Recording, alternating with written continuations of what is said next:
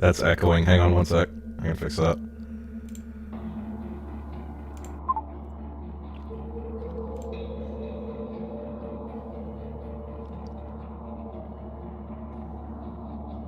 And that should be better now.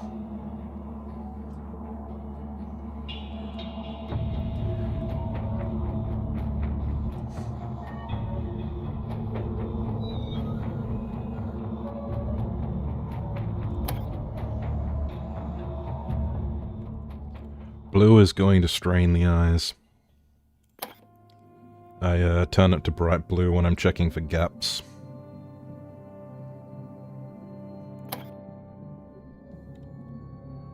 Ah, much better.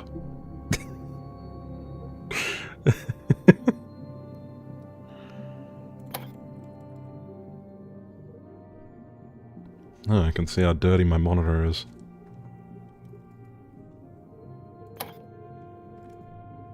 Let's do like... Yeah, that's a nice soft color.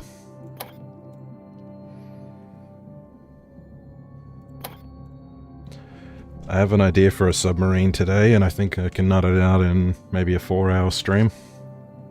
It's another one of those small ones that's for either someone who's alone or just a really tiny crew. The way I like to start... Scale can get a bit fucky, so I like to measure using a suit locker because that's about the height of a character. Inside.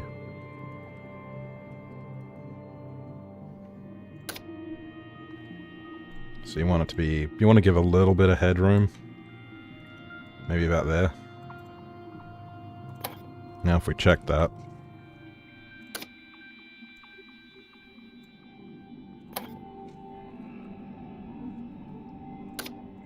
Chuck a spawn point in there. It's going to be pitch black because there's no lighting source. But yeah, see? That's a comfortable room size.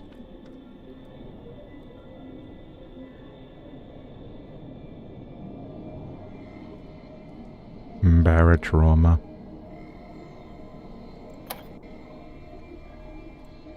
So that's roughly the scale we're working with.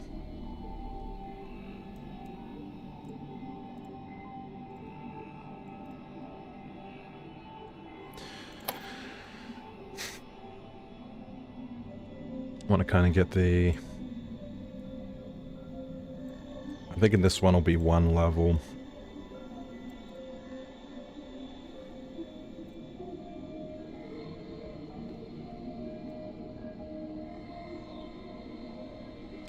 I can think of kind of a crazy way to do it actually, if I make it shaped kind of like an arrow. I've got an idea.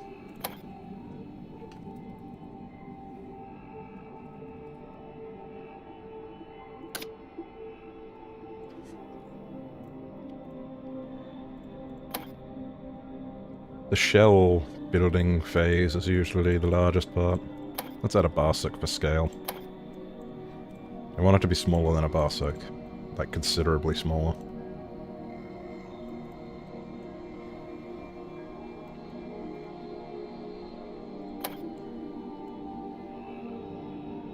About here.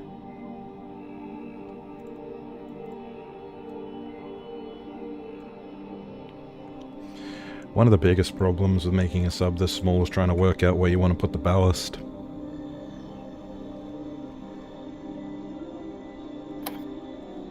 Oh, make a weird X-shaped thing. Actually, maybe... Yeah, this might be better.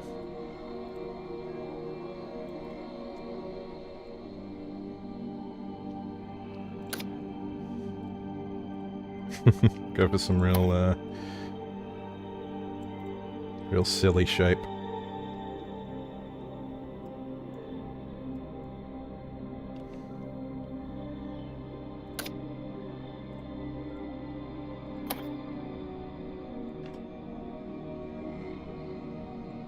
I mean, there's a reason fish are shaped like this, right? It makes them hydrodynamic.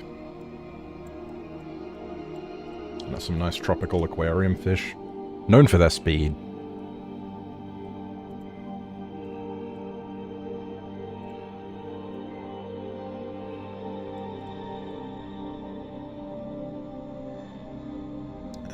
actually. Because you've got to think about certain things with the design. How is it going to dock to things? So if we move this back a bit, we can have the docking hatch here.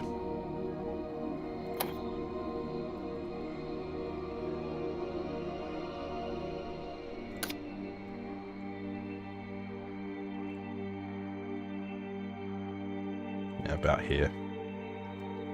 And that should connect to a station pretty well. You don't want to go maybe twice the length of the docking point itself, because the stations are usually like brick-shaped when you connect to them.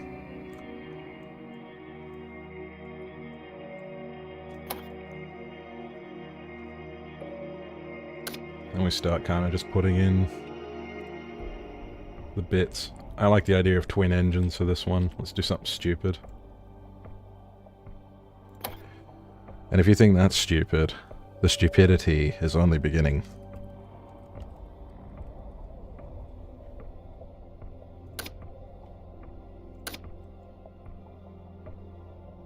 Because I have a fucking idea. I have a silly idea. I have an idea that I think is going to be very fun.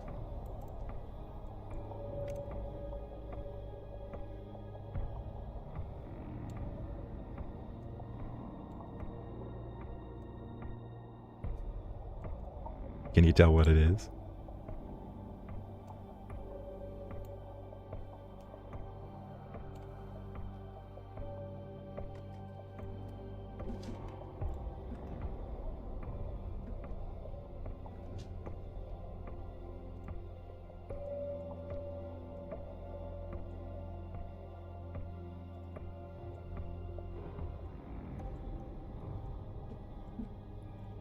Try and line these up.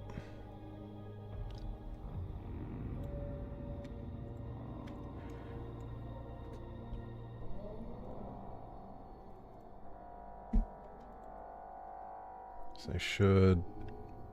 may have to bring that one up a little bit. It should roughly connect together in front of the sub, is the idea.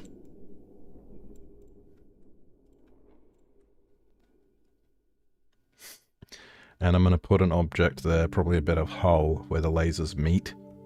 Because the pulse lasers have a AoE around wherever they hit. A very small one.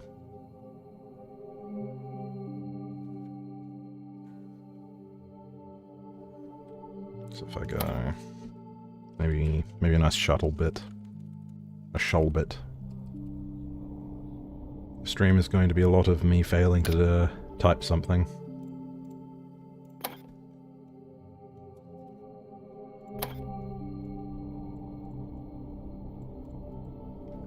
And probably failing to speak as well.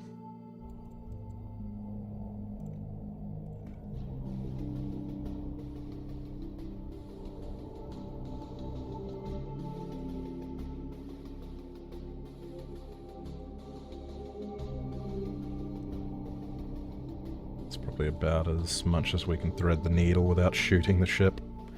One thing I'm worried about is if I make the ship too fast, is it going to outrun the lasers and laser itself?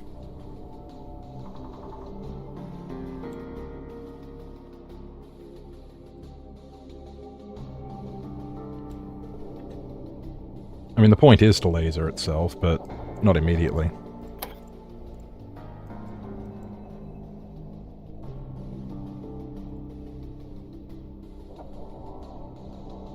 About there. We want it to kind of clip the edges.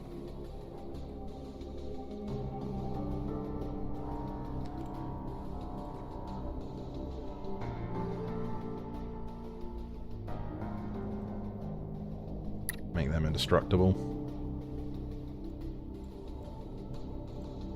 So I think that's about the length of the ship.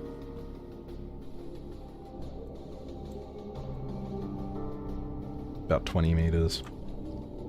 Which for barotrauma is pretty small. I mean, a Barsuk is only about 29-ish. 28.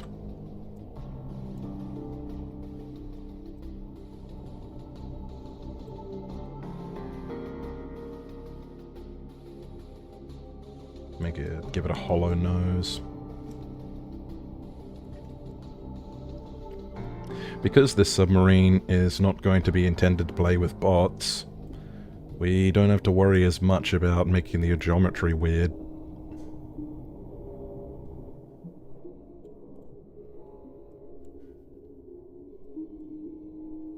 Because the biggest problem with trying to do unique geometry is the bots get stuck a lot.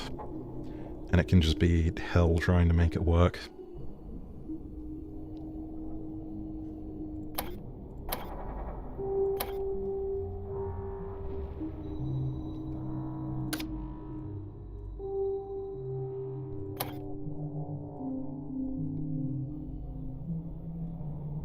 That looks alright. Smile.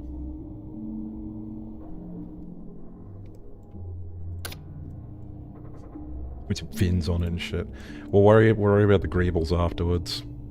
The point of this is to just get it to work.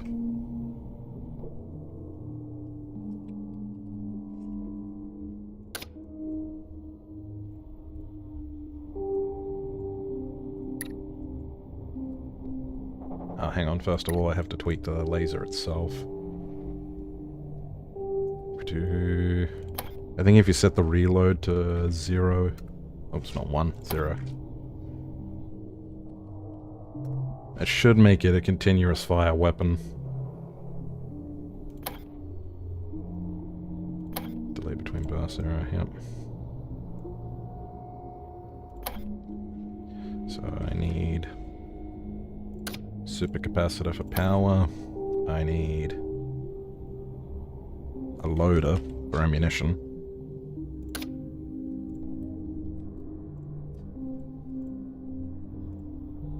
Oh, loader base. Hang on, we need an actual laser loader.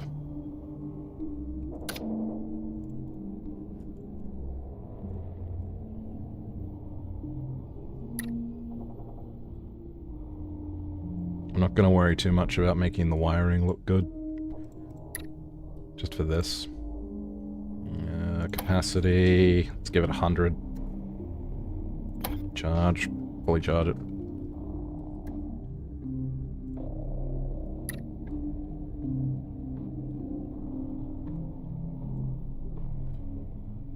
Position out, position in. I really like the wiring system in this game, it's very intuitive. The component stuff still trips me, but, you know. That laser should now work.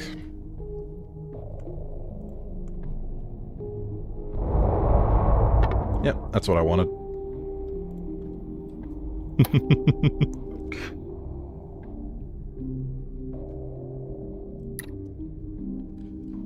So now if we go trigger out.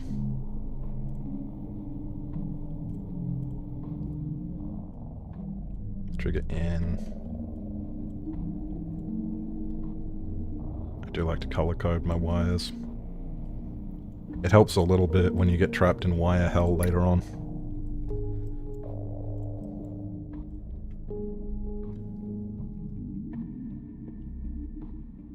Something else we can do is power consumption.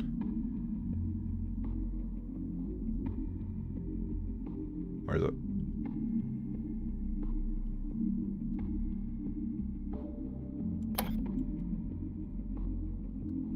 Let's tweak that a bit so the supercapacitor won't run out as quickly. And then we can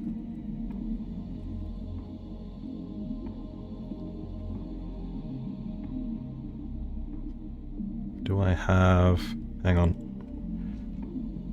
Slut.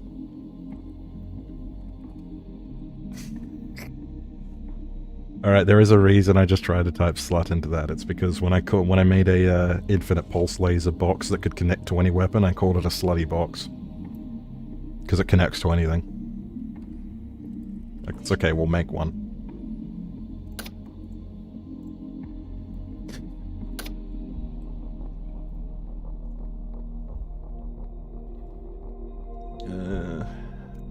Invulnerable to damage. We actually don't need to tweak anything to make it connect because it's already a pulse laser. But I will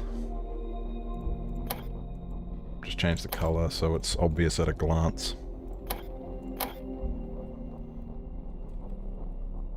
Infinite laser.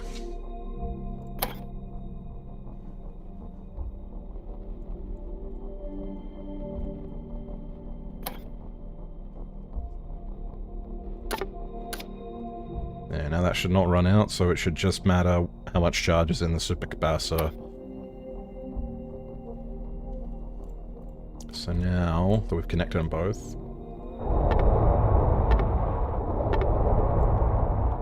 Is it firing both? I can't actually tell.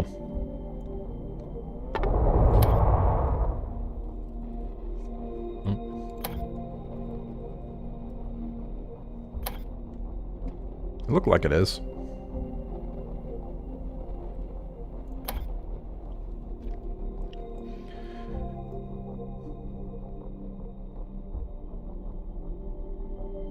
Hang on, there's a way I can tell easily.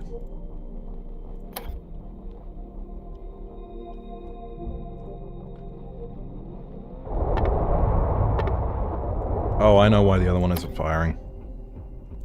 It hasn't been linked to its ammunition source. There we go.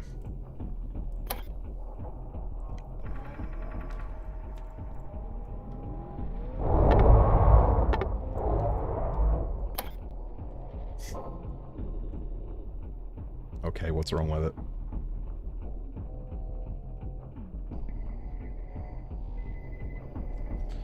You know what? I think it might be to do with the settings, so if I just...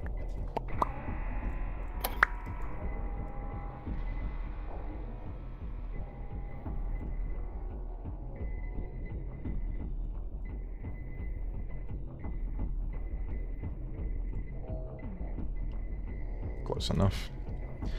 Now we attach the wires back to it. To this one.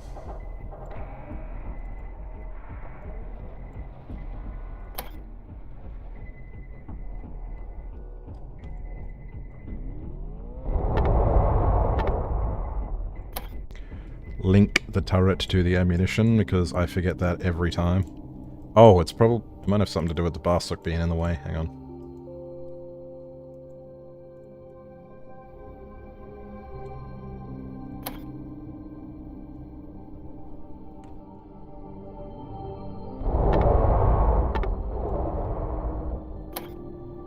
What is going on? Ammunition's linked, turret is linked to the gun, power's in. It's clicking as though it's not getting ammunition.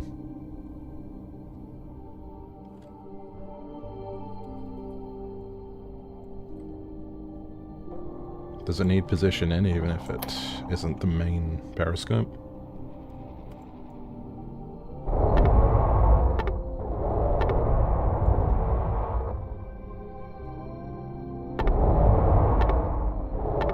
It used to work. I wonder if they've changed something. It almost looks like it doesn't want to draw from the same ammunition source.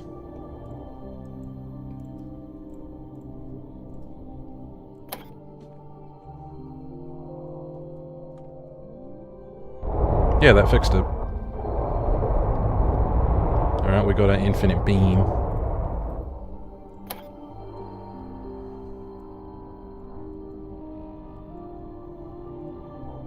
Don't need the Barsuk for reference anymore. Push that ahead a little.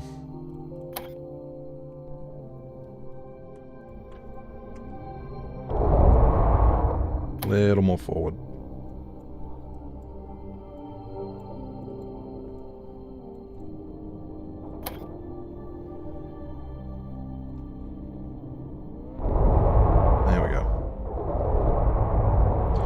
Essentially created little swords. And that's what I wanted.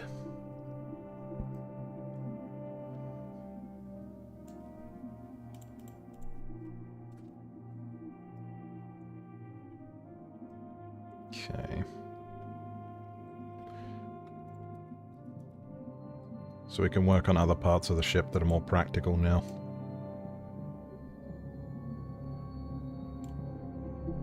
Getting the hull under here right.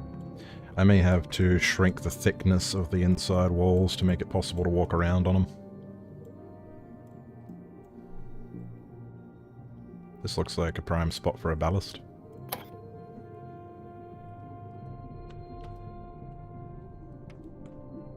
Yeah, its size looks fine.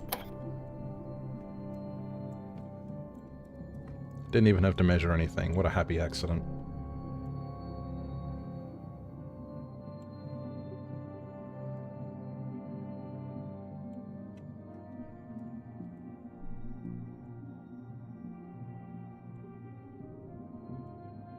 Connect that about there.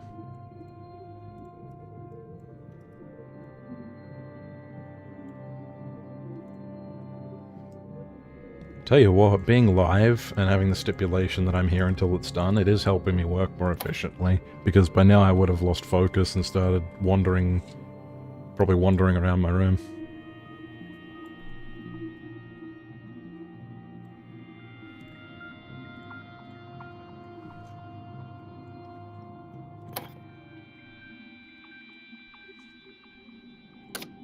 I've messed with the editor so long I have pieces in mind whenever I do anything.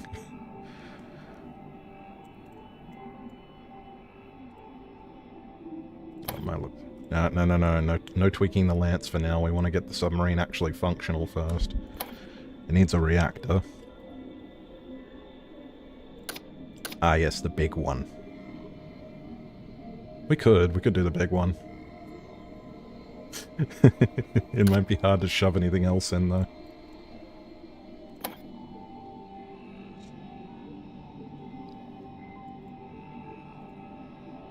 Sideways reactor, my beloved.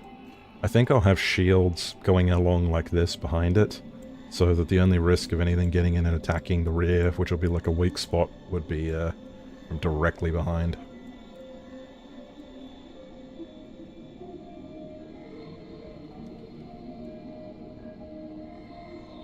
I may also move the engines.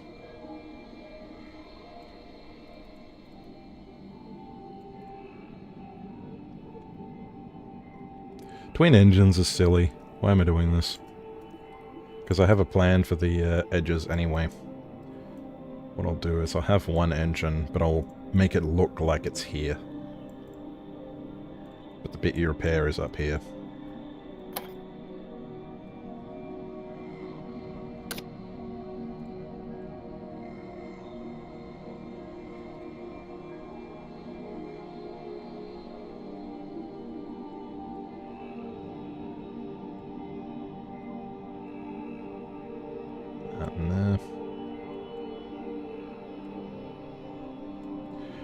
A little cheat for making submarines a little better is you can put platforms through the floor, and that way if the floor gets destroyed you can still walk across it without getting stuck. I've noticed bots get stuck like that quite a bit if they're not set to weld the damage in the first place.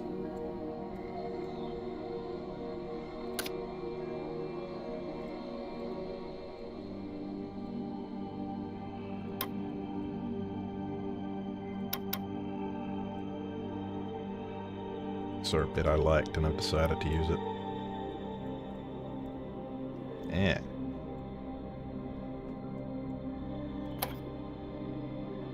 I don't know if this ballast will be big enough. Maybe if I expand it a little into geometry we cannot cram a person into.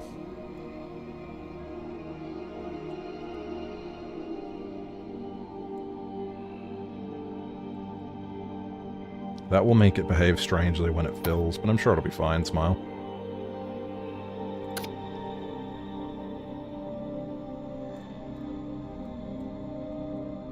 Oops, didn't mean to move that.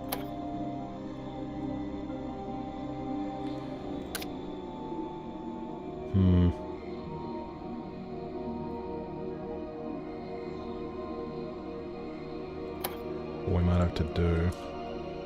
I like the idea of the back room being kind of an open plan, but if we do that, it'll be strange with the ballast, so if we do it this way...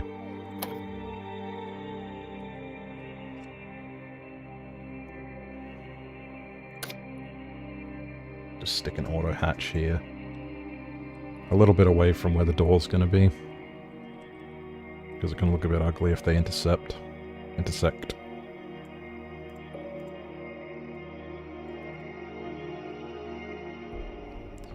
It's coming together.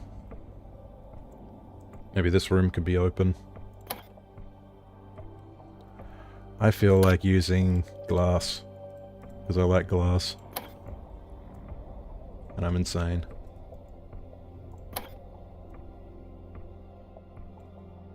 Let's ruin the symmetry. We'll ruin the symmetry more later anyway. It looks too much like a spaceship right now.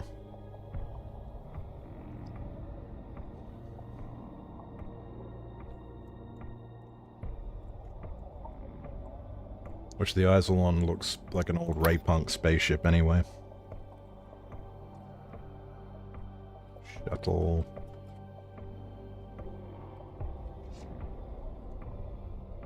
Downwind. Sometimes the terms for stuff in this game is a bit strange.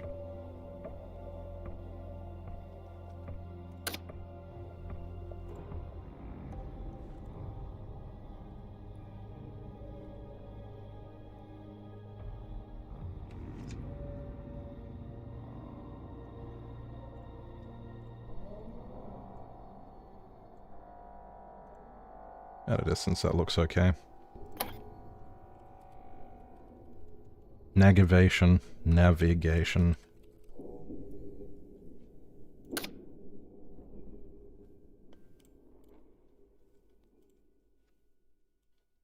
I think we might actually want the pilot to be center, because keeping in mind this is a solo sub, and that means that if the one player dies, the mission's immediately over.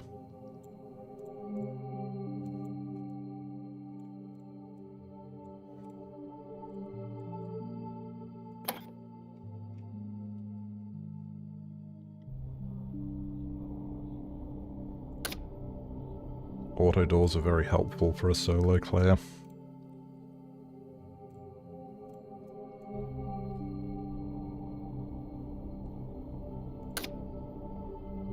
I want to divide these rooms. You have a little bit more buffer to everything flooding and everyone dying.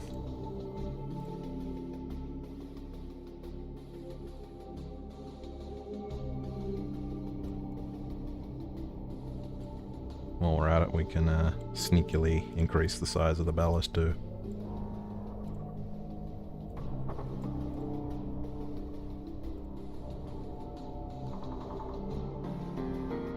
You want to overestimate before you underestimate, especially if you're hoping to make a zippy submarine.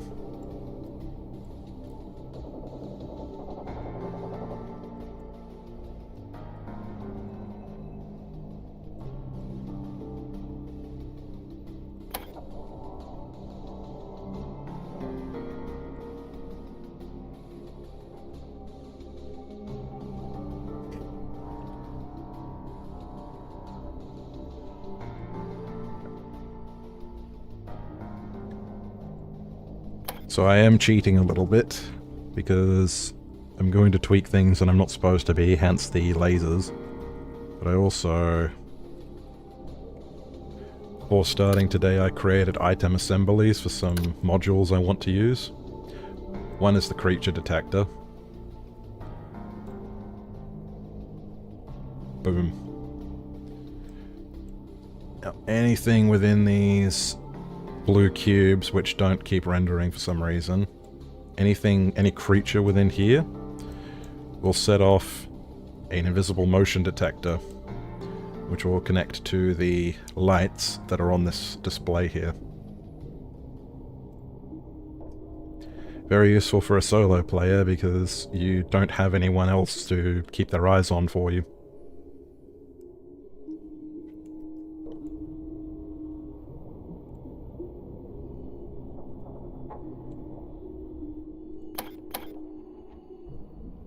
What a peculiar configuration there. More lasers. These will be actual turrets though, not silly lasers.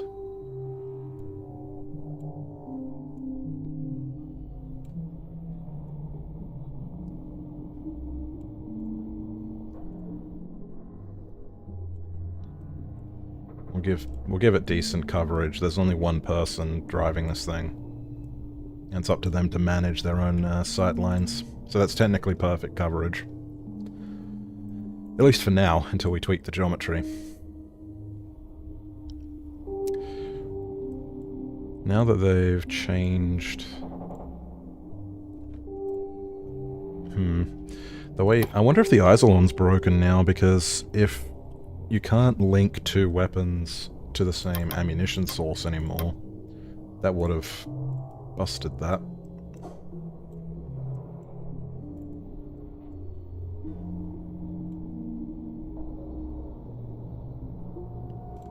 better make these invulnerable to damage.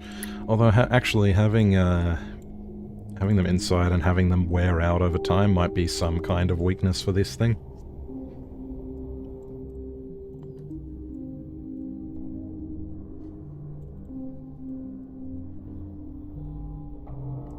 The wiring is fucking hideous.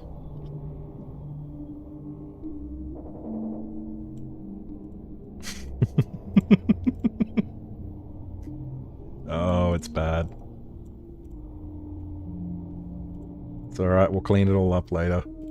It hurts me to look at, though. I think what I'll do is I'll move... When you drag and drop, you always accidentally grab the holes if they're turned on, so I'll just turn them off real quick. I'll move the creature detector back here. Actually, I'll move it here. And that means if you're in the engine room, you can still see the display.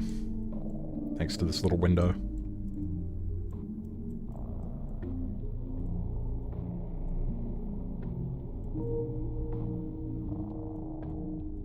I may, drag this over this. Put that about there. I want the button to be somewhere where the pilot can press it. Believe it or not, chairs are incredibly useful in this game. They keep you from ragdolling if you crash into something.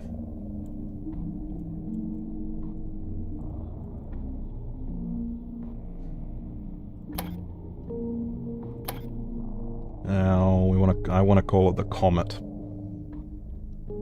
But, maybe some kind of, like, numbers beforehand. Any suggestions?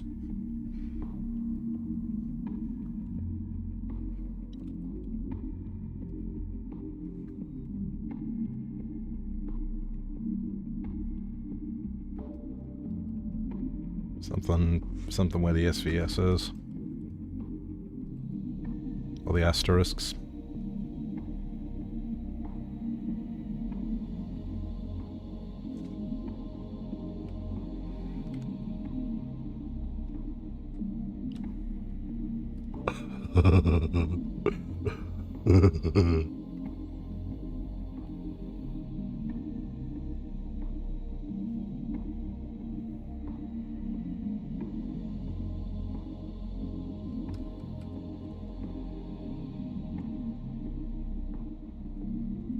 Halley's Comet.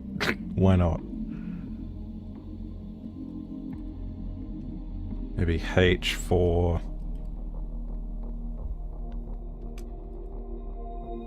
There we go, that's kind of like a little reference.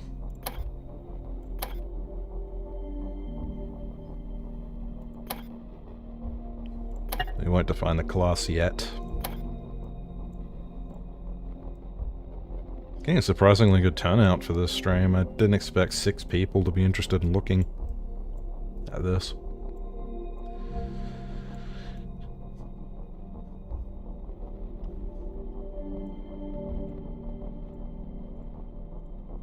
Put this little button here. Move the spawn point. Nothing's powered yet.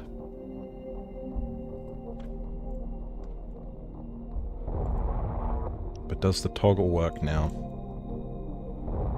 Yeah, that works. I have no idea why the other one didn't work. So that'll toggle actual turrets you can use. I plan on setting the continuous lasers to be a toggle. So you press it from the helm.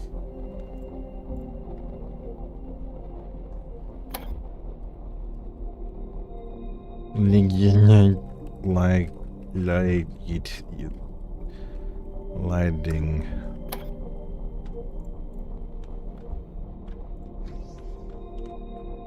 Oh, there's no hole here. There's no internal hole here, it's just the void.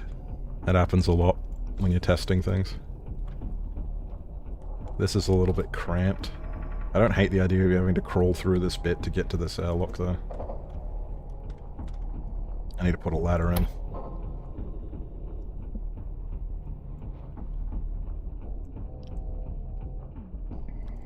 We'll quickly fix what happened in there.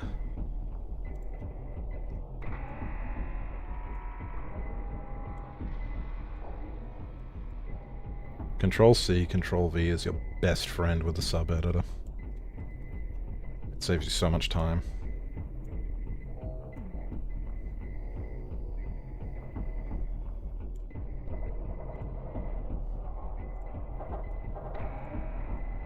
The geometry of the windows is kind of weird because it has this round shape. You'd expect it would be like a wall and then a slope, but it's actually just a slope.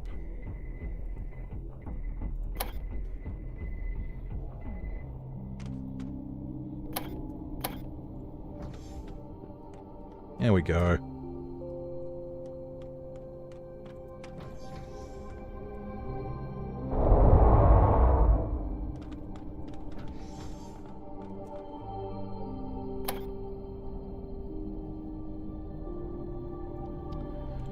Now I have to decide, do I want a ladder going straight from the outpost down into the command room, or would I prefer it to go into this little antechamber here and then into the sort of general purpose room?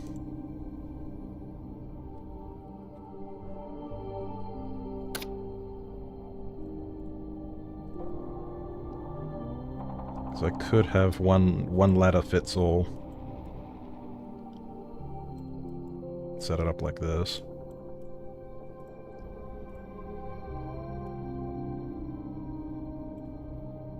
Just noticed an issue there with the holes. This will fix it. Probably get away with doing this, actually.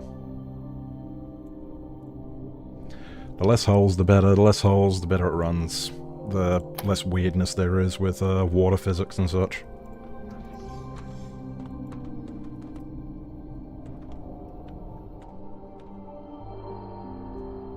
I was curious to see if I'd start drowning because the top of my head's poking out of the submarine. I don't hate the idea of you having to crawl to get in and out of the sub, though. It's kind of a fun little quirk.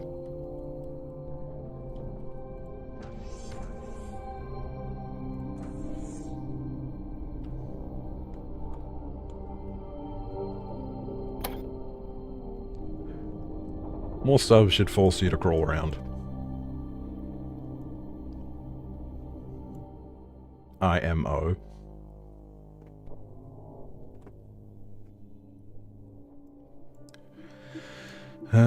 We should do some basic functionality pretty soon. The reactor's in a very strange place. I have to put a wall here as well. It looks like if I was to put it all across, you'd just be able to walk along here and crouch, but what it'll do is, because the collision is actually this slope here, as you walk into it, it's going to push your character down and make them clip through the platform and fall. It's really annoying.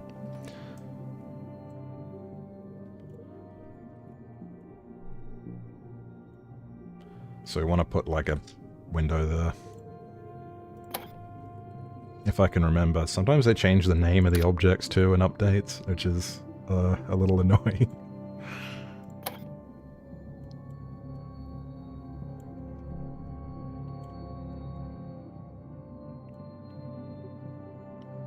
Put it in about like that. I could probably put another floor in up here too, or even actually more glass, because then you can see through the glass and see what's going on your ship without having to go between rooms.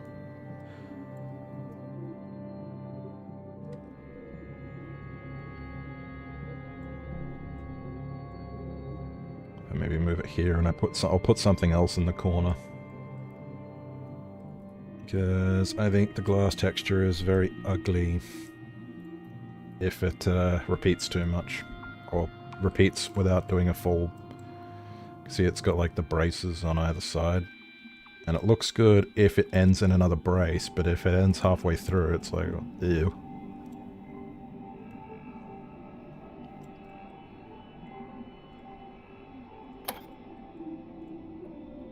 Maybe we can get away with a little bit of an increase.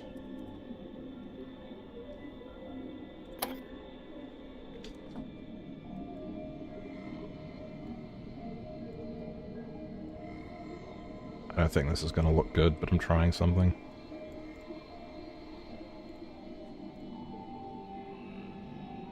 Ugly. Ugly.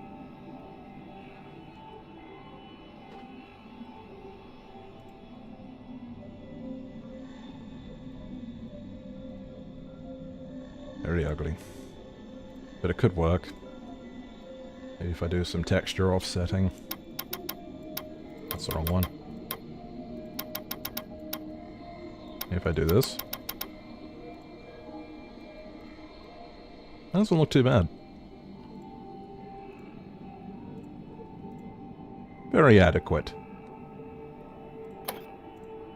Save early, save often. Losing your progress in the sub-editor sucks ass.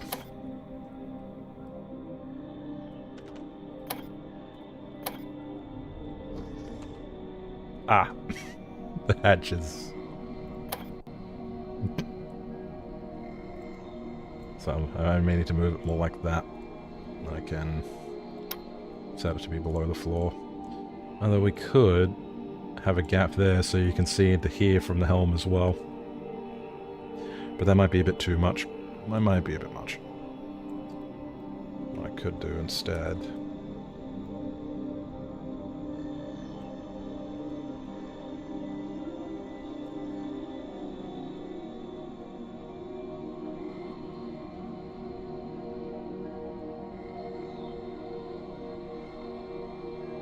Texture scale X.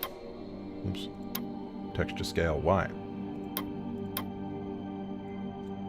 Let's have a little, like, peeking window to look into the airlock from the helm.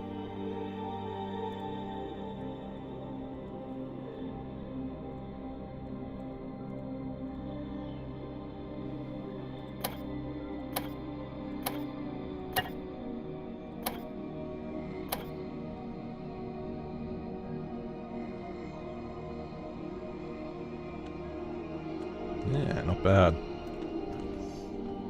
Oh. I gotta remember to turn the lighting on every time because that does not convert well to YouTube. You can barely fucking see.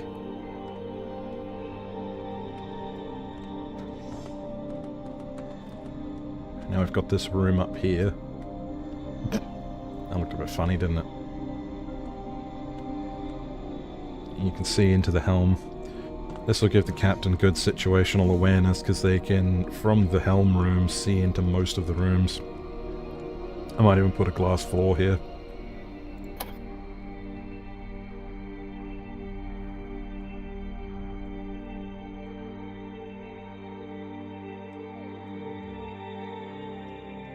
Where should the suit locker go? Probably in the helm.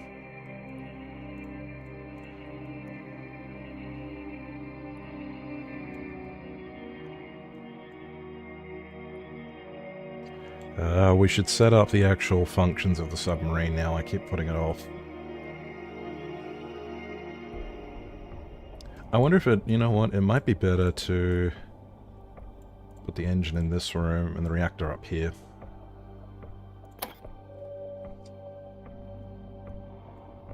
That's what I can do.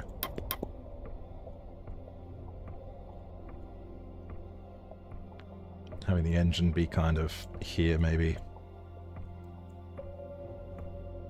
And then what I can do is, go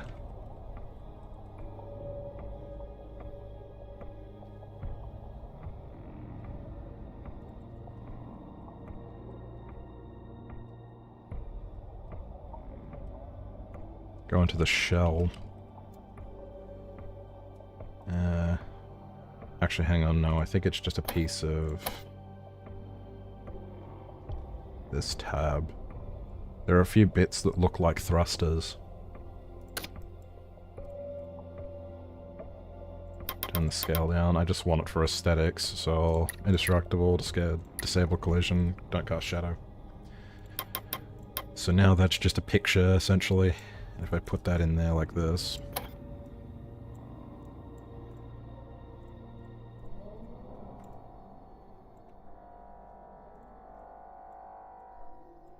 Put that about the middle, send it to the back, but not all the way to the back.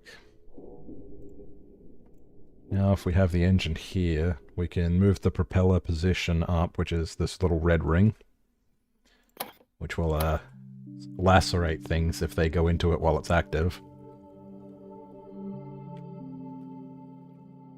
We want that to be about where the actual thrusters are, so we have to work with degrees. Get it roughly where it is and start decreasing until it fits. If anything, just for aesthetics, because this is where all the bubbles are going to come from when it's moving. What do you need to do?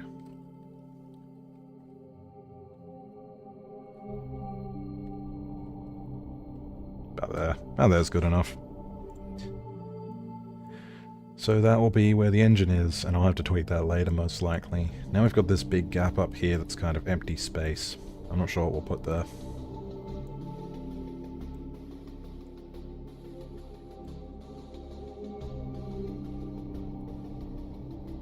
Want the reactor up here. Put supercapacitors up here with it. Not supercapacitors, we want junction boxes.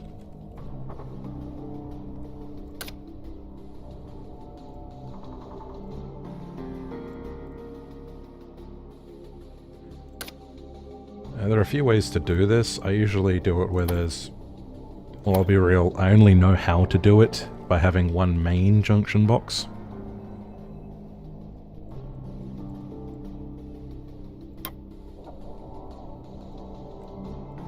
Which we might put here. It'll be a bit vulnerable to flooding if it's this low, but it doesn't make that much of a difference.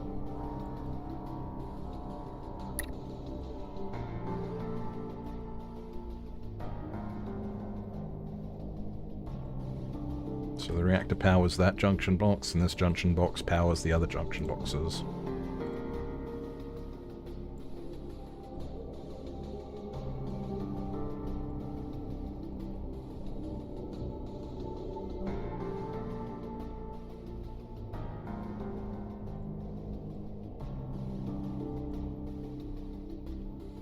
Very good.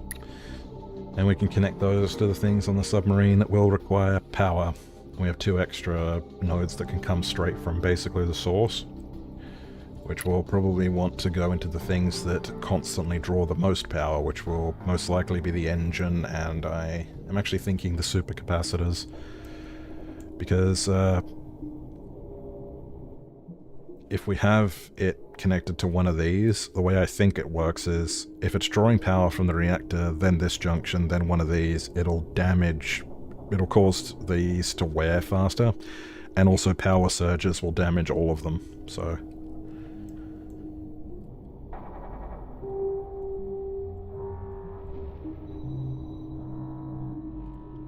We want it to come straight from the source if possible.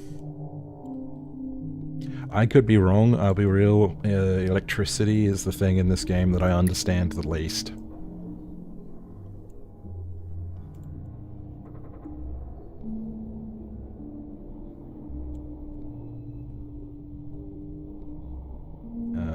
If we put it there, then when you throw boxes on the floor, it'll get stuck. What I could even do is just...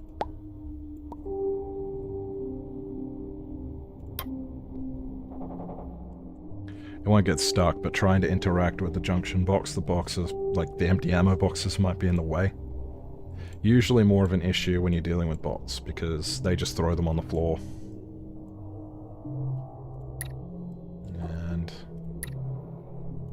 we get a relay, we can route power through this relay into the junction boxes, because you can only connect 5 things to these at once usually.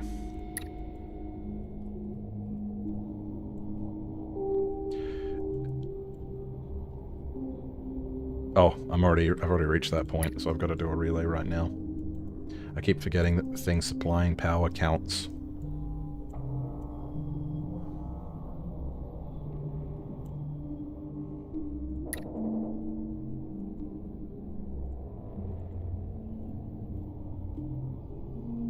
Power in.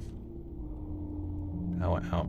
Now normally relays have a limit on how much electricity they can supply at once, and that can actually help you a bit with like surges and shit, but it'll bottleneck the fuck out of the function of the devices later, so which you don't want. So I'll increase it a bit, but not too much, and I'll increase it more as we test, if stuff starts to not work.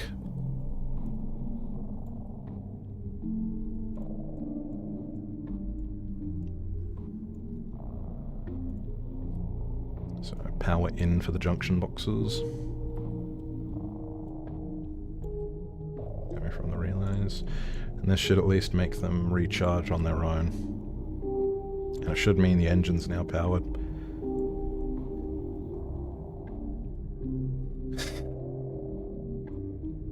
I may even connect this to the main ballast pump and just have the main junction box be just constantly overworked.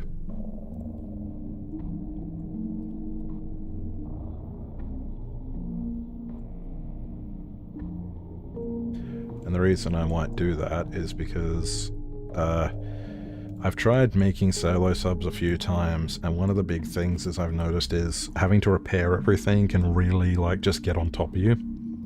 So even with the Isolon, I made some of the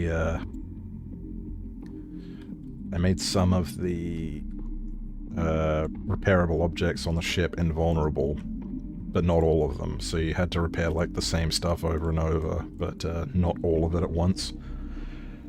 Because it just got insufferable. Like, if you're playing by yourself and every time your sub takes a little bit of damage, you have to then spend 5 minutes repairing it. It's like...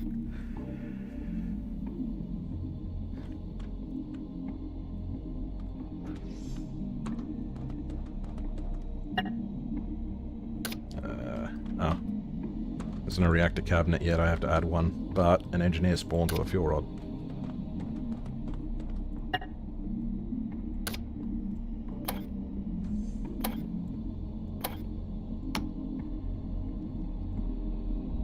Maybe a little overzealous. It's fine, I just shorted out all of the junctions and killed them.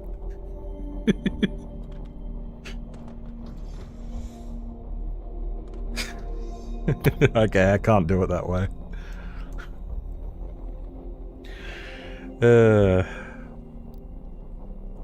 Maybe I can if I'm more patient. Hang on.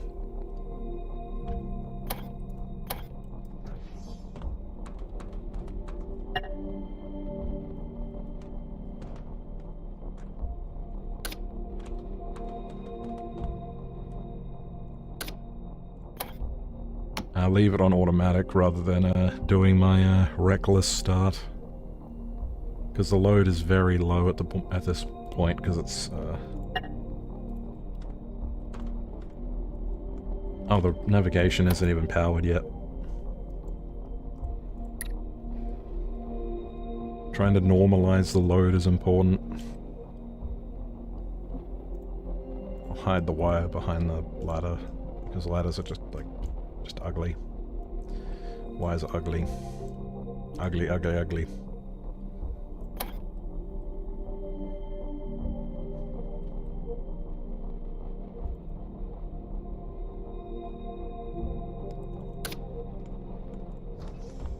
Man, I was worried about being pigeonholed into Forever Winter content, but it seems like Baratron is very interesting. 11 people here, I think that's the most I've ever had.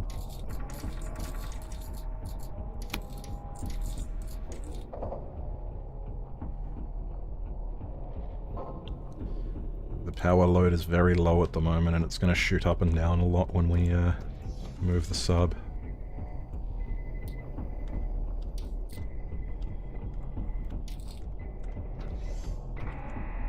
See, that's where the bubbles are coming from. It's sort of in the middle of the thrusters, but having more than one engine on the sub is a bit of a tall order. Yeah, it's... ballast's down here. Actually, has that automatically linked those rooms? It looks like it has. Cool. The water's actually connecting to those rooms despite me not linking them or putting gaps in. And we have our locomotion.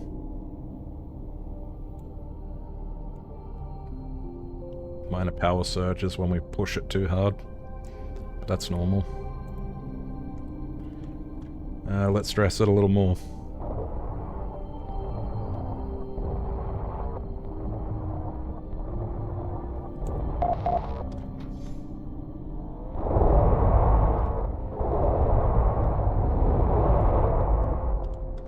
And now let's turn autopilot on, suddenly stop it.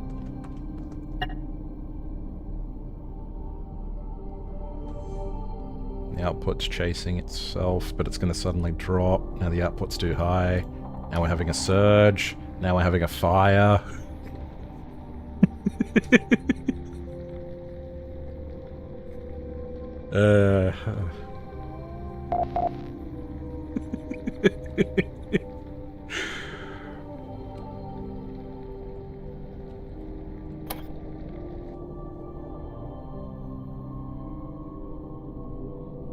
Alright, it'll hopefully even itself out a bit when there's more stuff drawing power, so the levels don't go up and down quite that fast.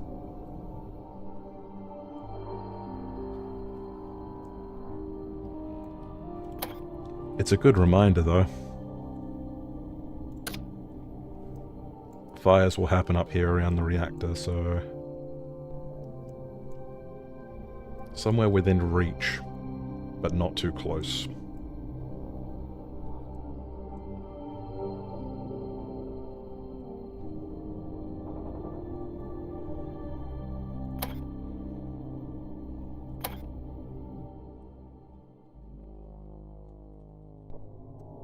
Having to touch type because there's too much peripheral shit on my desk.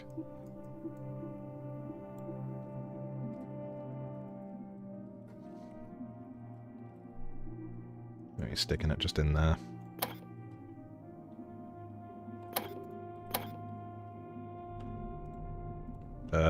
Oh, does it not? Does an extinguisher bracket not have autofill on by default? No, it does. It just didn't give me one.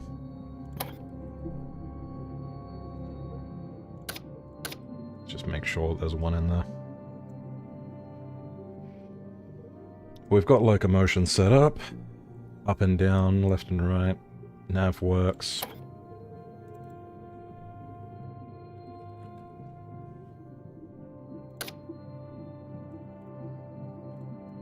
I'm gonna half cheat again.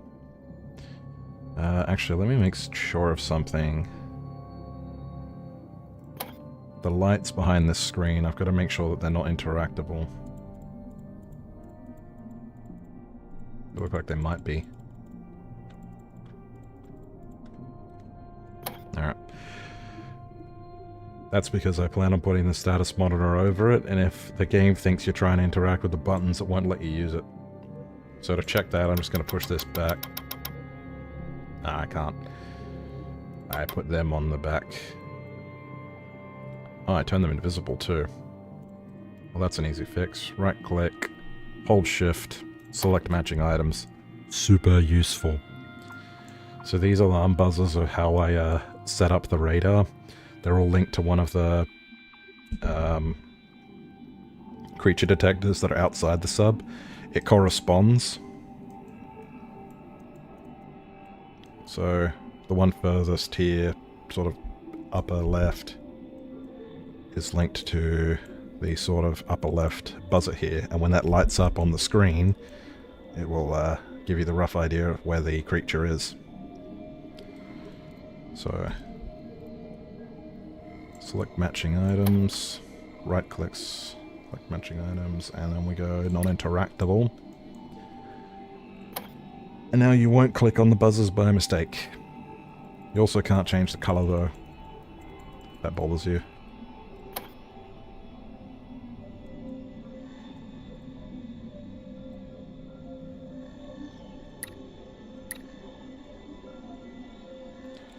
If you want to... I can demonstrate how the buzzers work, like how it actually looks, by spawning a monster outside.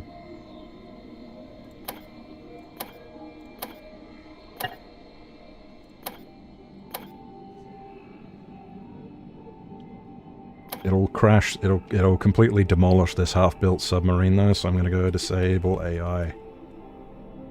Actually no, I don't have to. I know what to do. Spawn... not spinaling. Silo. Silo toad. Yeah. See? Oh, it's detecting him inside the ship.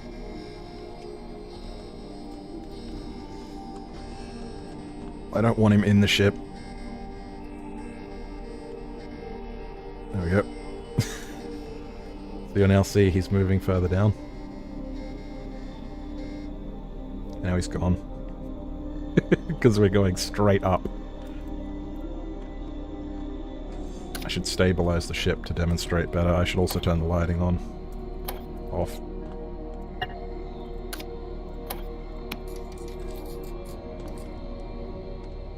Okay, so out here, sort of to the right, left. Spawn, dilatode, cursor.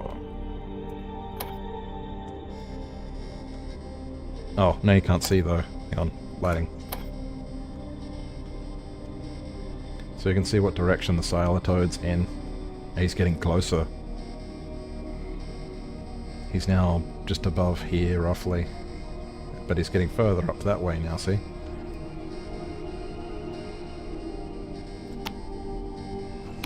If we check the sonar, you can see he's up here, and on that screen it's roughly translated.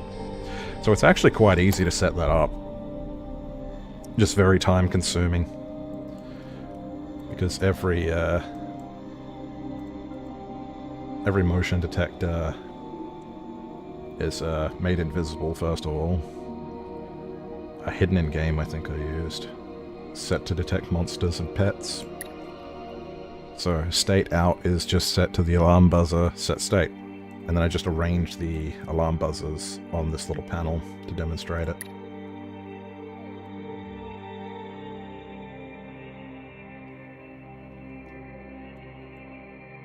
See him? Just made them really small. You could theoretically make that really far, like you just keep adding, if you have a bigger screen, you could just add like twice as many alarm buzzers. Twice as many lights.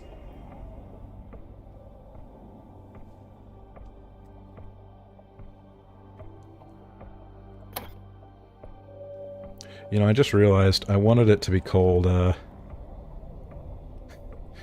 just noticed I wanted the name to resemble like Halley's Comet, but with late speak, but it looks like Hate Comet.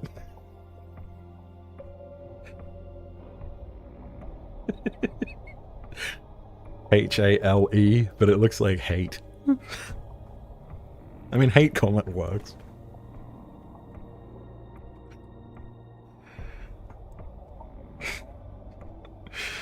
Okay.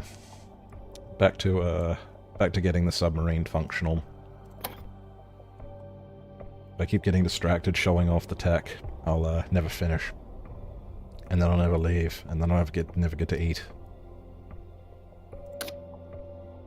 No. Maybe.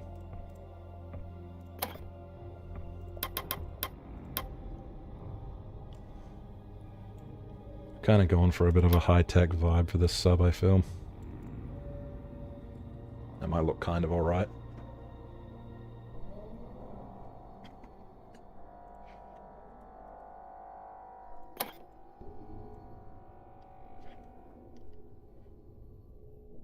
To kind of put this, maybe... I do like trying to make the ballasts look 3D.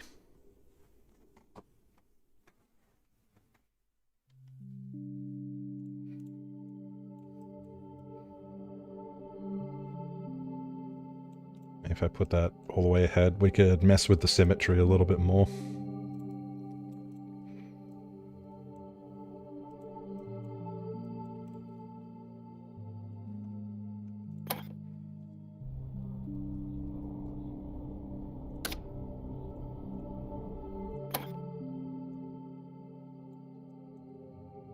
Inch that up a little.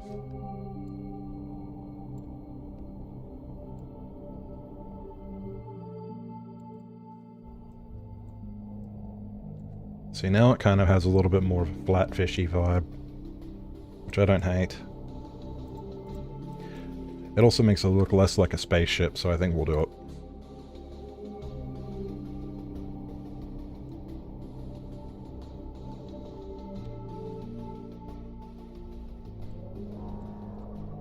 Drop these down a bit. And that also means I don't have to make a silly ballast, I can make just a regular ballast. It seems somewhat functional. I've got kind of an idea for the ballast, because the ballast is going to have the lower docking port on it, which is also going to double as an airlock. I did that on the Izon, and it means that whenever you open the bottom docking port, you make the ship just hurtle downward, which, considering you're trying to leave out the bottom, makes it really dangerous. Because you might just smash your own submarine into yourself and, I don't know, into the ocean floor, turn yourself to paste. But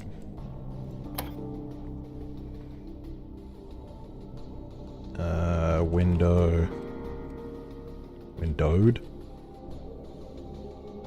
Custom windowed door, no integrated buttons, that's what we want. What I'm thinking is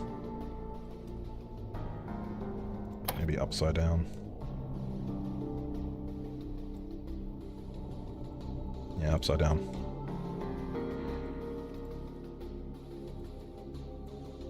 Don't want it to clip through the floor though. Well, the floor in the room above it, which I guess is technically the ceiling. Ah, but we're on a submarine, so it would be the upper deck, actually. Yeah. We could add some weird geometry, hang on.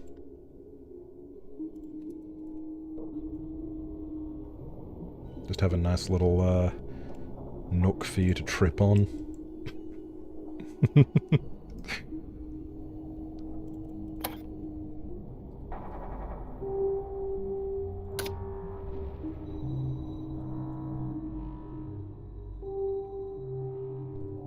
Put this about here. Which means we can link that to there. Which means it doesn't need to be quite as closed in as that. Now if I take this hatch... Actually, hang on, wait. Don't want a custom hatch, I want a buttoned hatch. Because I want you to be able to just push a button on it and open it.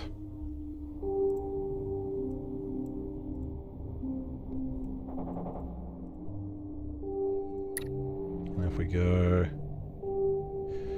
I think there's a component for it. When that's closed, I want these to be opened, and vice versa. I think if we look at the...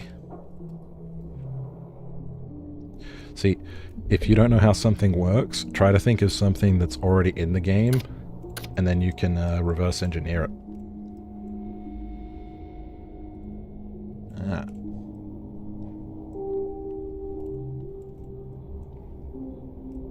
I see. So these not components do something. Which ensures that this should work. So what I might even just do is just... Because that's a... No, it's a door with buttons, damn. Alright, I need to make sure I don't mess up the module. Activate out goes into that one. Oops. Immediately messed it up. But we want activate out.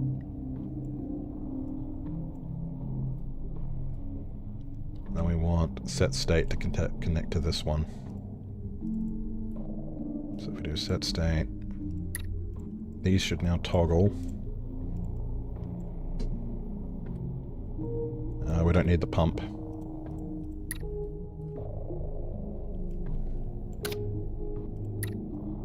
Okay, so these two doors are now linked together, so what I'll do is I'll just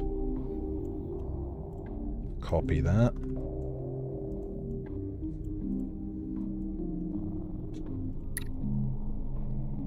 Signal out goes to set state.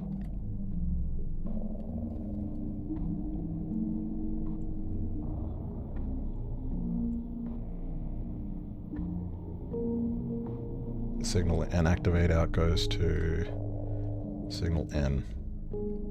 Hopefully this works. Sometimes if you've got two things connected to each other, it won't. Actually, hang on. No, what am I doing? I don't need the extra components. Get rid of this as well.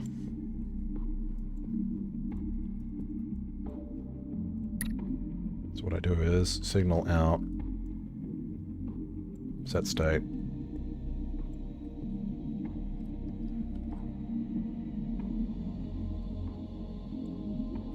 So now... Now these should function. Moment of truth, because then we'll have to troubleshoot if it doesn't work.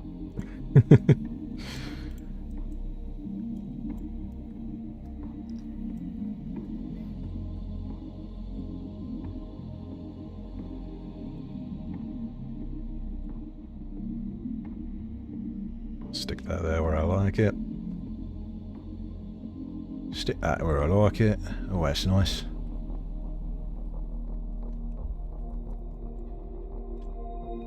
No, not copy, move.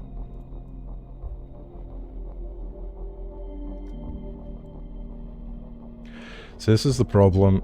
It started out as a sub-design that should have been pretty simple, but now I want to try and do like weird esoteric shit.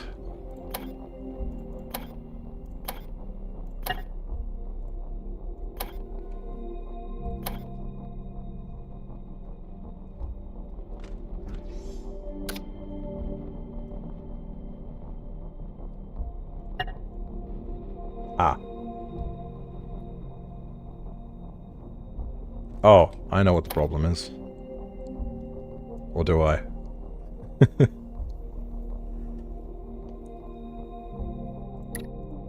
Maybe if I set them to be open by default. Well, I don't think that'll matter because the components are controlling them. There we go. Now they're open, and if I push this button, closes the airlock and locks these. So now we'll only flood a portion of the ballast. If I go back in and I close it again, it's not opening these, so now I'm trapped. Shit.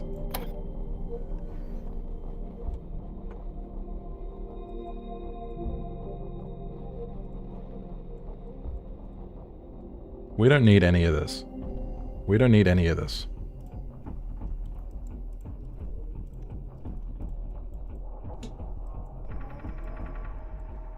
You know what we need?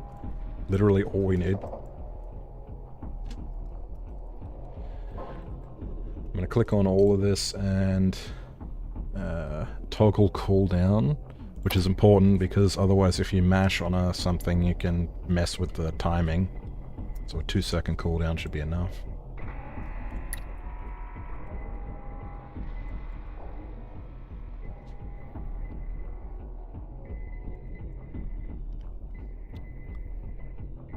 Activate out, toggle state.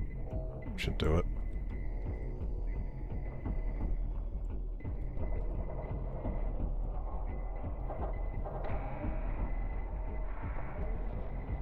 Hopefully this doesn't create an infinite loop. I may have to settle for only one door.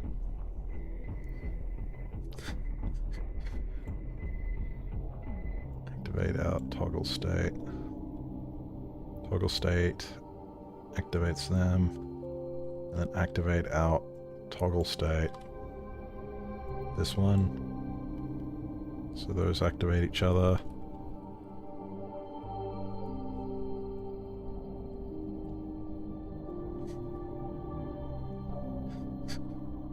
I have a feeling this is going to create an infinite loop, but I'm going to have to settle for only having one door.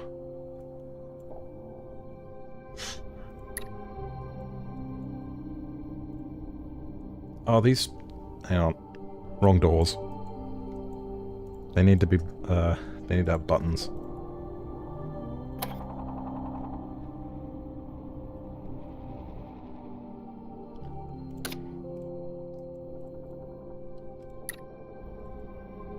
Alright, that's activate out, toggle state. Toggle state, activate out, toggle state.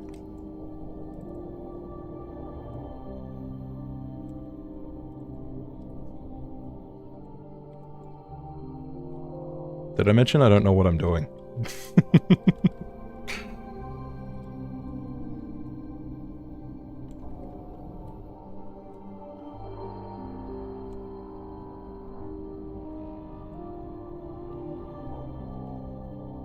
I ought to learn.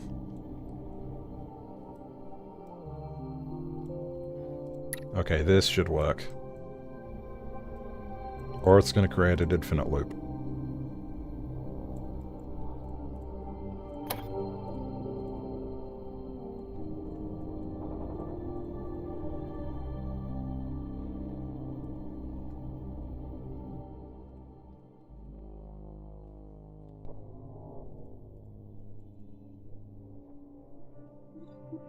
them up.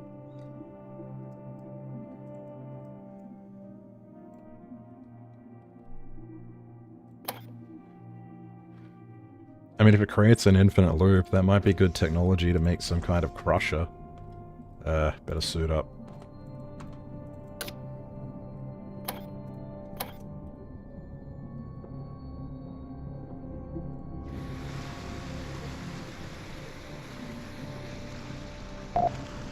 Okay, it's doing the opposite of what I wanted.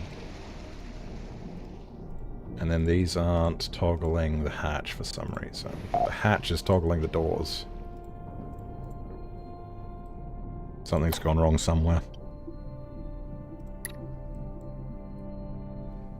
Activate out should be activating both of these.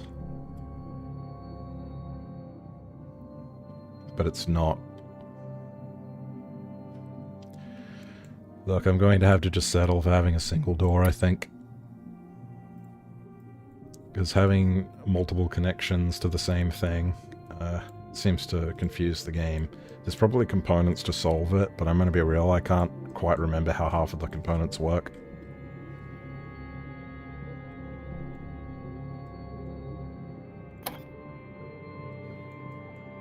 So that's fine, it just means we're going to move this here. Like this.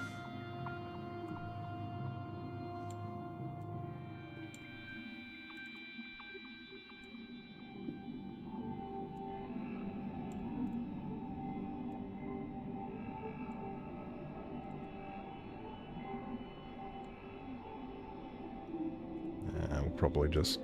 we don't even need the extra hull, we'll just have the ballast connect like that. Because having it being one door will probably work alright, maybe.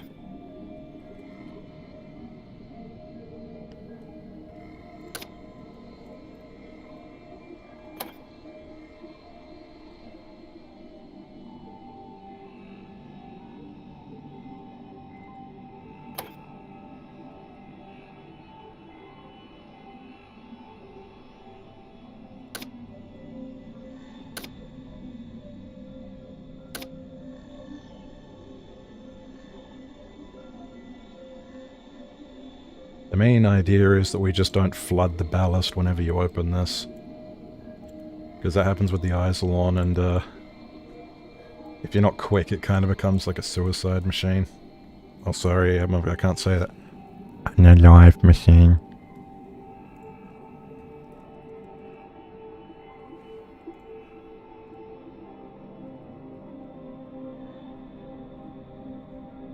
I think I'm safe now. Don't you love the modern internet? You have to talk like a baby.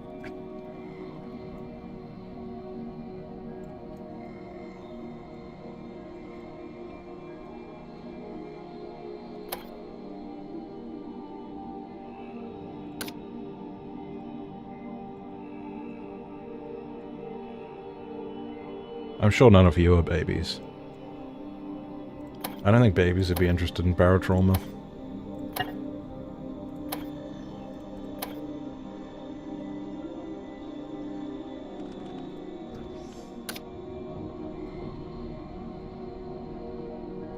So now...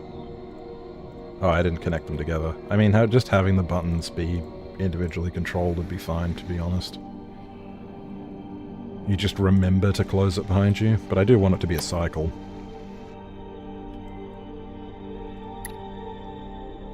I think a not component will probably do it. Or I can create a soft loop. I just go activate out, toggle state, and then activate out toggle state like I did before, but without an extra thing to confuse it and create a loop.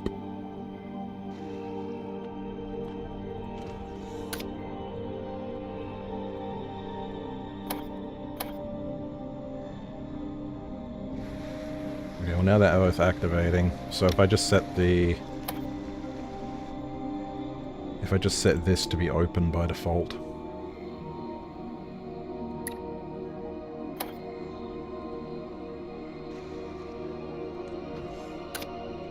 This is the dirty way of doing it, like without doing components and stuff. Did I not set it to be open? There we go. So now while this is open and the whole ballast is done, that's good. When we open it, it cordons off this bit so only the front of the ballast is opened.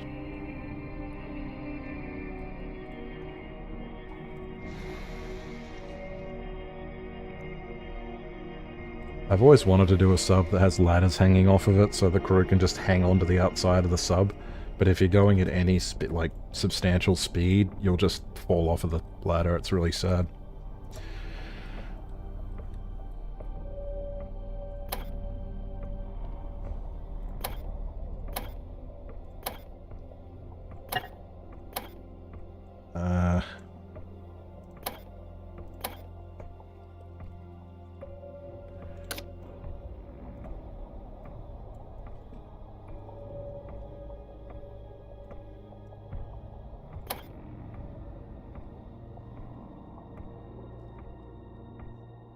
I need to be a sec. So hopefully I'm fast enough.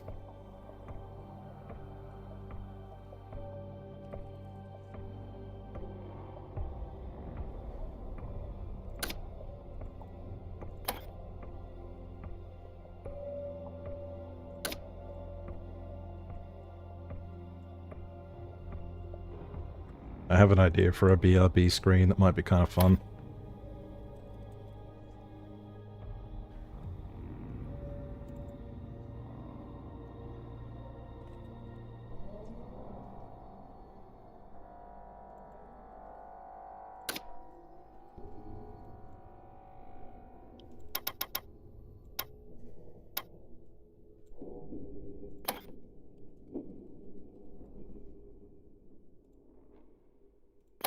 Oh, it didn't scale the text.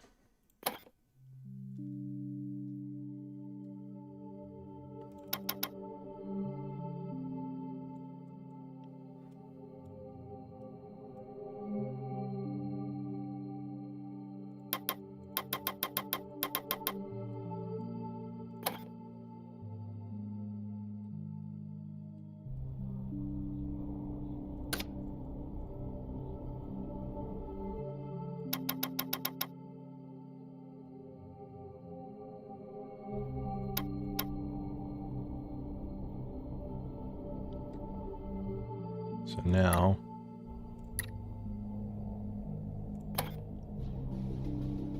There's no hole. Also, the text isn't doing what I want it to do.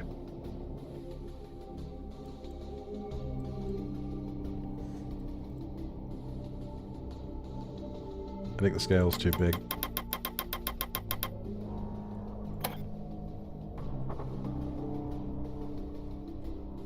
I think I need more text.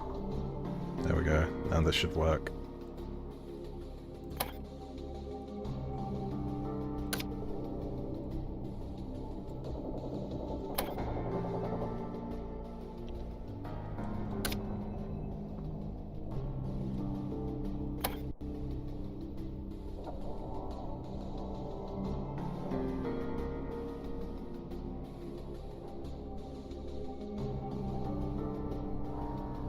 Is the X-ray fucking it up? Oh, there's a light component on the text display. Hang on. I don't need to do the X-ray thing.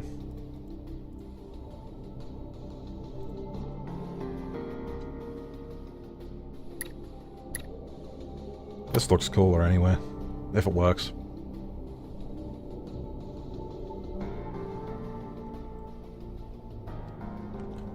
Oh. Yay!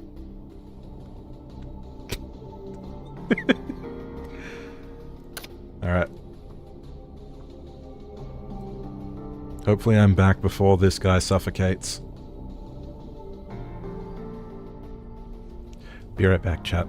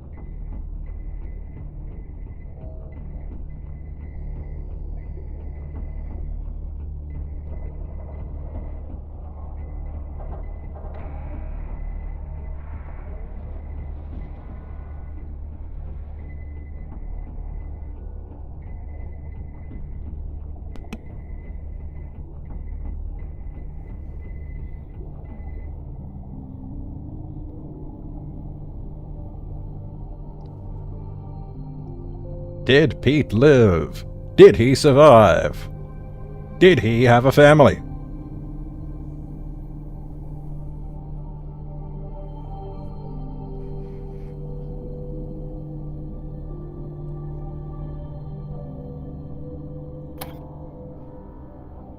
Pete gets to live today. Oh, hang on. I don't want to accidentally delete the creature detectors.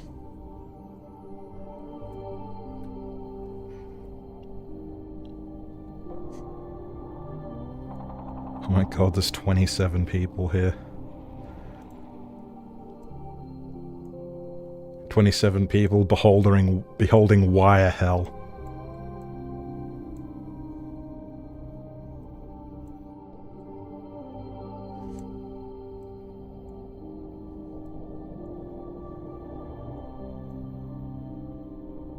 Okay. We have to get this functional. The engine is connected, the ballast is connected. The ballast is not considered a ballast yet, which you have to do to, maybe we don't need to. Tagging it, I'm pretty sure if you don't tag it properly, the, game will complain at you. Pump. Tags. That should fix it. Then we change this room. Is wet room, void staying. Ballast.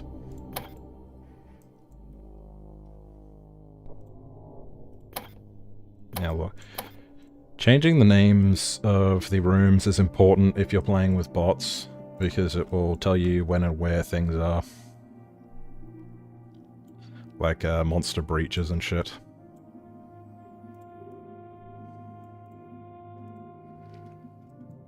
Very, very significant.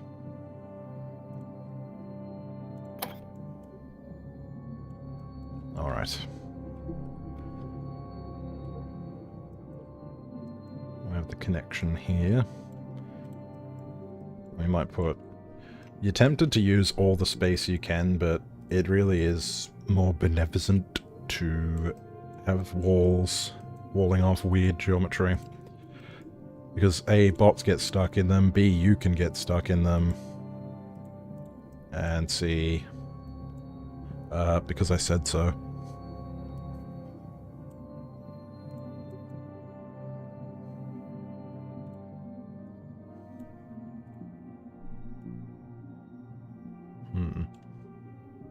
Just lower that a little. Probably want the geometry to end about there, actually. You can't have gaps between hulls, even in walls, because that means if the walls get damaged, it'll start bleeding water into the inside of your submarine.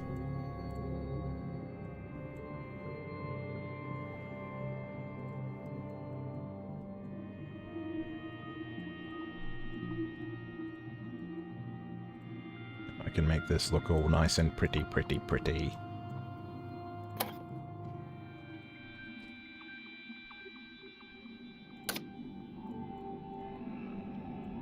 Normally you'd probably want the hatch to be linked to the docking port so that when you dock into things it'll like automatically open it. But if you're playing by yourself, it might be a benefit to have that not happen. Plus, we can have this function as an airlock you can go in and out of if we do it this way. Which means we're going to mirror what we did down here with up there, and because I can't be bothered, I'm just going to copy-paste the bits.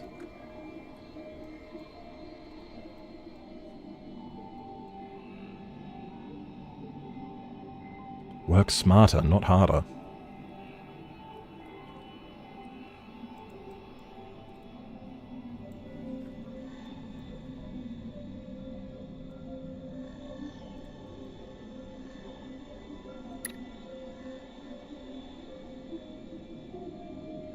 Go up there. Just to align the window, I just closed it again. Leave that open, tied to that. That should now function as an airlock to get to the top of the submarine. It's actually really convenient that the game... Oh, no spawn points.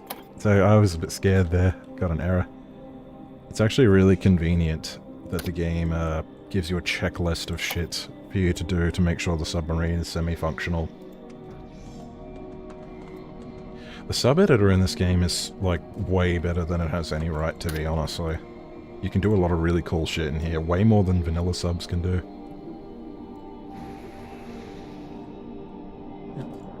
It functions. So there's no gap between these two hulls, and there's no door to facilitate it, so the water just stops as it goes through different hulls. Which is kind of fun. You can create, like, weird anomalies.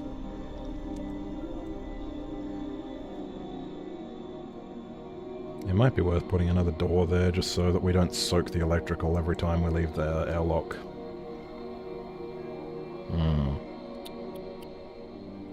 Yes, indeed.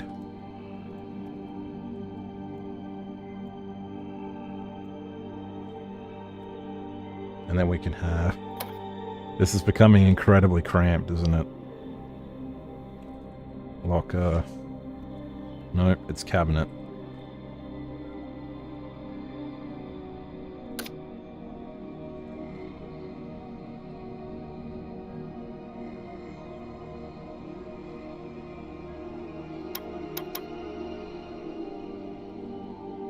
That can have all the diving gear in it.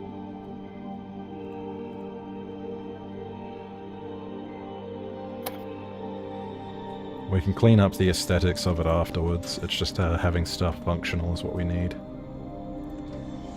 Oh, I should have made that... I'll have to swap that with an auto door. But the main thing I want to check is the placement of the windows. Yeah, you can look through that well. Especially while crouching.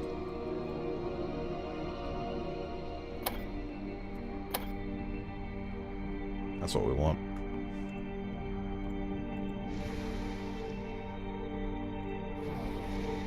There we go. Probably put a pump in here as well so that you don't have to flood the sub.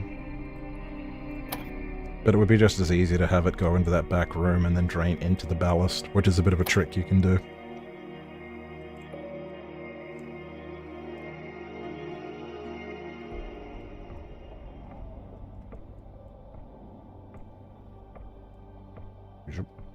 We want to make the sub look actually good too. We can use shuttle pieces instead of these big shell bits. But we should focus on getting it functional first. Locomotion's good, weapons are good, oxygen generator's pretty important. We only need a little one. Maybe I'll put it up here. Maybe I'll put it up here, in this little empty spot. To look all weird. I love the bags that inflate. I am thinking we might make the oxygen generator invulnerable. Just because, as I said earlier in the stream, if this is a submarine for one person, we can afford to give them a little bit of slack, otherwise they're going to spend the entire time repairing it. Also, because it's a continuous drain of electricity, it will help normalize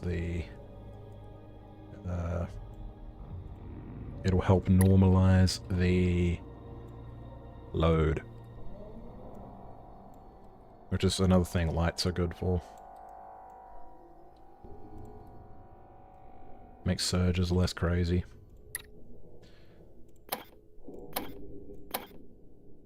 Undefined class. We should give it a class. I'm thinking Scout, because it's the most OP class.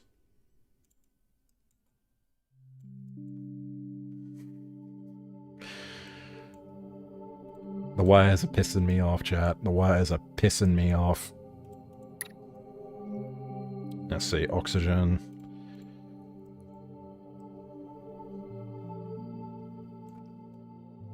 Yeah, 2 people could probably run this submarine and have an okay time. Maybe 2 or 3. I might put an extra locker in.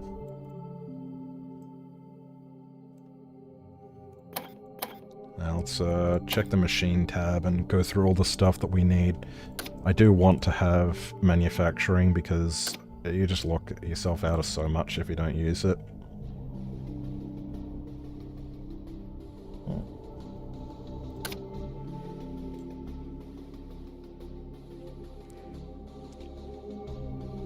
And a solo player ought to have all the advantages he can get. Oh yeah, the status monitor. I was supposed to install that earlier.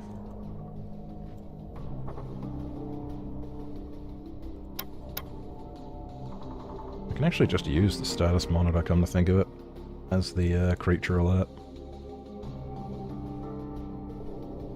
I was originally going to hide it behind it, but it's a higher res picture anyway. So it'd probably look better.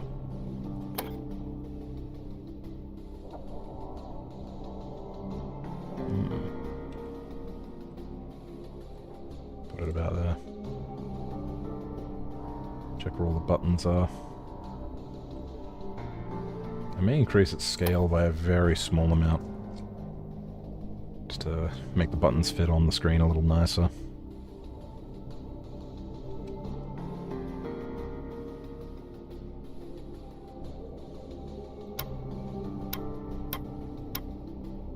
And the wires is fine. None of your real chat. I can't be bothered with the wires. I'm probably just going to turn them all transparent and just pretend they're not there.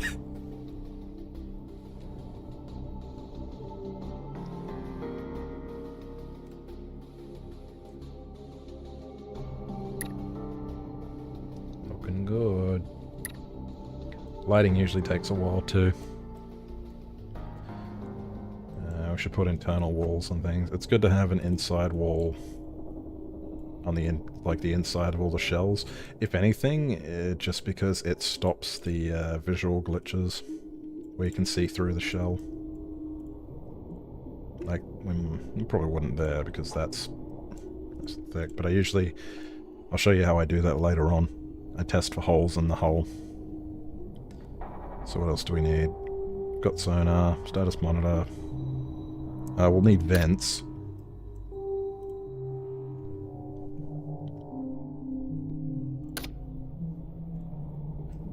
A loose vent as well. Do we want to give this thing depth charges? It might be a bit much. Although it could drop decoys, can't it? Fuck it. We get depth charges. Since the submarine is going to have a shield of lasers around it, like front half, I reckon we won't have discharge coils. That's how I'm going to justify it to myself. That should be everything we need.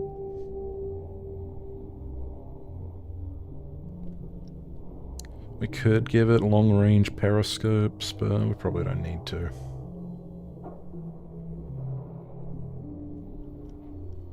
Alright. That should be all the machines we need. I think a depth charge tube right there would look good. Something I like to do.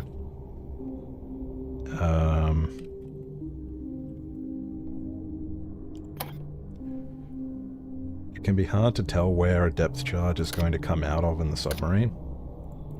So sometimes I like to just get a docking port, and just stick it behind the depth charge tube. And the reason I do that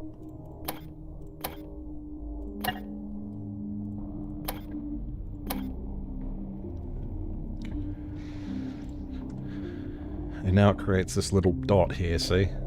So you can align where the depth charge is going to come out of. It's not connected to any buttons that enable or disable docking, and it doesn't have any shuttles, so it shouldn't cause any issues. Smile.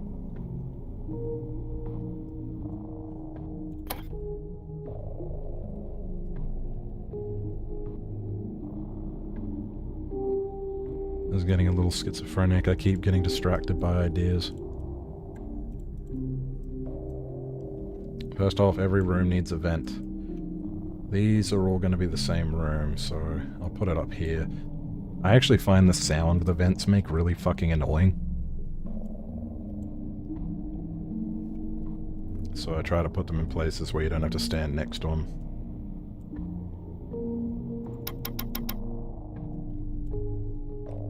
Peak vent. Behind the reactor. reactor, because I like seeing the big blades spin behind big machinery. Makes me feel good.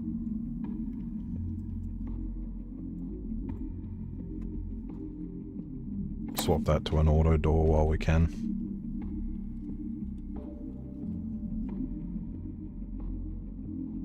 Auto closing window door.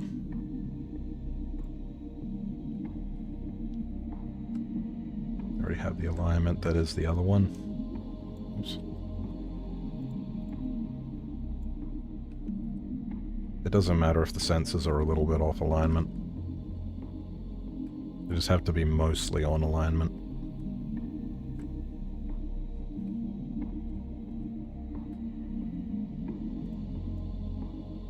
Why do I have glass here again?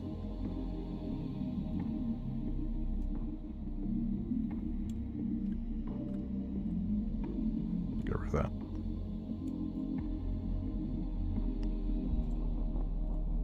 Yeah, now that one will automatically close, which creates a, should be a constantly safe wet room there. So this room has oxygen, this room has oxygen. These rooms together will have oxygen just fine. The only time it would be an issue is if you're in this bit with both doors closed, which why would you be?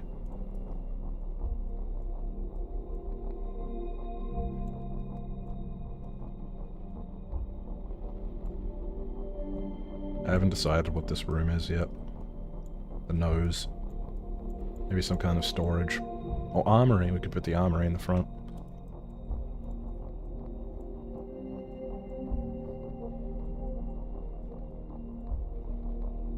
We hold space and we link the oxygen generator to all of the vents. Sometimes if you put them behind things, you have to do it in the reverse order.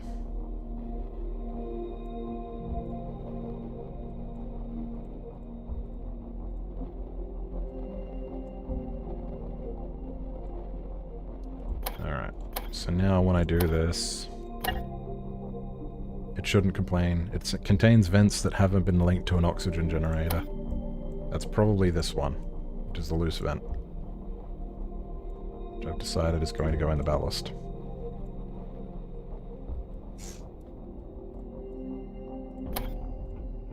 See, this is another thing that's nice, is that the system will automatically remind you for it. So it gives you, like, a checklist of stuff you have to get done to try and get a submarine functional. It's very useful.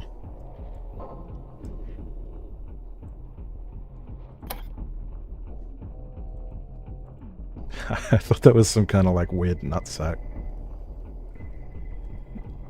And I don't just have nuts on the brain. The reason why I thought of it is because my father visited recently, and he showed me that he now has a special kangaroo scrotum pouch for his coins.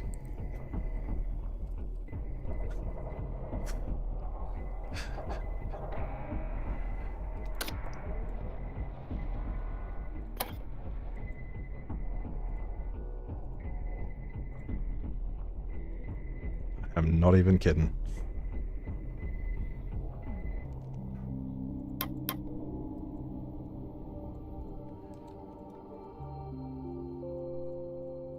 Oh, hang on, wait.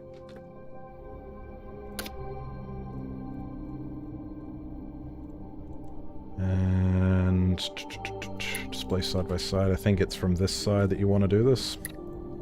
No, it's from this side.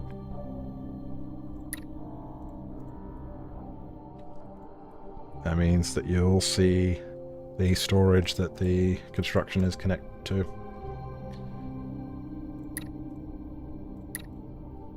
There we go. And now we have to cram these into this somehow. I could put the storage in the front. Although, it is the front of the I mean, the front of the ship's decently protected.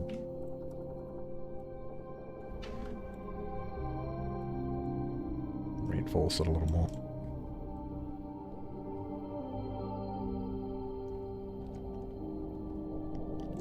I'm probably going to cover this room with something to hide how weird that looks.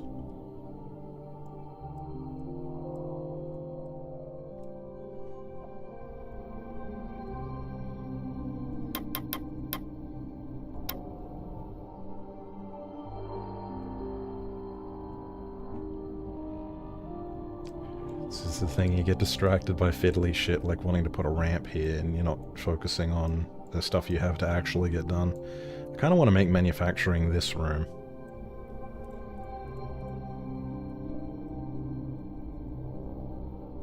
Maybe we'll have 2 suit lockers. I'll have one in here, one out here. Just above the doorway leading up to both the airlocks, that seems practical.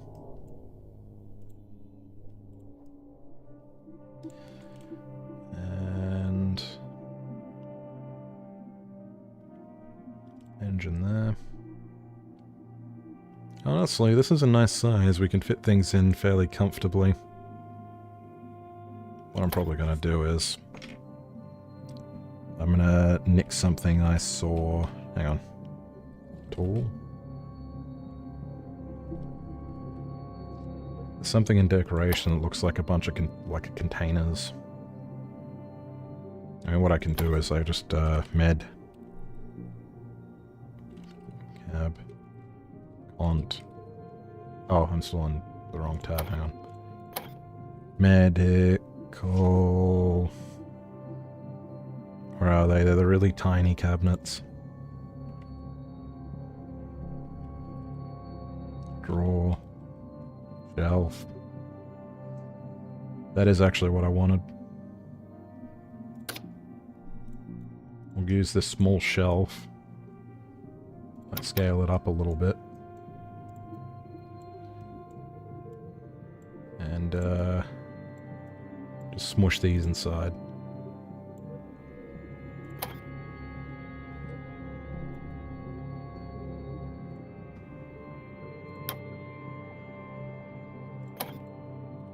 The scale as close as I can, even though the geometry is different, which is a little annoying.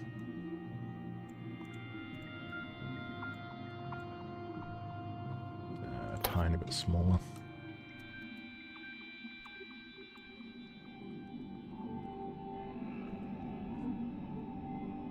About that size.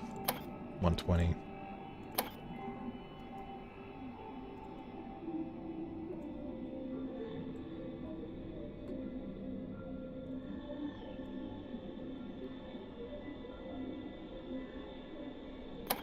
I reckon 180 for the med.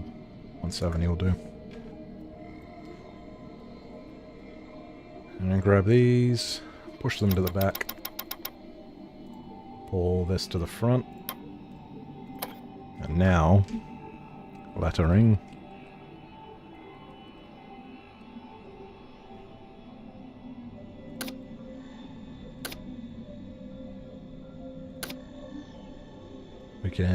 We can use numbers, we can use letters, or we could use these labels. I wish they'd add more labels to the game though, they don't always suit exactly what I want. Like, this is great for medical, but for manufacturing, for deconstruction, we don't have a symbol for it.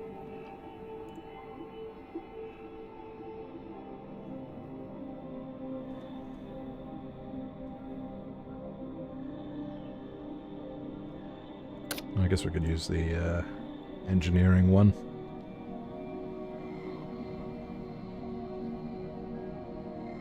Oh, you know what I could even do? Sort of invert it so it looks like things are being dropped into cogs. And then the other one looks like things are being made into cogs, I guess.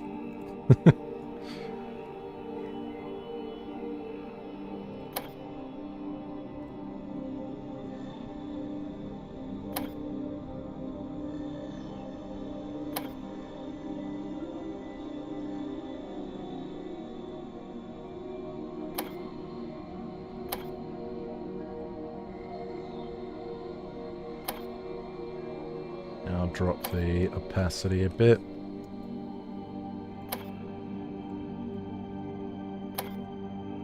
Oh, that changed them both to the same color because I had them selected. Whoops.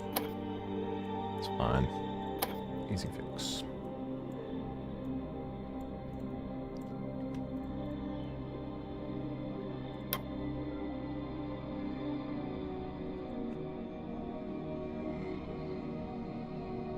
We can darken them to make them stand out a little more.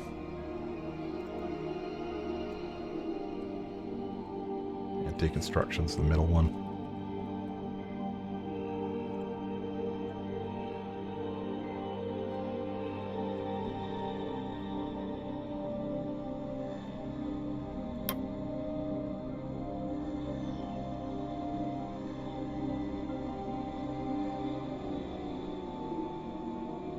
They've all got to be darkened a bit, I reckon.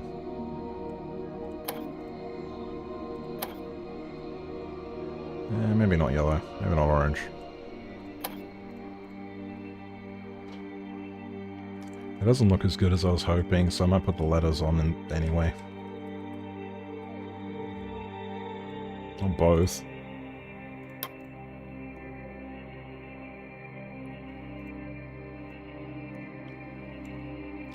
The aesthetic shit always takes the longest.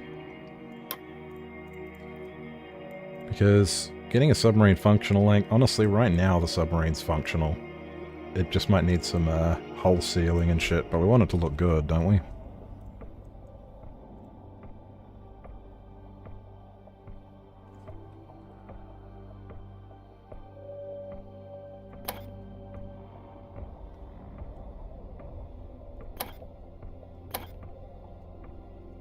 Ah, fuck it. I'll get rid of the symbols. Oops.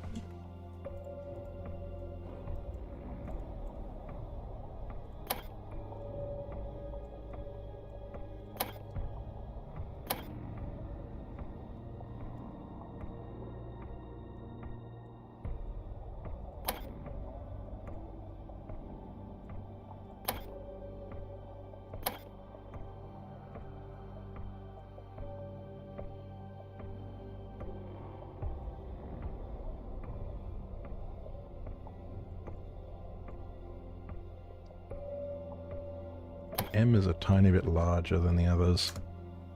It's always bothered me. Yeah, more or less tracks.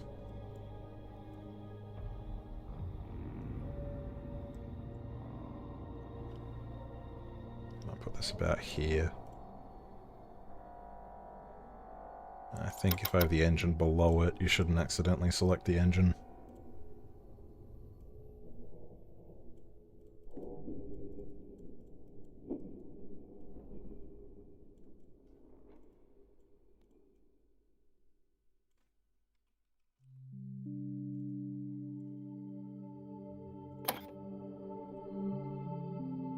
Take the deconstructor.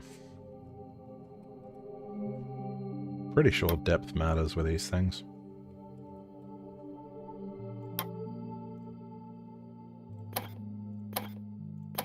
We're going to make it look good, don't worry.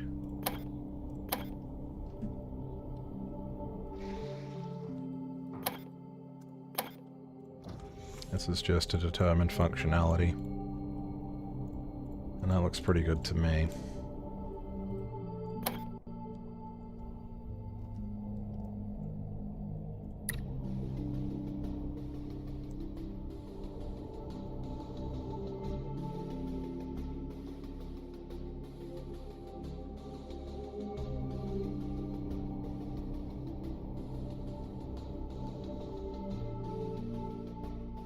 All of these require power.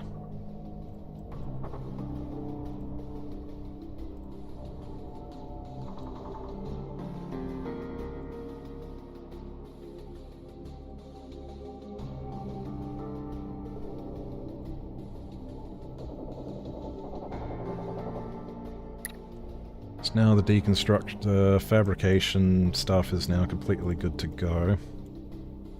The hull's off. I do want to move it a little bit to the right. Out there.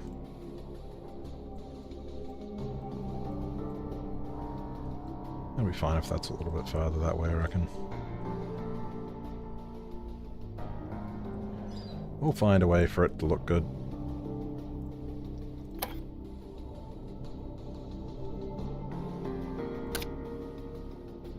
Extra storage there for no reason.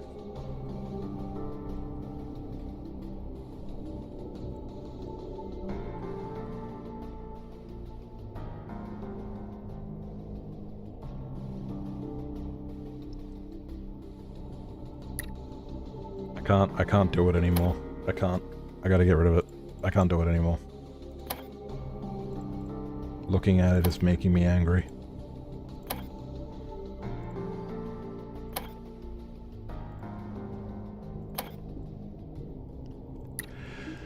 Out of sight, out of mind. Except for all this.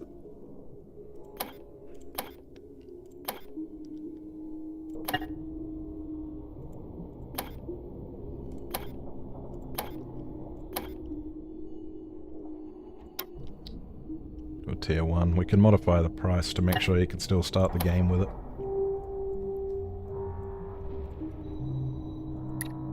I'm just curious how this will look. Terrible.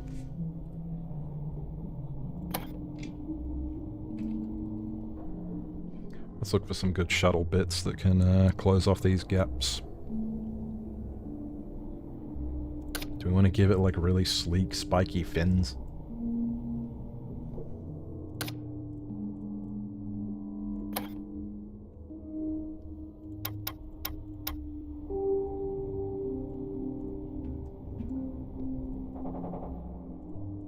That could look pretty cool.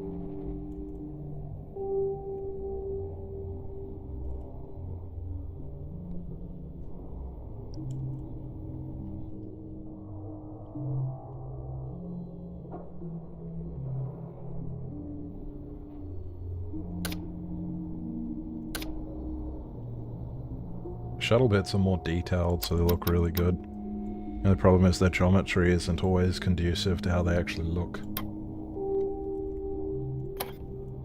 Like this looks like it should be like this bit is all covered, but it's actually only this cube.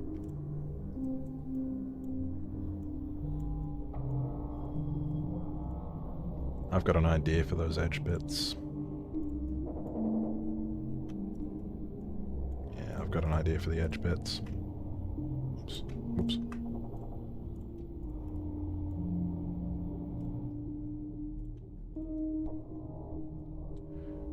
It's going to look quite high-tech by the end of this, I think. I do usually prefer grungy subs, but just the nature of what this submarine is going to do is going to make it seem high-tech anyway, I think.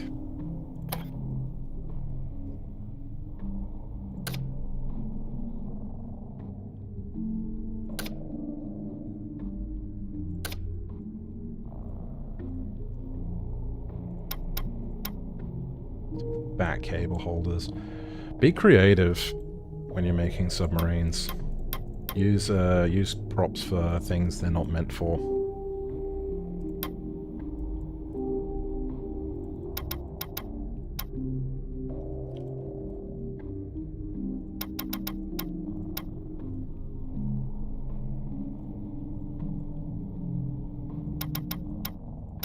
If you don't know, the players are on about 500 for sprite depth. So anything above 500 will be above them.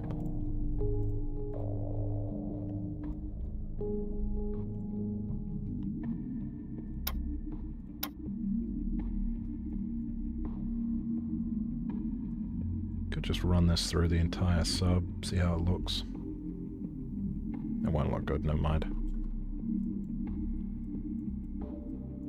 I do have to make sure they line up though.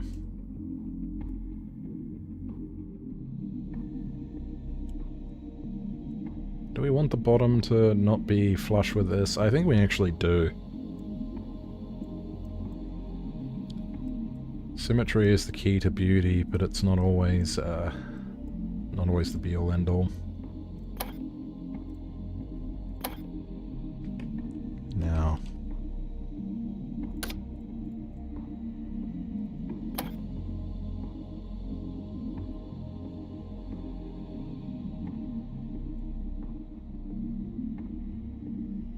something something, eye of the beholder.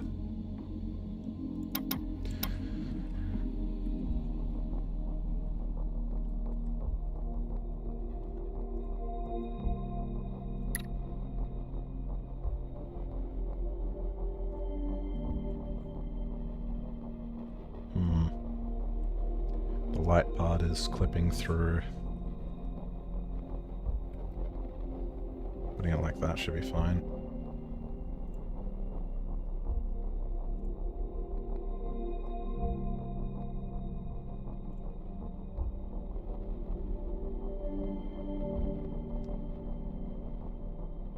I want to lower the range actually, but I want to brighten it.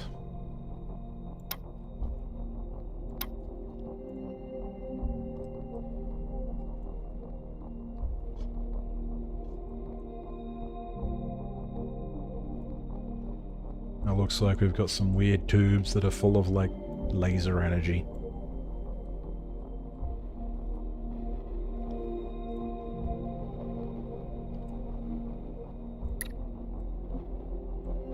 I also think I'll take the spotlights off of these.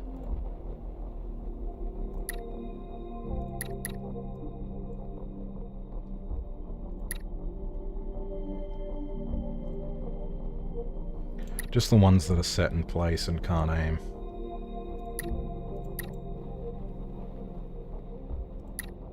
There we go.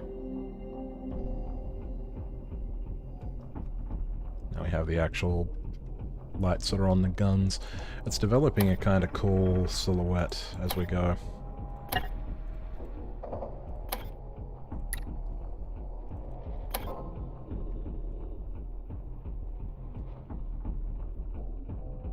Binf. Fins. If you use these right, you can get your submarine to look a little bit more 3D. Add some greebles.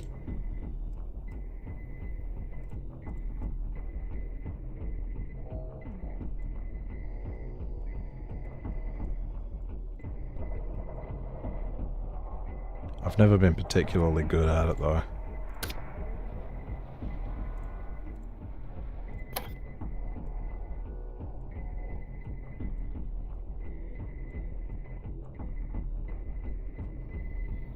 I think this looks alright.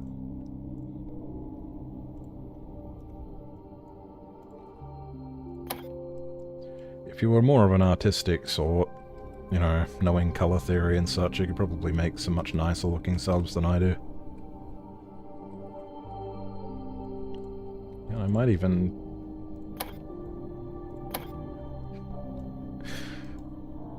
We're already going for high tech, right? Oh, you know what?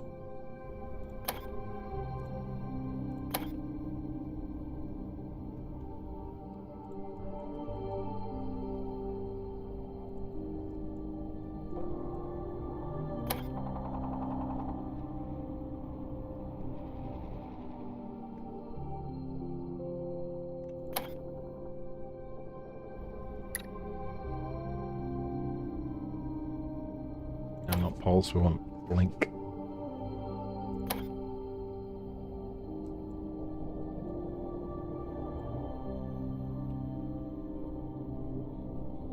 Seizure warning, by the way. If you were prone to epilepsy, I bet barotrauma would fucking destroy you.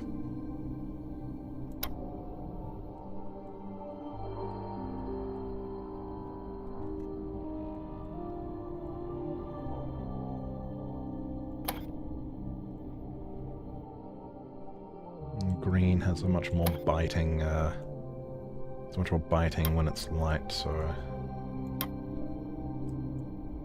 Can't make it too bright.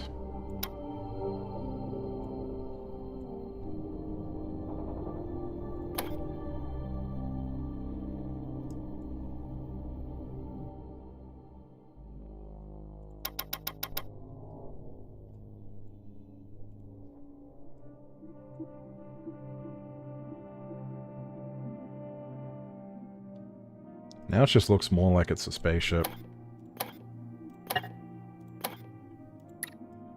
Maybe I just want to make spaceships.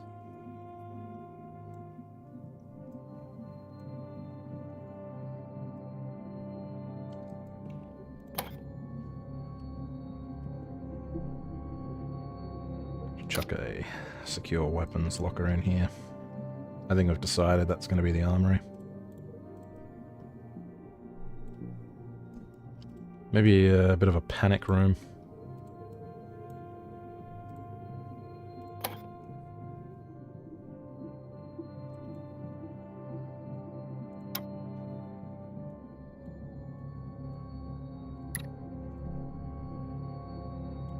Clip this into the wall a bit to obscure it. Oops. Has that messed with its links? Accidentally deleting it? It did.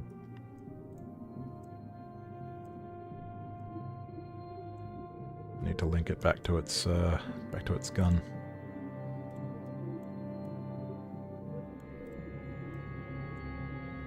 There are some quirks with the sub-editor, it's not perfect.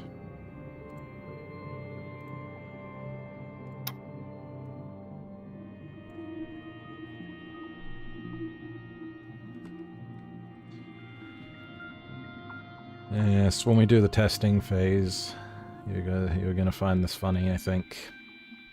The way I test if all the repairs are easy to do on a sub.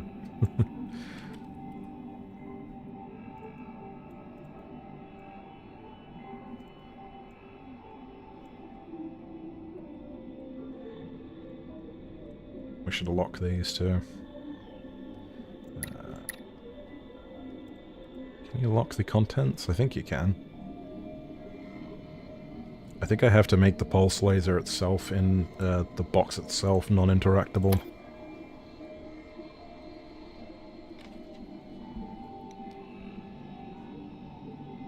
Or maybe I can just trust the players not to pull that out and lose it and ruin the sub. Smile.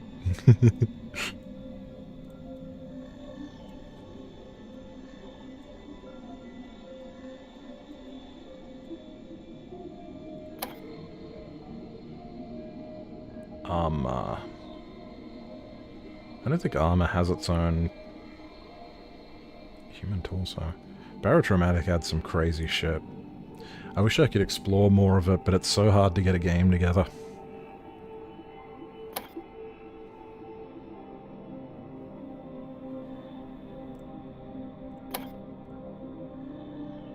I'll turn the autofill off. And just do...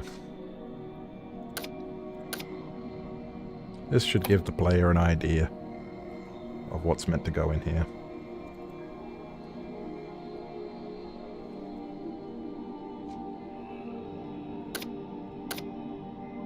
And that one can stay with autofill.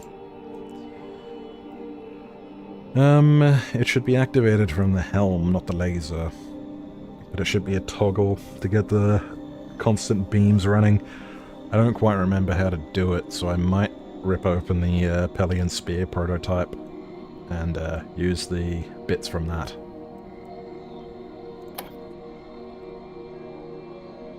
Switch could work. Maybe a switch. And I'll make it a little bit bigger so it's easier to grab it when the ship's shaking around from activating the laser.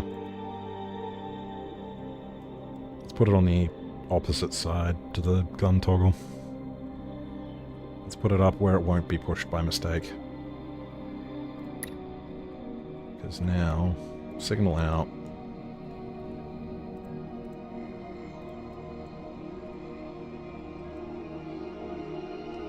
Trigger in.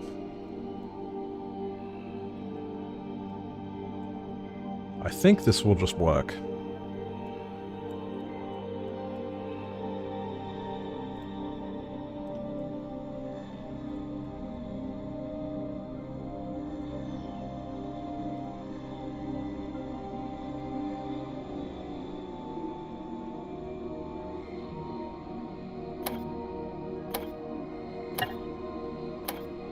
It has an extinguisher. I think I just didn't set the tag. There we go. That helps bots know where to put things, and also it helps the game know where to spawn things when you first load in. Yep, the switch works.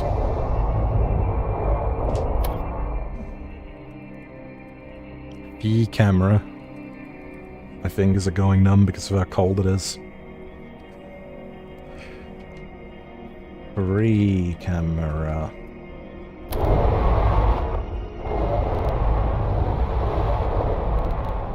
Laser works.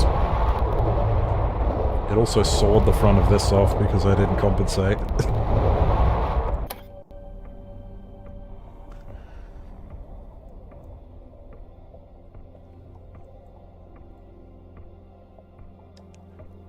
Oh dear. Well, I can make that room smaller. I may have to make the room smaller. Not much smaller, just a bit.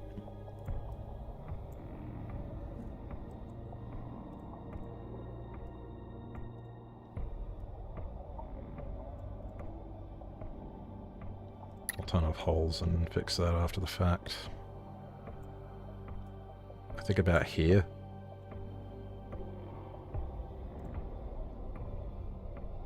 It's still a bit close.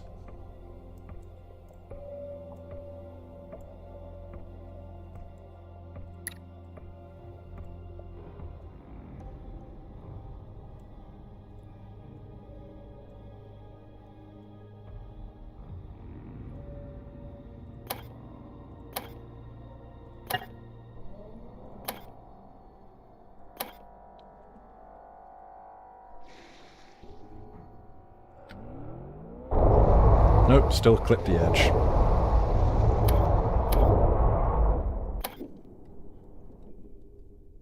Shit.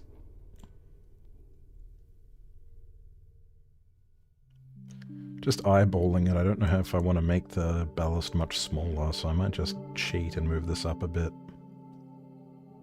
It's not really cheating. Of course, now it might miss this.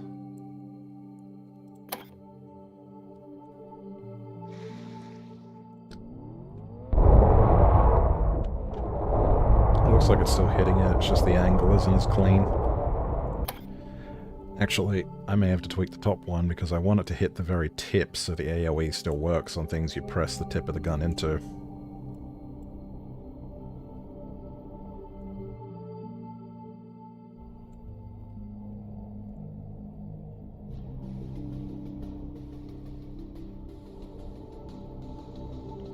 Very hard to click it from this far away. Also, this annoying glitch happens where it only lets you grab one of them from much further away. That's meant to, it's hard to describe.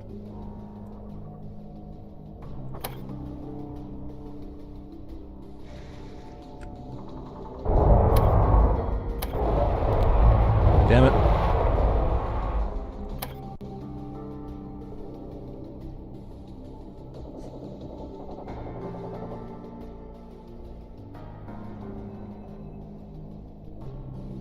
Very slightly lower.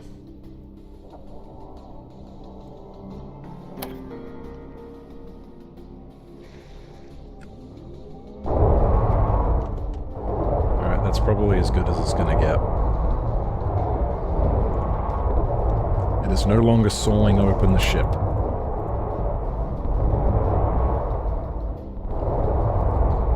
Is it lethal? Yes.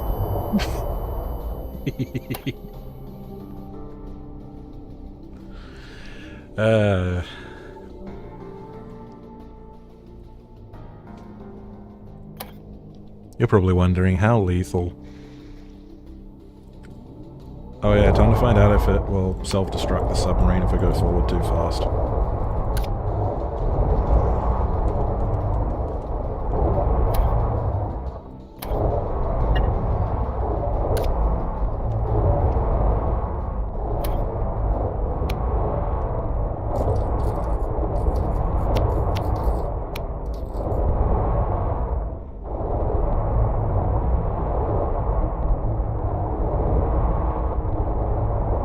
Full speed ahead.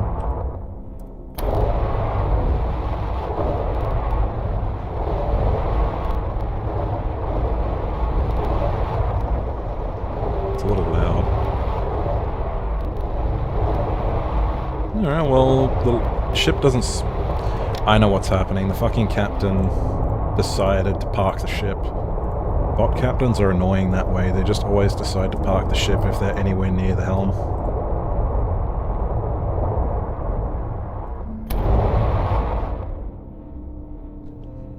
Now the supercapacitor run out of charge. Okay, let's just pull a mulligan. I do want them to eventually run out of charge, so that's fine.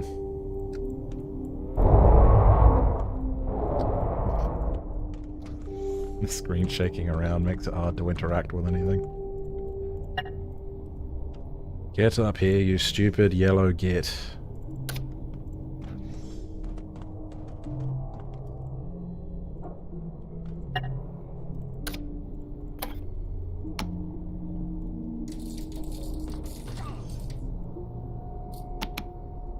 Don't worry about that bit of damage we just took, that's normal.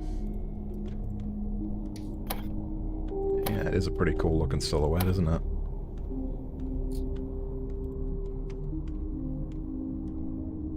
Definitely looks like a spaceship, though. Okay. I'll wait till we pick up a bit of speed. It's decently quick, but not ridiculously so. For a solo sub, this is pretty good.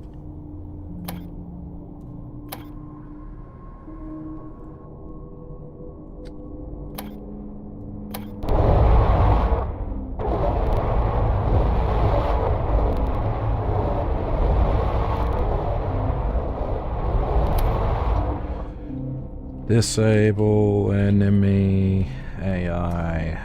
That means what I spawn now won't move. And spawn and worm cursor.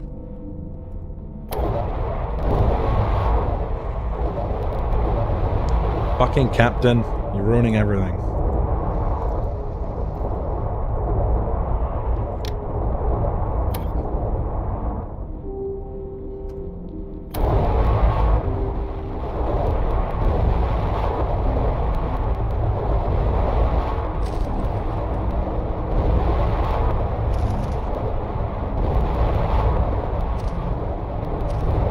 Beautiful. That's exactly what I wanted.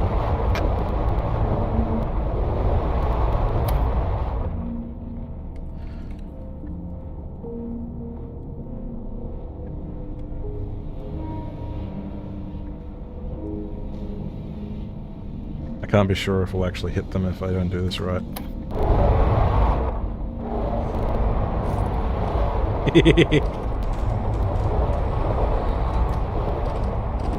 Oh no, but the bits. If the bits get lasered, then it can reflect some of it back into the ship and damage it.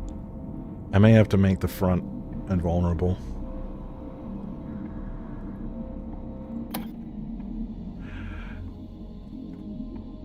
Although, that's kind of fun, isn't it? A little bit of mutually assured destruction. This is so stupid. I've wanted to make a submarine that could do this for some time, though.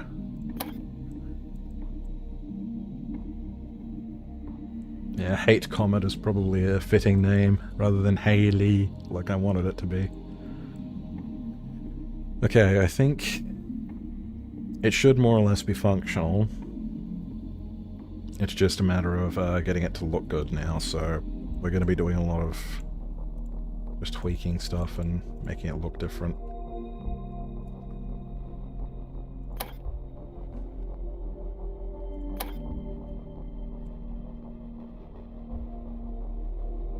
Making it look good, hopefully.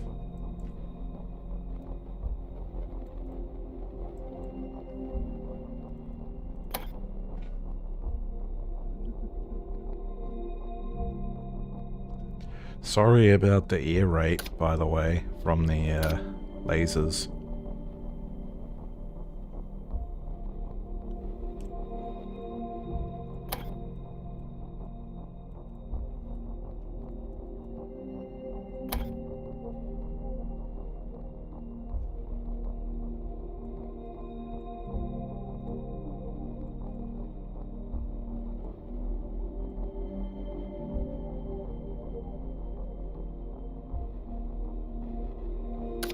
Put some fins on it.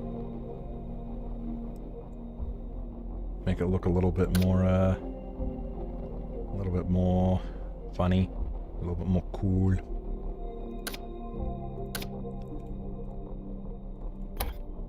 I always have to restrain myself from putting fins absolutely everywhere, not gonna lie.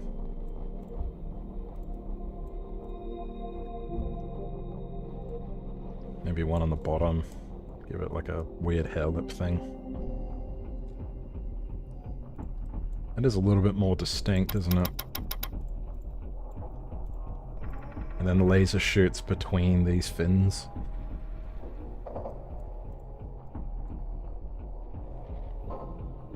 I kind of like the overbite. Okay, there is more tweaking we have to do to get things functional, actually. The ballast is good, but we have to select all of the hull.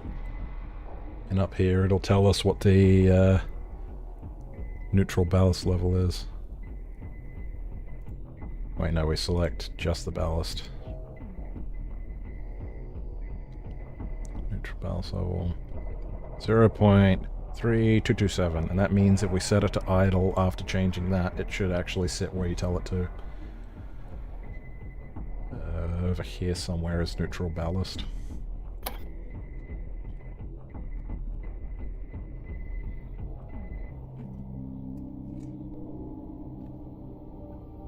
That being said, we do have the extra bit here, don't we? So actually we should factor that in.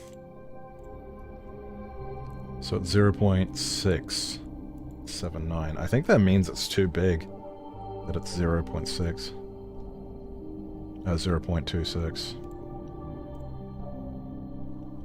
Because ideally, there is like a sweet spot for a ballast that's big enough to move the sub, but because what you want is for the ballast to be about half full when you're holding it still. But if it's too small, then the ballast will be mostly empty.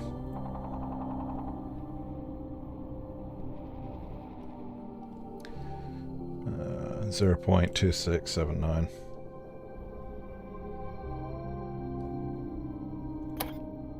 Where is it?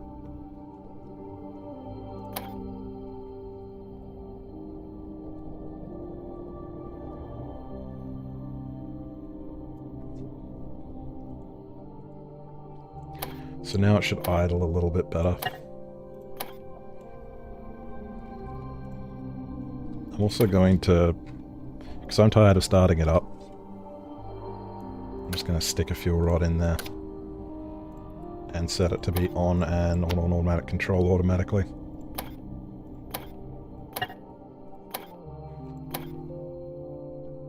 It doesn't matter except for when you first spawn in, I'm pretty sure.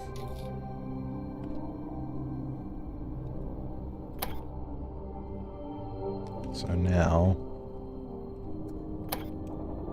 if I set it to idle, it should idle fairly comfortably. It's bouncing a little bit at the azimuth, but it's stabilized now. Yeah, it's not even that full, which is good.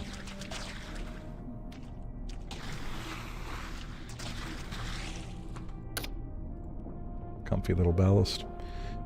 And this, because we've got it cordoned off, it'll fill up a little bit if we leave this airlock open, but it's not making the sub completely plummet, it's just making it sink. And then it should be able to compensate by changing the amount of water in this bit, since we set it to idle. Or is it constantly sinking?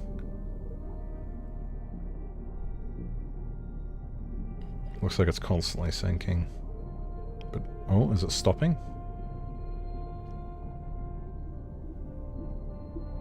Yeah, it looks like it's stabilized itself. Awesome.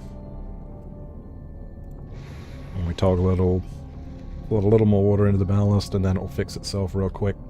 That's nice and smooth.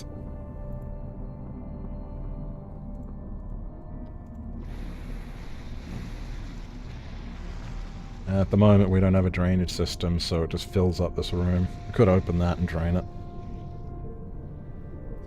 But in the heat of the moment you might not remember, so we should install drains.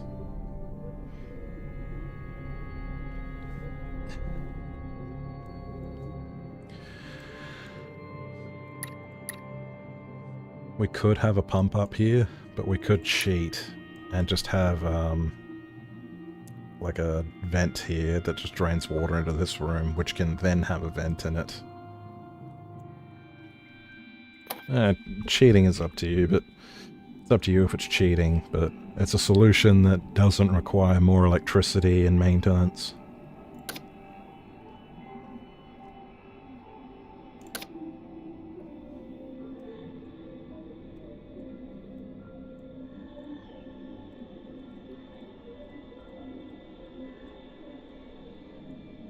So we put this in here. If you want to be able to look through the vent when it opens, you put a gap between the two. But I'm not too fussed.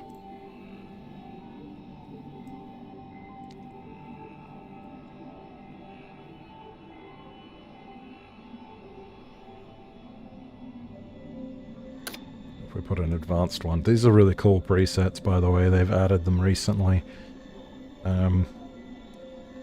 It'll drain water from the top unless the bottom is also flooded, so that's perfect for us to put on the ballasts. You'll see how it works in a second.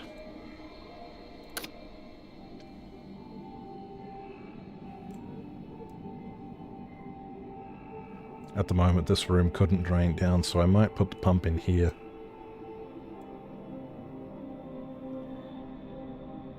Maybe a button on the helm that closes this door, so you have the pump here to drain this room. And I encourage you to leave that open and then slam it shut if there's danger. Although these bits are invulnerable to damage now, so it's not as much of a risk. It'd only be if something attacked from above or below.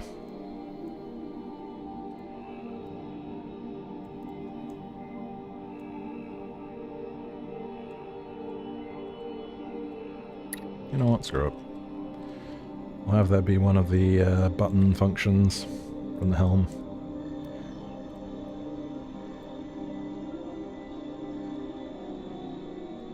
Toggle state.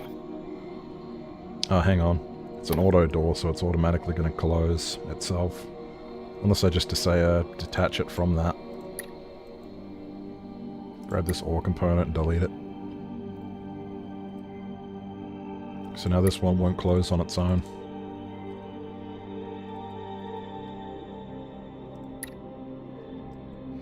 And then I can have more of a reason for you to go to this room, because when you're designing submarines, you should keep in mind there should be a reason to go to every room on the submarine, especially for the maintenance crew.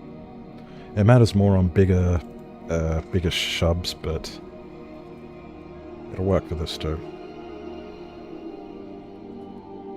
Bilge pump. If it detects water, it sucks it up. I love the bilge pumps.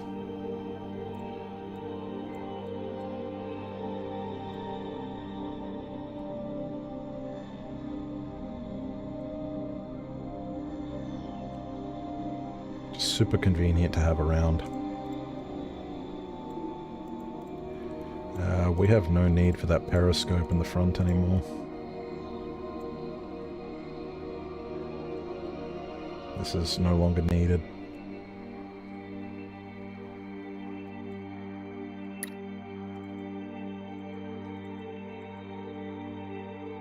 Delete it all. To make this room look a little better, might just slap a poster in here.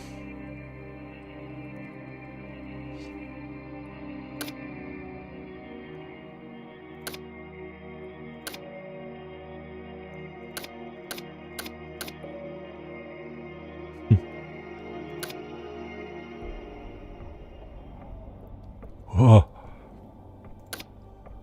Banana.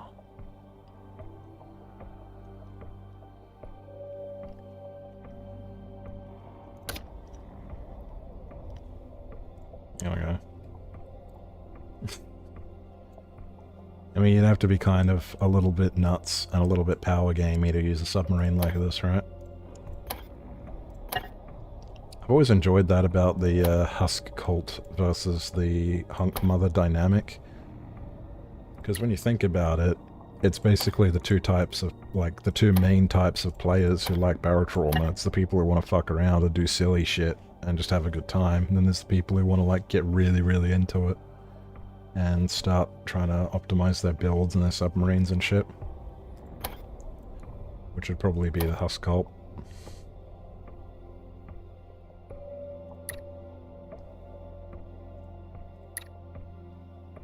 Oh, I knew that, a reactor cabinet. Definitely need a reactor cabinet.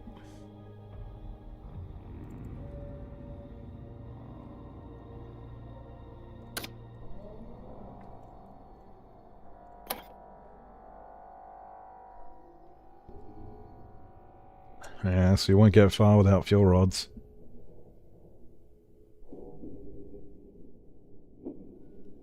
Where is it? Reactor. All the modded equipment is in the way, but I'm pretty sure that also contains, yes, contains fuel rods.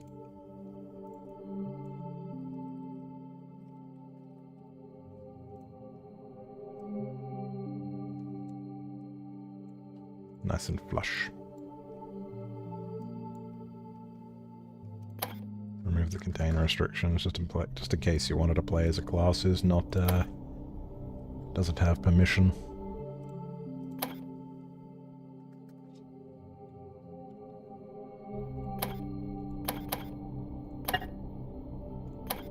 Med cabinet. You're gonna have to clip through. If you just hold your mouse over it, you can get a list of everything beneath the mouse. So fucking useful. Like I say, like, this game is really well thought out, especially the sub-editor.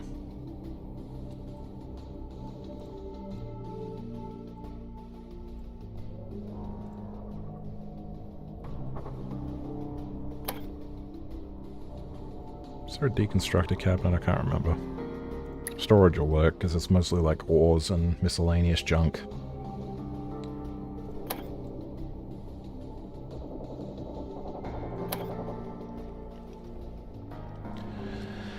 I should make sure that it at least basically functions with bots.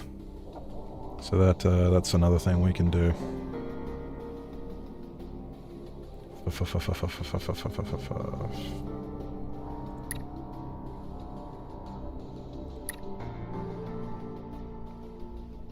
I should add batteries. Maybe just a recharge and not a full-on battery.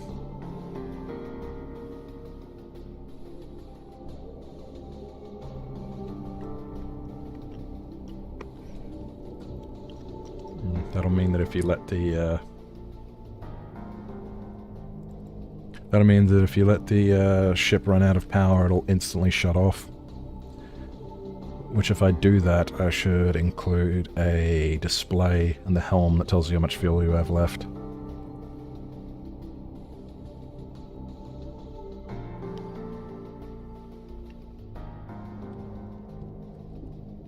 Charging dock, there we go. Sometimes what these things are called can be a little bit confusing. Now here's the question, if I turn this sideways, will the batteries go in sideways, or will they look weird?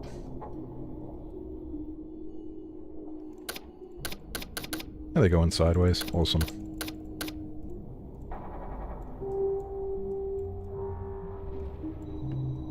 Attach this to that. That'll look pretty natural. Smile.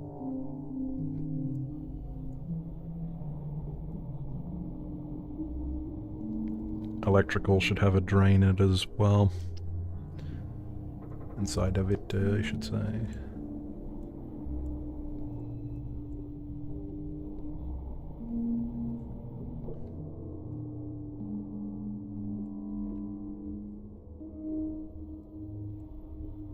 This is annoying. Oops. This is annoying me. Sometimes it'll move things your mouse is over, not things you've clicked on.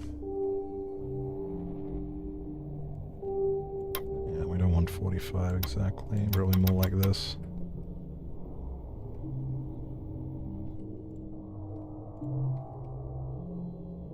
I'll mess with the texture offset again.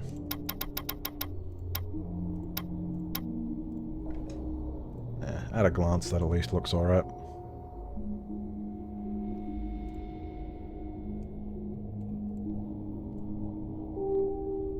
Might put a pump in here. Pump or a drain. We actually kind of overestimated how much electricity we might need. I might even get rid of one of these junctions. What's this connected to? literally nothing? Fuck it, let's get rid of it. Because what I'll do now is I'll move the extra junctions to the side there. I'll put this one up here. Which makes the room a little bit less vulnerable to flooding.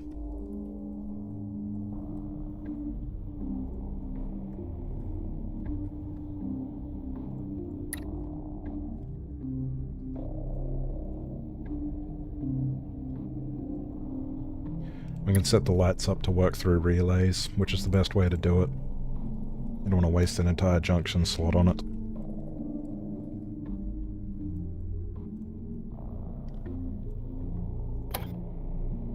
Now I'll put the battery chargers here. Might flip the reactor to make it look a little more natural. Might put some kind of greeble here.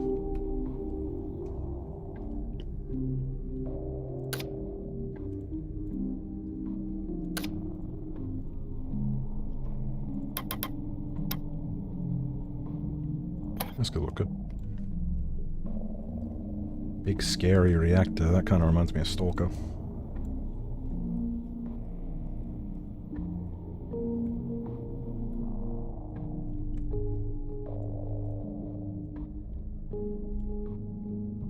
course now that's messing with the wiring, but we'll clean that up in a bit.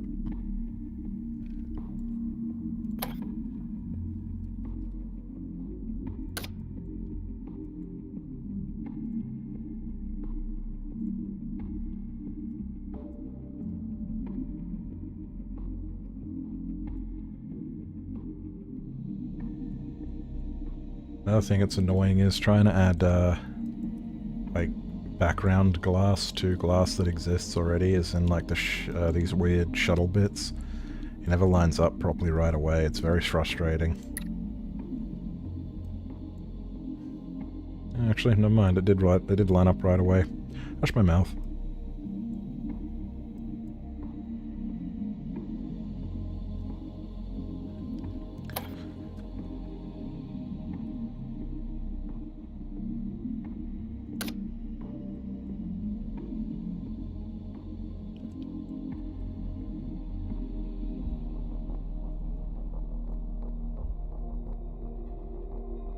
Sometimes I just look at a bit, like the way it looks, and think, where can I stick this?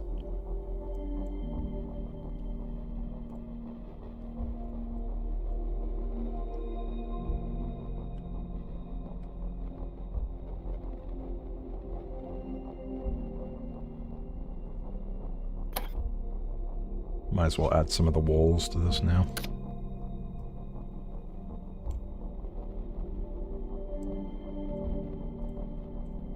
Might make this sideways now.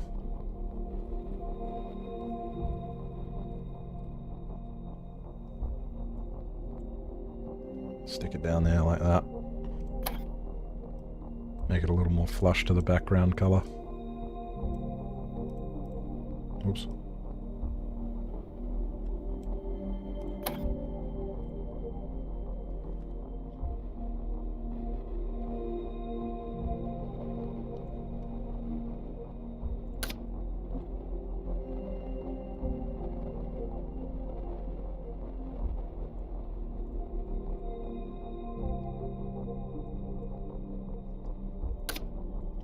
It's kind of a high-tech sub, so high-tech looking walls seem practical.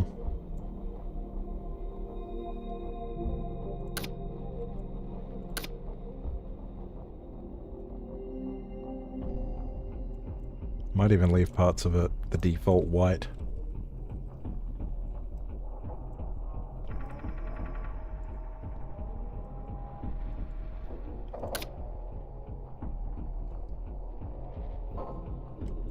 You should probably never do that though, because it makes your sub look lazy.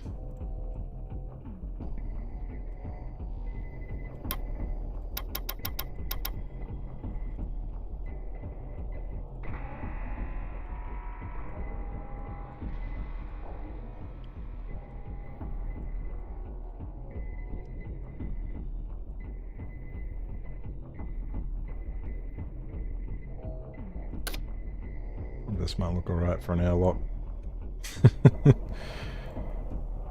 looks ugly as hell. Ugly as sin.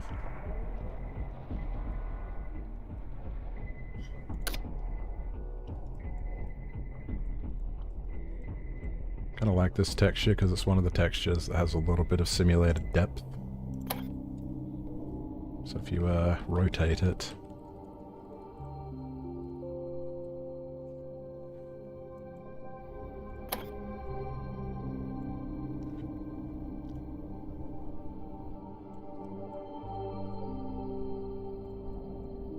probably have to move that down a bit, get that to line up correctly. Ah yes, we should actually rig the docking ports to function as docking ports, and also give them the ability to leech power out of something you dock to.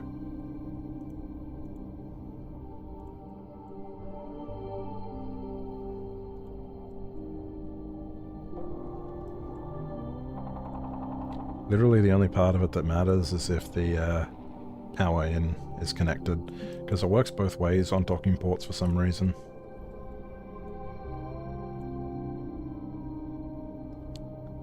Power rather. Functions like a junction box.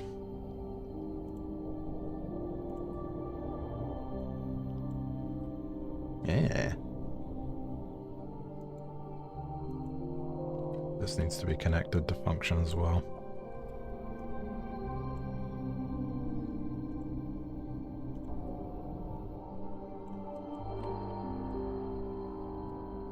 These need to be connected to function as well. And we can do these through relays. If something drains a continuous and consistent amount of electricity, it's safe to use with a relay.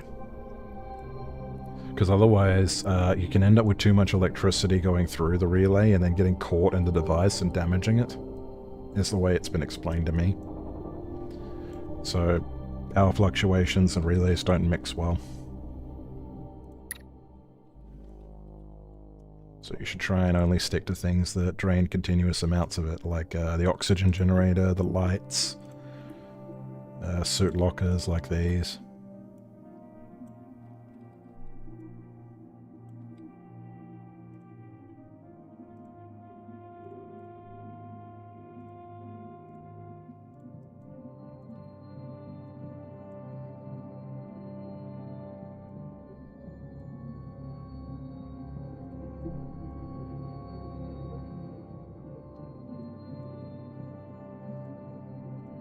Make the light wires look good later. That's like one of the last things I do because they're prone to needing to be moved.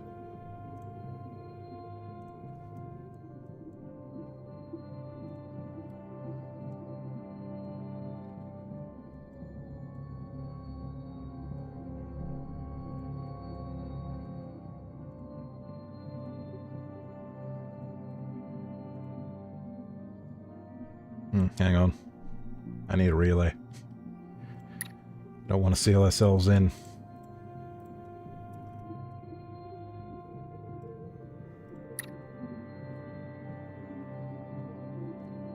Just keeping in mind that junction boxes can only have so many wires stuck to them.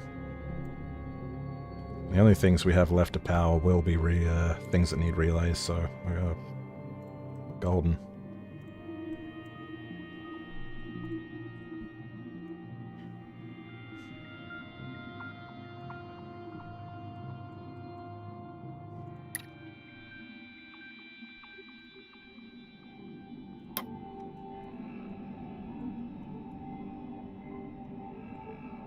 Just preemptively connect some relays up.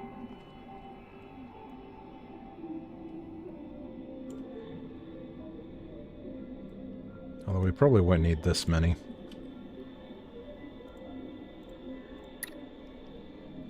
Because that'll be important when we do lighting, because at the moment the submarine's pitch black.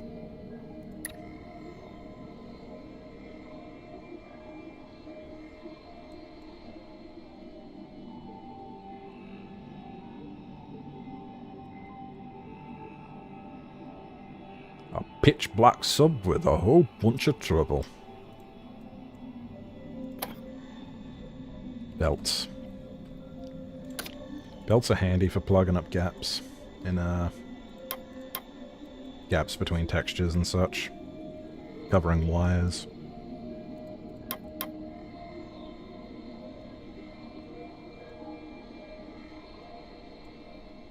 Actually doesn't look too bad, intersecting over the engine.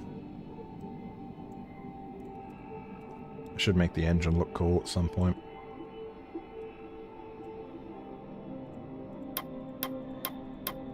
Oops, wrong one. I want it to go through that way. Add a little depth.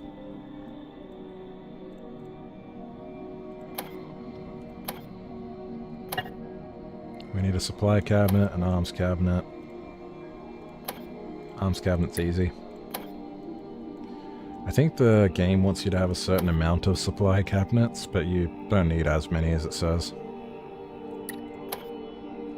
May as well though.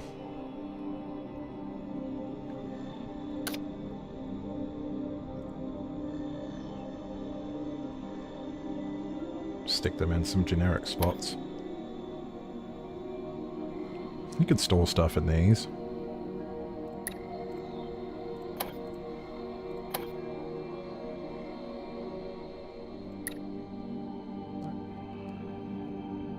The game's also going to complain that I don't have enough diving suits, I think. Yeah. But for our purposes, 2 or 3 will be plenty. I might add an extra one to the armory.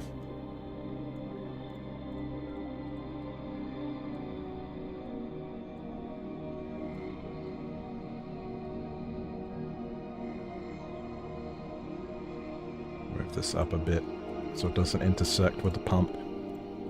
Because the pumps should be easy to access, so they should basically be at the front.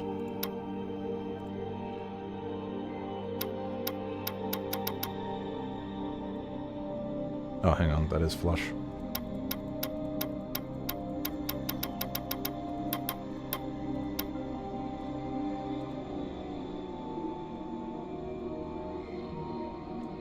Move the supply cabinet. Where can I move it? The generic supply cabinet. Into the airlock, fuck it. But then there's already one here. Into the airlock.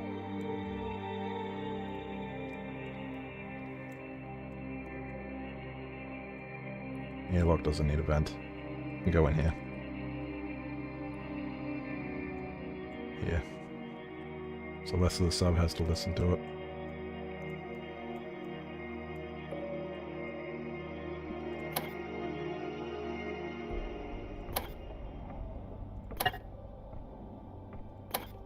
Do waypoints last, I reckon.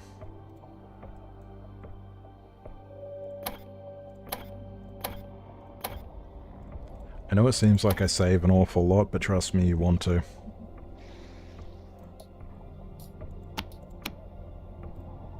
So now, set up the button before, let's see if it actually works. Yep. So now if that room is flooding, we can do that, and I should move that poster as well.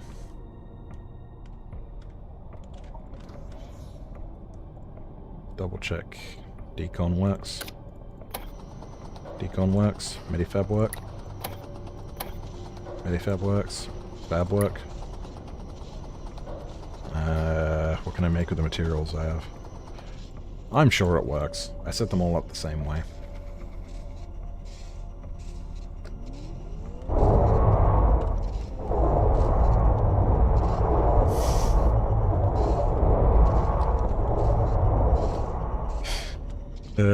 I think it's easier if you hold Alt, because you can, like...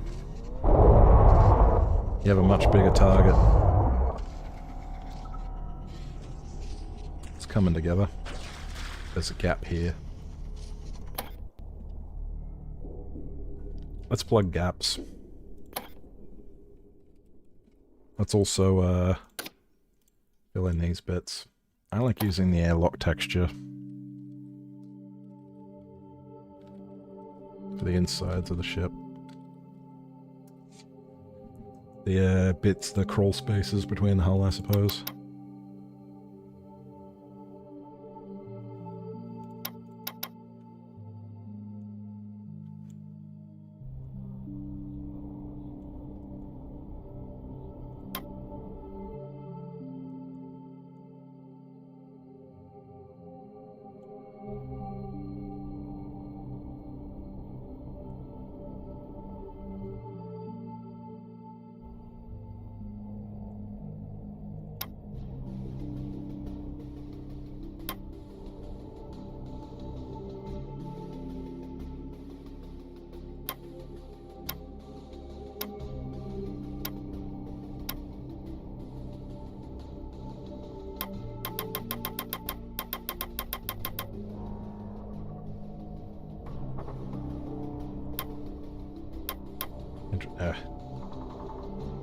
We don't have to get too pedantic.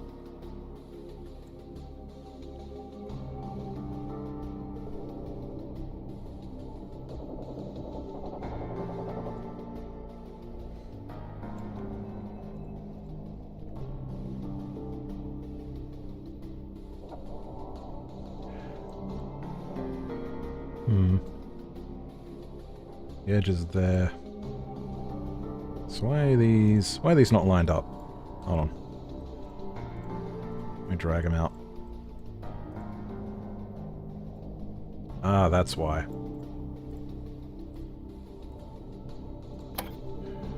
Some textures, they work in a strange way where this way the texture isn't moved, but this way it'll move the whole texture back. So to keep them even and lined up, oops, we'll do it this way instead.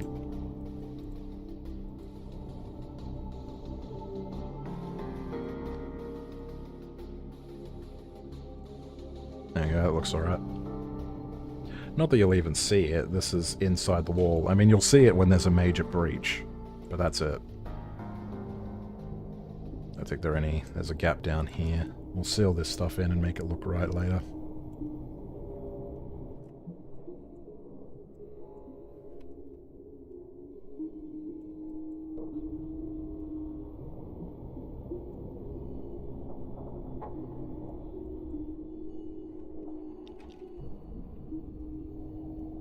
It's not technically a wall texture, because it's got some weird rules, which is why I have to do it this way.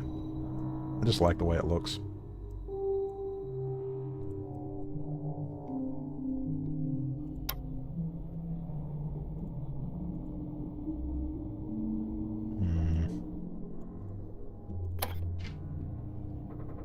Hang on. It'll at least look better in the sub preview screen, you know what I mean?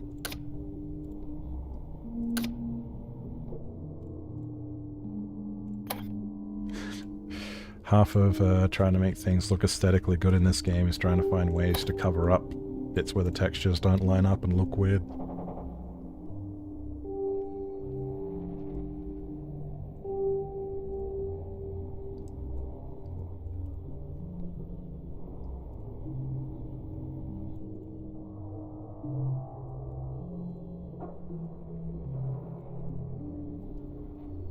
Okay. I'm going to clean up the bits where I know there are gaps, and also to keep things consistent designing. In the shell there's, I think it's end. Nope. Might be cap or something. Yeah, caps.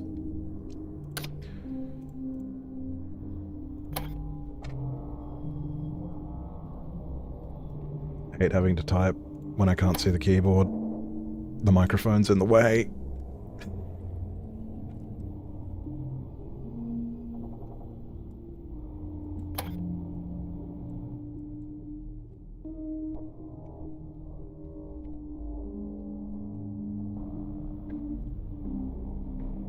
It's up a tiny bit so they don't clip into the inside. Move the docking point up to line up. It doesn't look the most aesthetic, but you have to do it to make sure things work.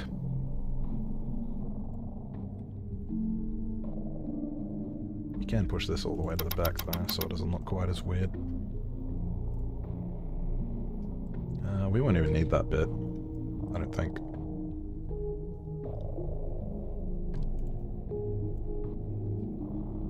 This down even further. Make the docking points look good. It's getting a little bit more industrial looking now as we're doing this.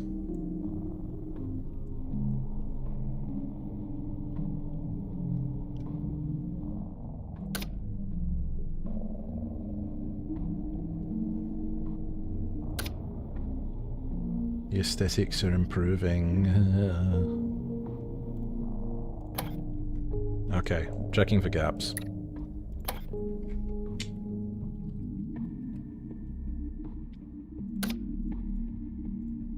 This is how I do it.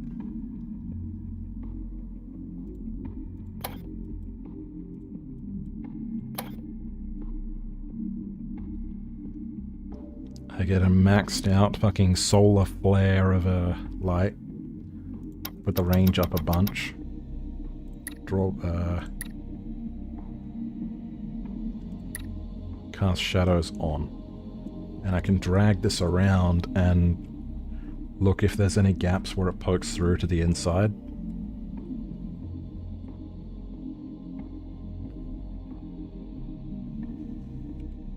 I'm using the arrow keys for this, by the way, because I want to do it slowly.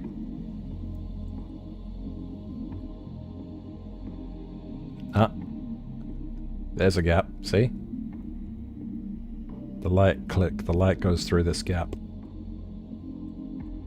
It's very handy for finding gaps, because otherwise you have to just run around your submarine and, like, try to eyeball it. And we can probably fix it by just moving this floor bit over. Just having it slightly cover that.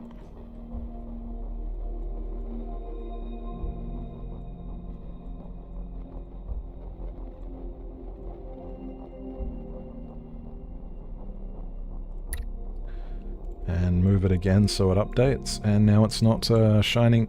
Damn it. Maybe I have to move the hatch down a little. This is why we do this, though.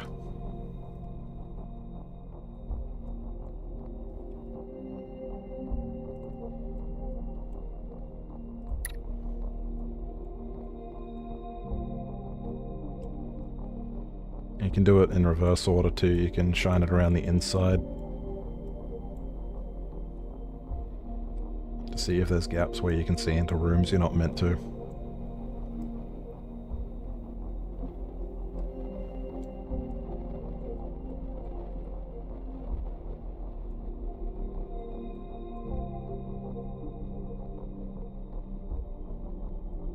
I kind of like this part because it actually seems like something you might have to do if you're in like building a submarine, is just walk around with this super bright light and see if it pokes through the other side.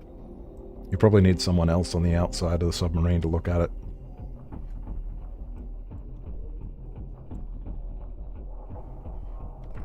Nope. Is that a gap? Looks like it.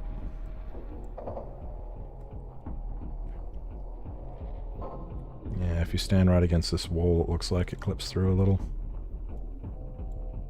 That one might not even matter, but, you know, better safe than sorry.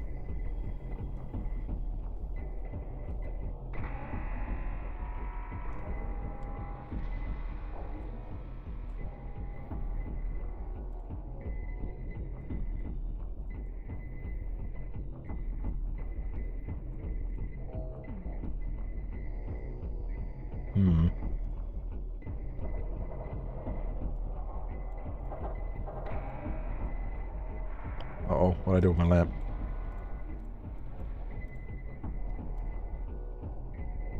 There it is.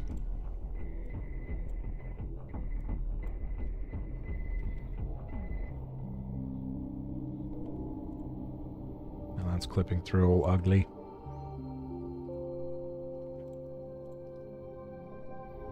Damn it. I think the inside wall is fixing it anyway. It would just look a bit strange from the outside.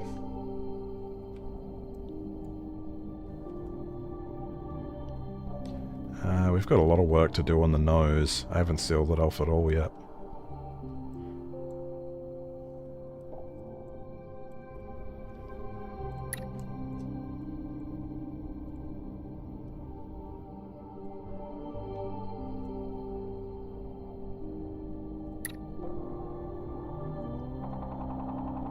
Putting this in here should do it. Greater barrier. I'll have to add more greebles to get the texture to look good anyway. To line up correctly. More greebles.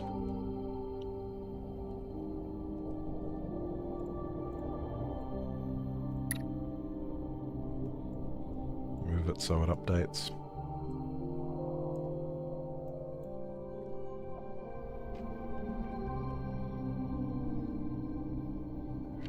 It can be very boring. A lot of sub-building is kind of boring. I didn't expect this to be a very good stream. Which, nobody said anything since the stream started, so maybe it's just the second anyone clicks on this, they instantly fall asleep.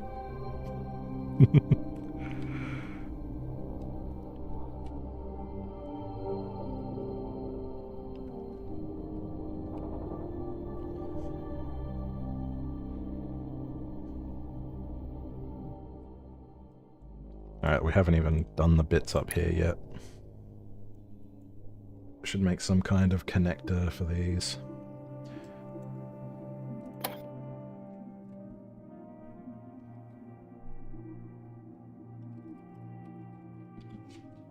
I think there's a shuttle bit that'll work well for it. Tempted to use that bit, because it looks high-res. I like the high-res assets in Barotrauma, don't you?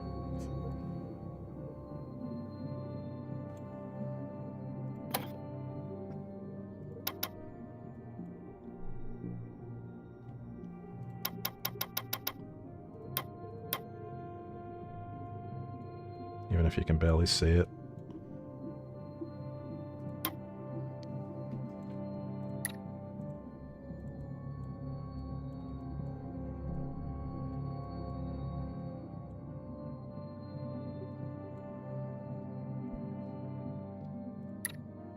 This bit's just kind of a mess on both ends. It's because the turret's not flush.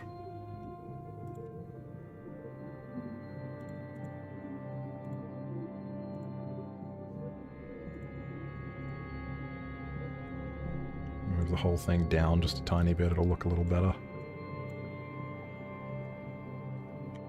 Maybe up one bit more. Get the turret up here. I've definitely got to get the turrets their some kind of actual aesthetic thing for them. Some kind of design. Make them look cooler.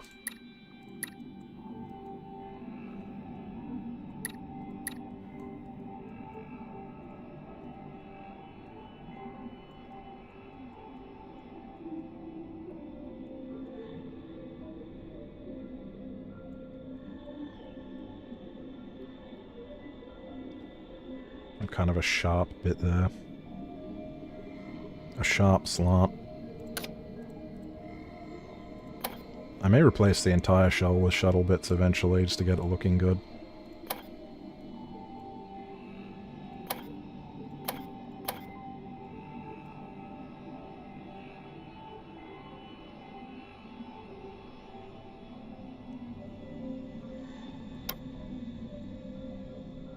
Oops.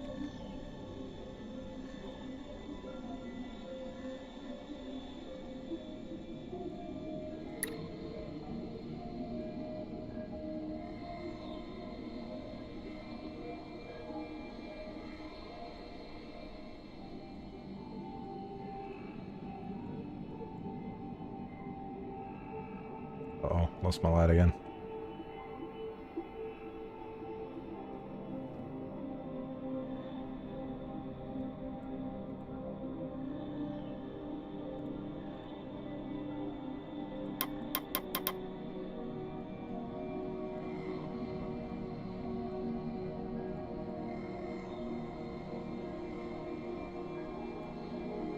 Drag that bit out, maybe. Yeah, this is not casting shadows much at all. Oh, hang on. It's because it's agreeable. It doesn't even have collision. Whoops.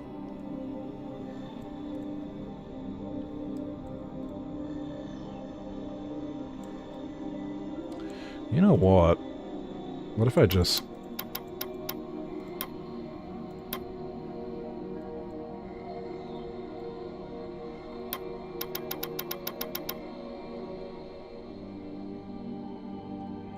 If I put this below, and then I put this below this,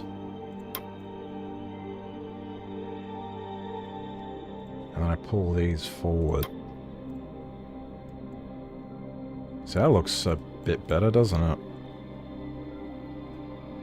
Makes the engines look like more their own individual piece.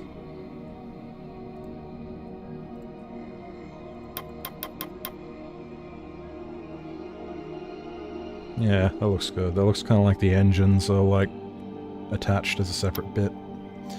But I can't have the collision too far forward, otherwise the players will be behind them, and we don't really want that because it looks very weird.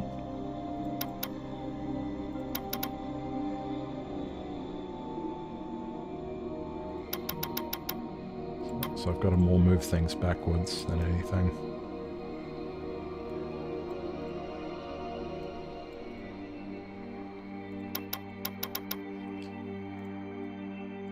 Layering is so important for making stuff look right.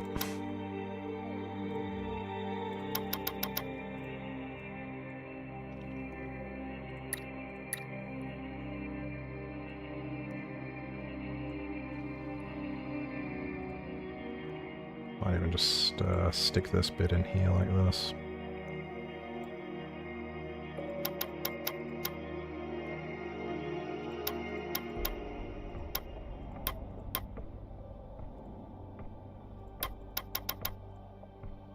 Oops.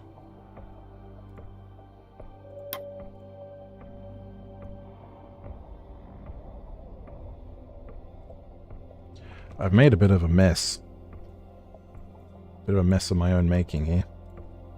Don't need this anymore.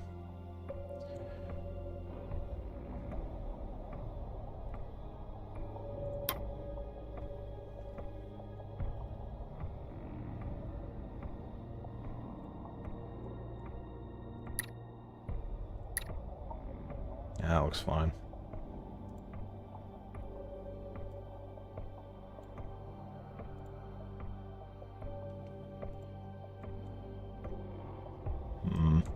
Maybe I did need the yellow bit just for that little nook.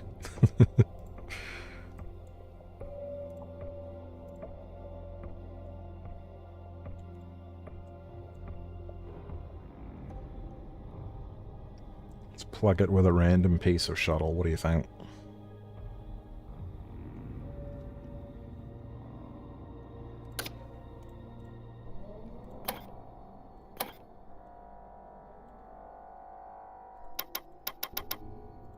So haphazard. Okay, we were checking for gaps. The window is meant to be a gap.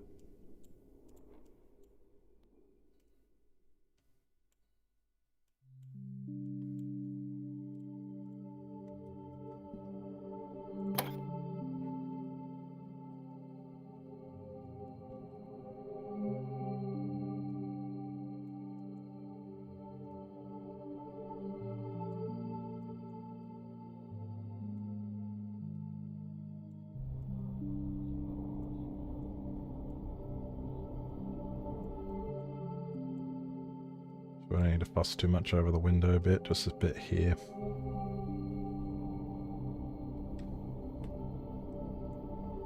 Especially down here.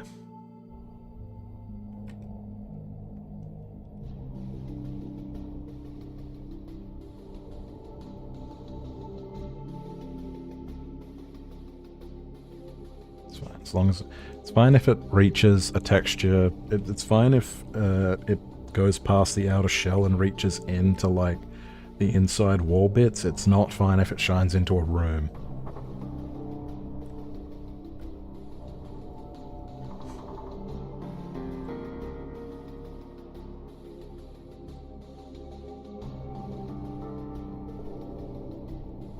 Alright, I think we're good.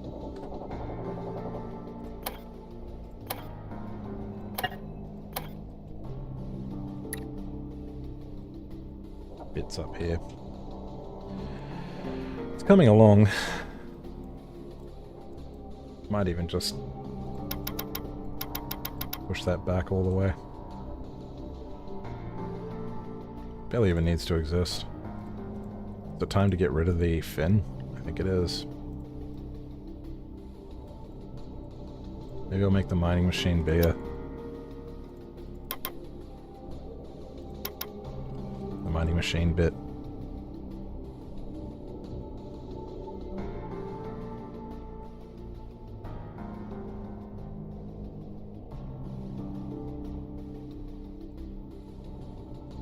Doesn't look very flush though, does it?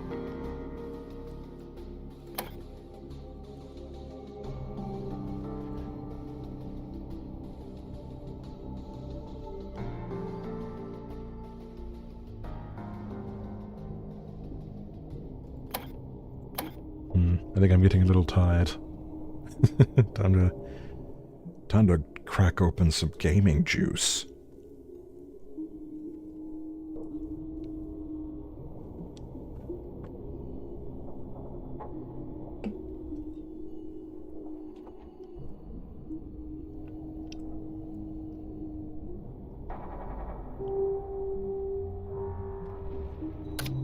Maybe we'll give it a flat nose.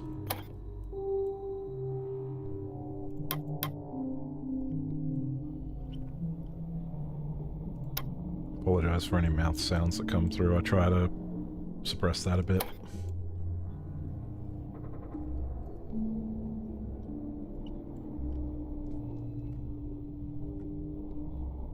This could look good.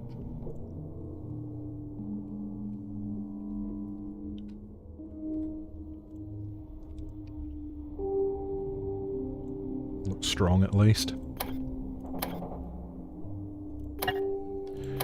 Now what color should it be? That's another question.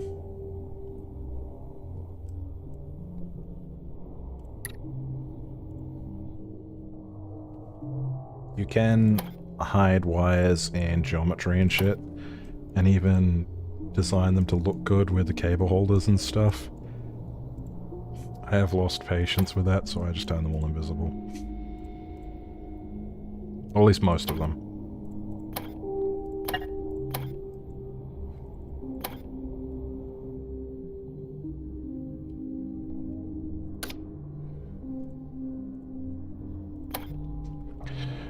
No one will even notice unless the engineer puts on the electrician goggles and starts screaming.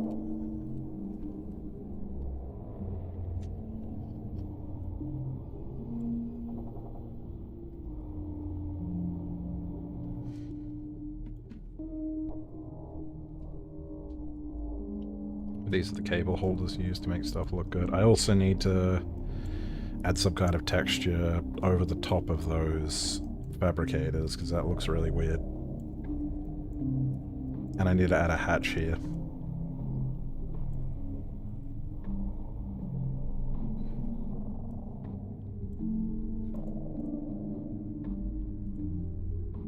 Actually, that doesn't look too bad.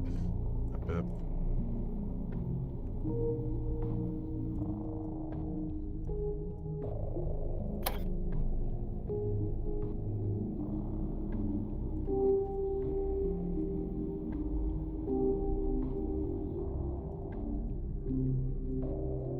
Oh god, I forgot about this bit. It'll be fine.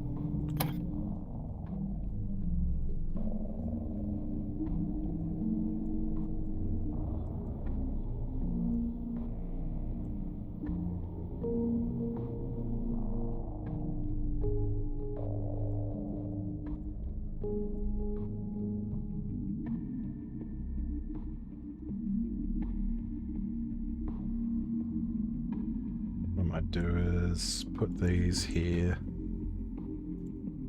Oh, you know what? Let's rotate some stuff.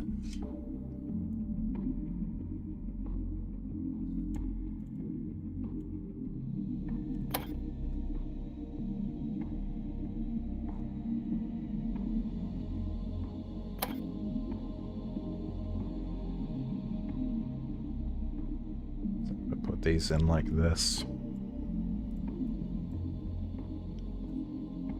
Put the poster about there.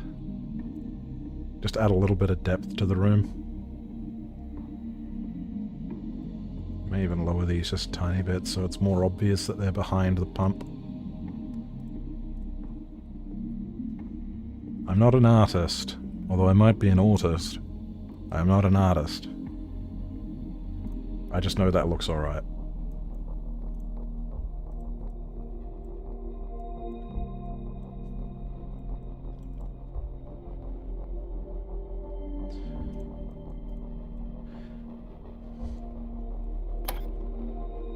You know what?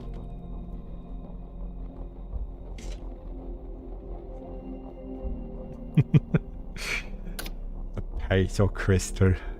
Of course. No. I don't like to use modded components because the mod could break one day and then all of a sudden my sub doesn't work.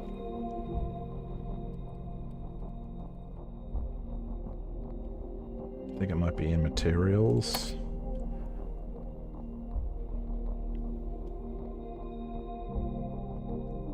Aragonite. We'll use aragonite.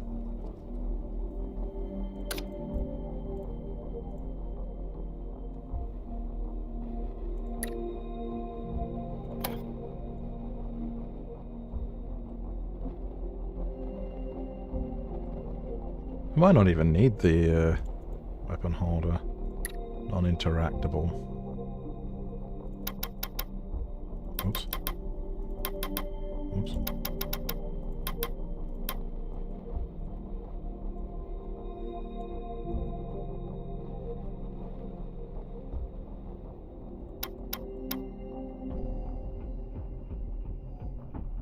At one point I was considering polling the stream to see if anyone wanted, like, particular game soundtrack on in the background. The track that's currently playing is Symphony for Hammer and Metal, which is the default theme for the sub-editor.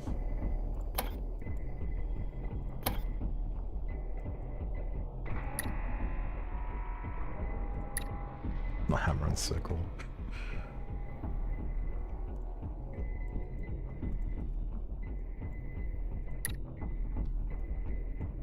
I think it's a decent listen, but I also am keenly aware that it has been looping for however long we've been doing this.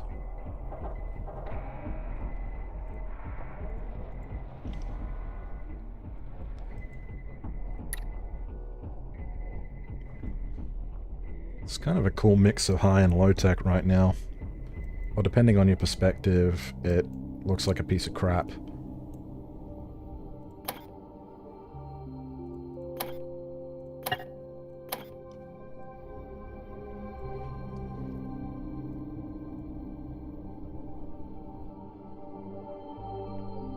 We've got red as sort of a bit of a theme for it. Oh, I didn't do the lighting yet. I was about to say we might be ready to test, but I haven't done the lighting.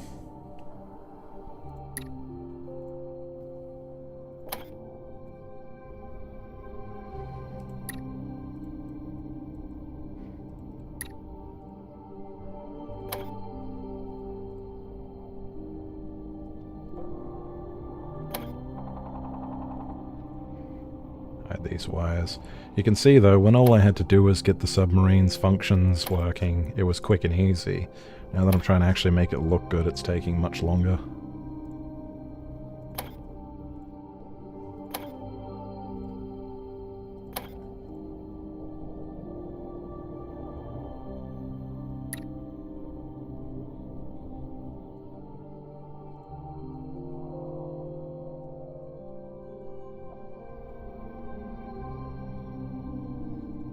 Should be functional enough to work right now, it's just, you know, no lighting is a bit of a tall order.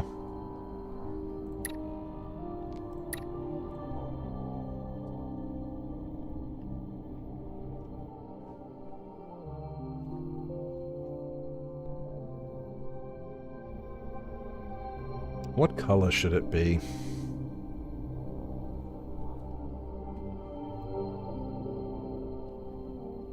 I guess we could just go with like a nice sinister black.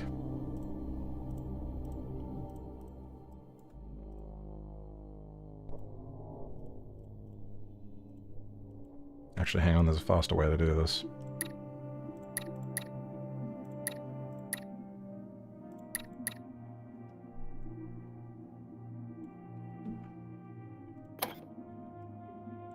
Maybe slightly red.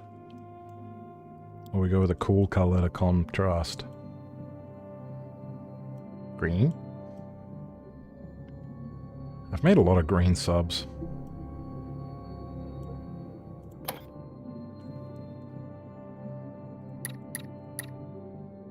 I kind of like this, like, navy blue.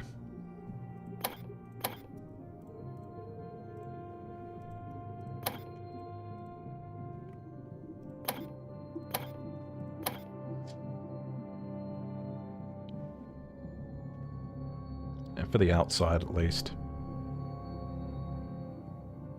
I like the contrast with the big scary crystals.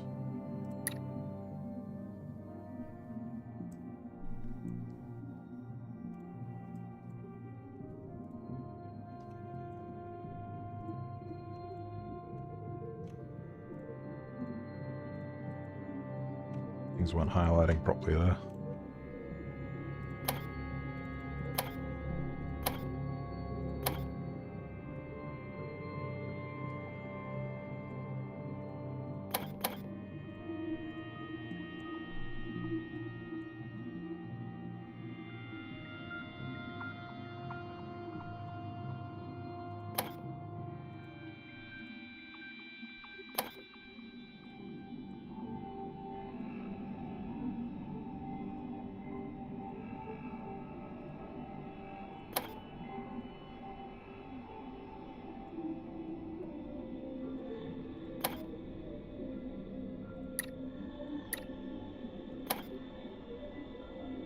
I'll put some lamps in.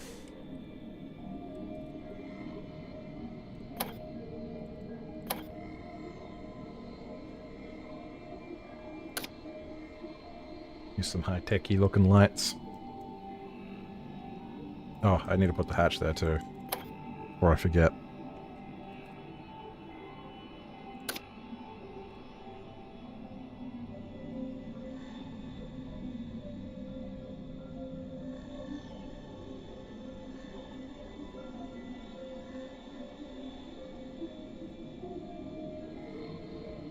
We already have a platform there, don't we? Yes.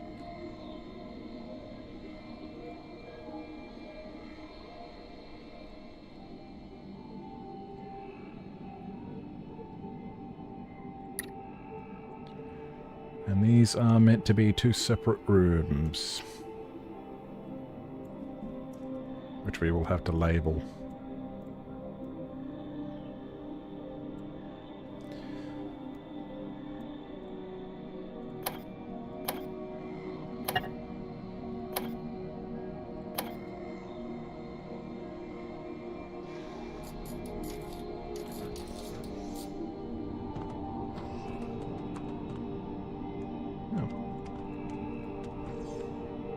Looks pretty good.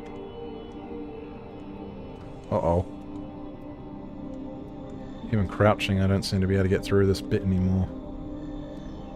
I think I need to raise the connectors. Just a little.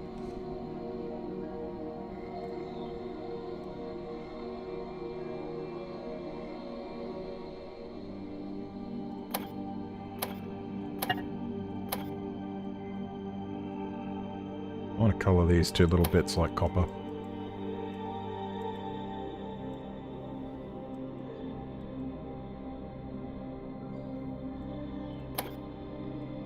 I like the idea that they're like nodes. Outlets or something. Whatever it's called. The things on the ends are batteries.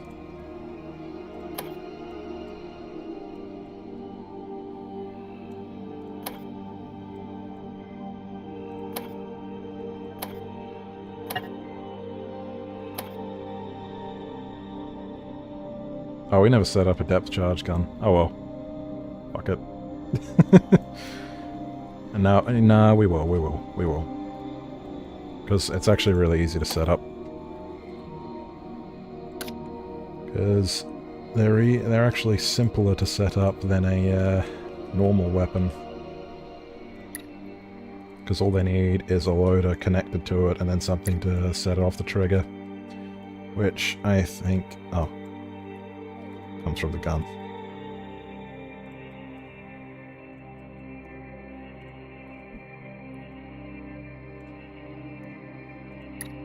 Which then we should change these labels to actually say what they are. Signal out, armory door. Signal 2, Launch depth charge.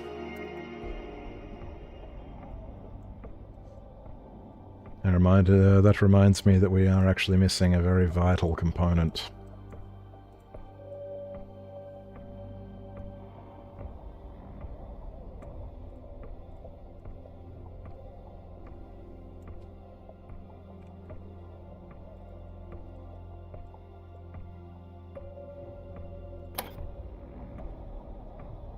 Ammunition shelves. Won't get far without these. No autofill.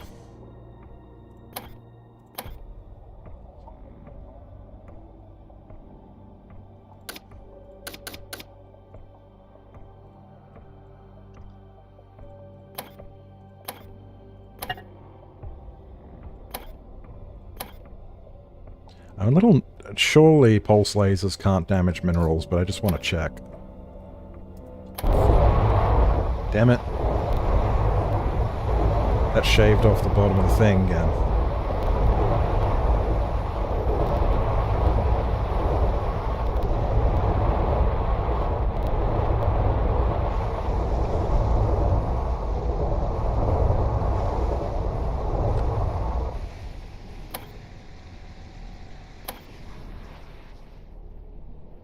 Yeah, the minerals are fine.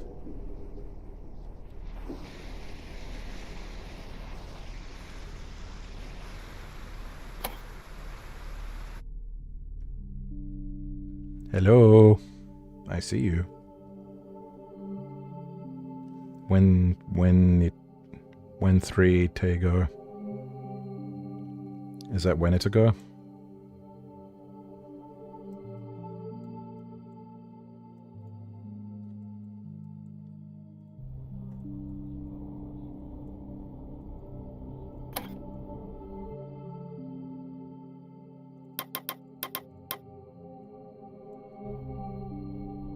I think this will look good.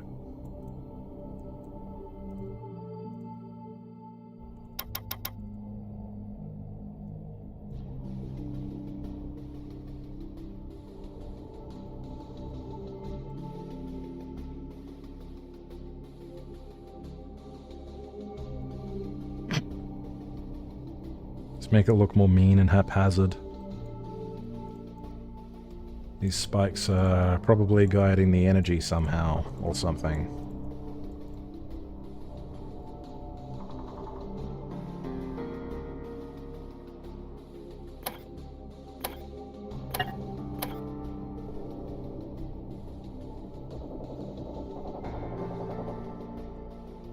I ought to flip these.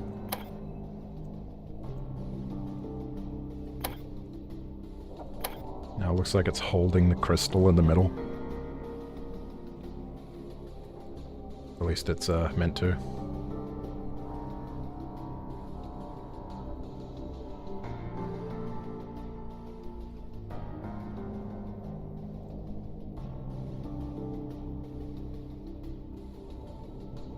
The big evil crystal.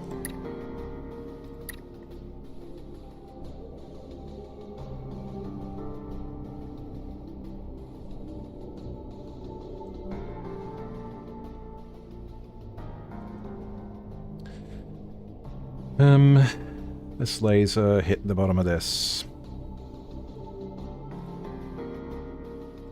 We'll just move them up a tiny bit, that should be fine. I bet you didn't hit the corner of this.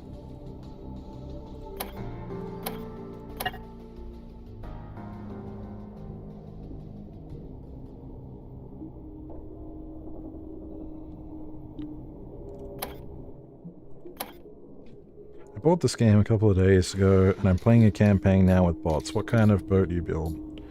What is your objection?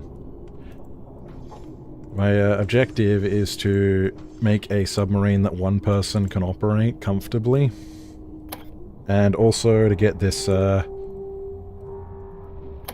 slightly crazy idea I had to work, which is a submarine that can melee with these lasers. Which it currently is destroying itself because the laser is clipping into the bottom.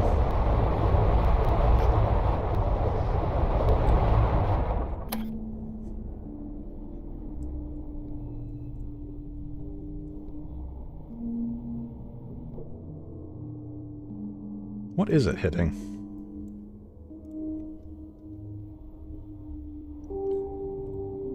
Oops.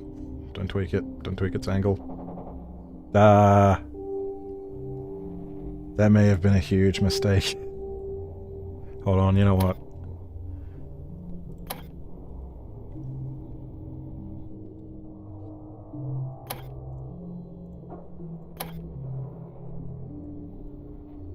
That's why you save often.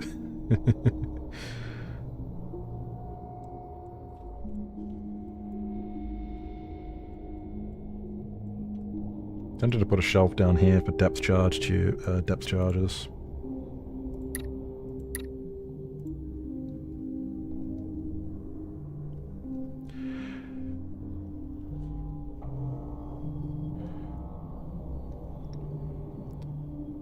This game seems very popular in Asia and Eastern Europe, I've noticed. Especially the sub-making part. So there's some really impressive submarines on the workshop that are in a language I can't read.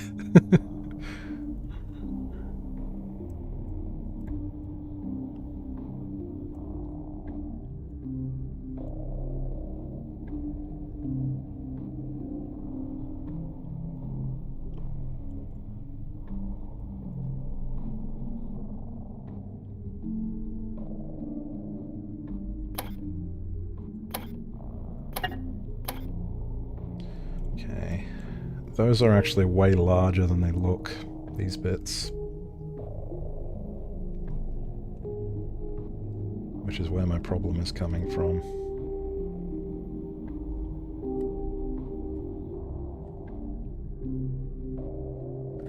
I wonder if I could get away with just not using it.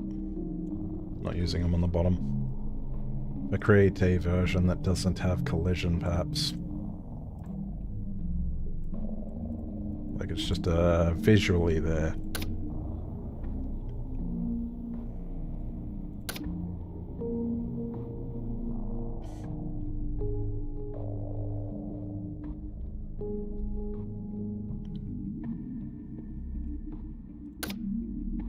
Some kind of small fin.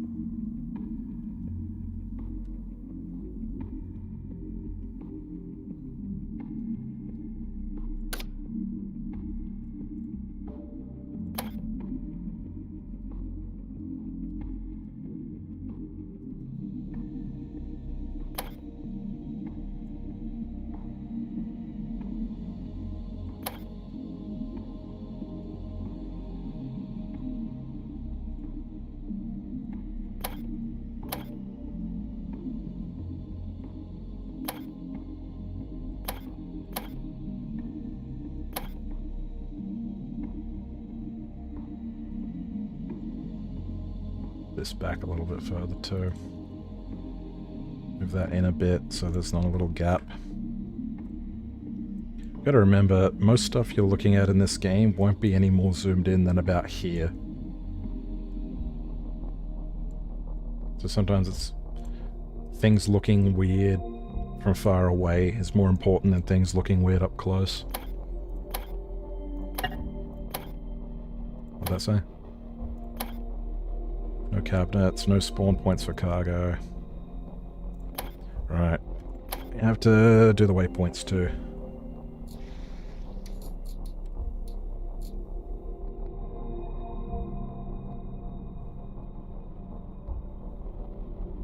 God damn.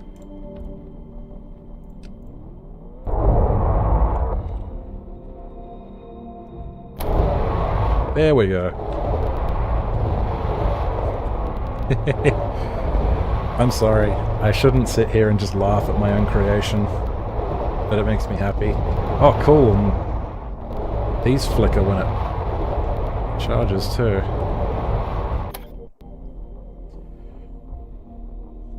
One person. Interesting. Sorry for my English. Are the lasers just killing monsters or to farm resources? I have no clue. Guess you're right. The game's very popular in Eastern Europe. Yeah. Yeah, the lasers are for killing. Lasers are for killing. speak Russian. There is so much content on YouTube in the Russian language about this game. You can't compare it to the English one. Yeah, I mean, I think even in the English circle, Initial Disu is the biggest Barotrauma YouTuber I know of, and he's Russian.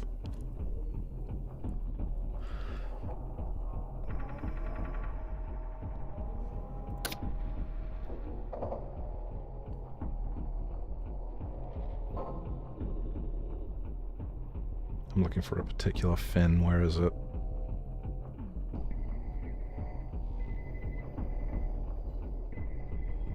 Where is it? There it is.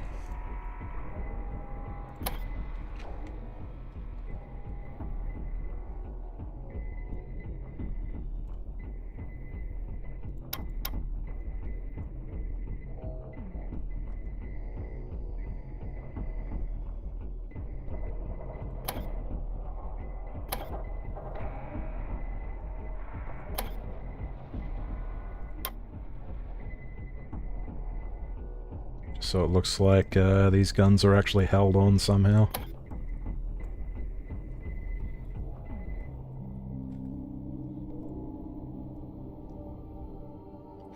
We're almost ready to test.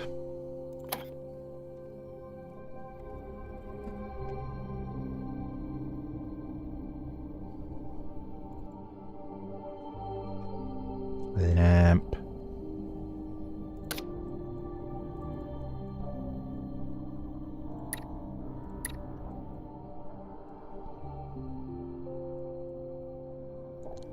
I kind of want to leave this room a bit dark, just so when the lasers are firing it makes them lighten their flicker really good.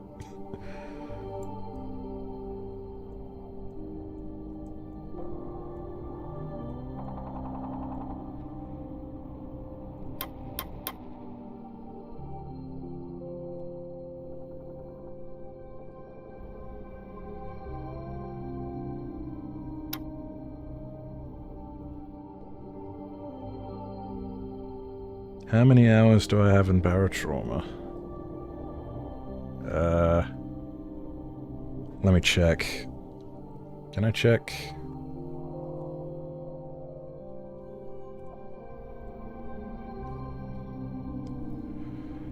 Uh, 1872. 1872. I love this game. I really do.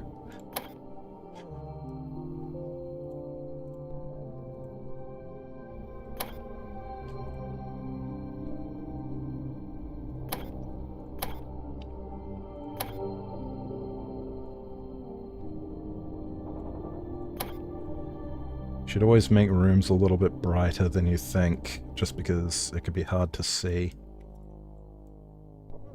when you're actually playing the game if you don't.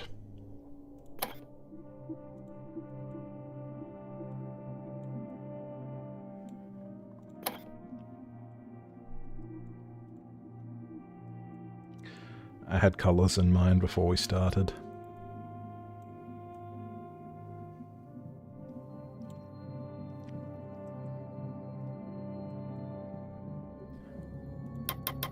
Another thing is you should try and lower the range of some of the lights so they don't intersect too much, otherwise you end up with hyper bright bits.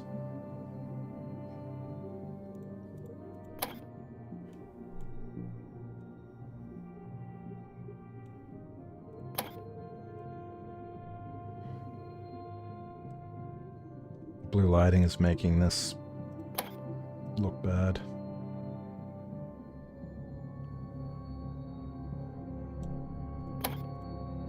So I may have to change that light to a different color.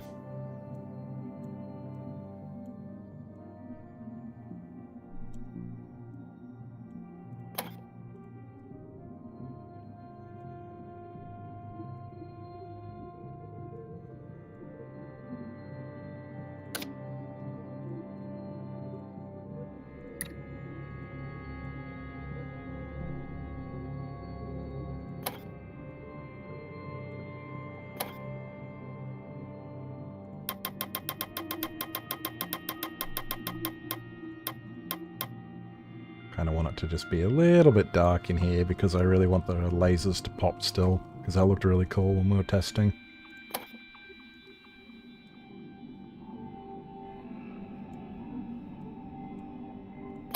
Blue for contrast.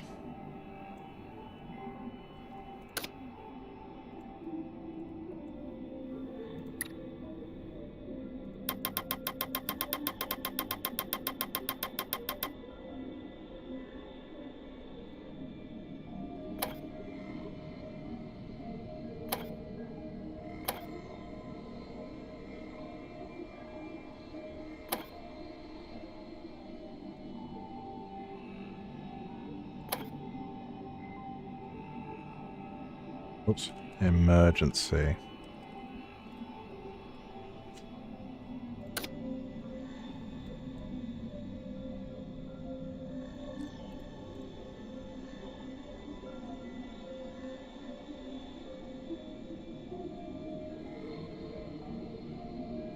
It's good to put a bunch of emergency lights around your sub anyway, just so when the power goes off you're not left completely in the dark.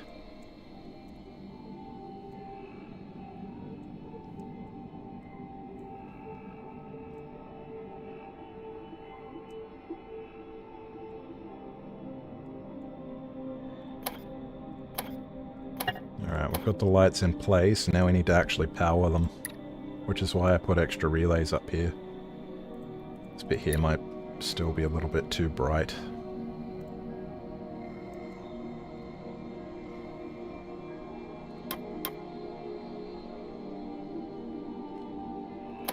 I like adding a slight bit of oh, that's too much. I like adding a slight bit of flicker to the electronics and the...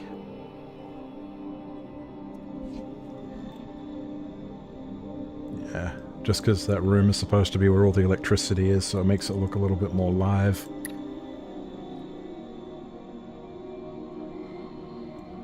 Oops.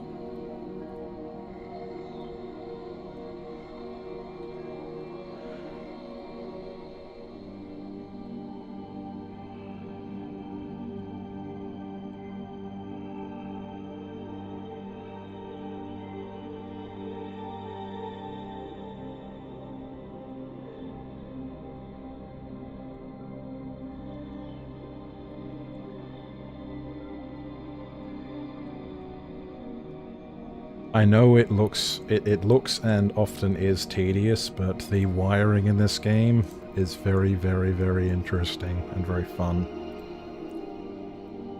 Do some crazy shit in it.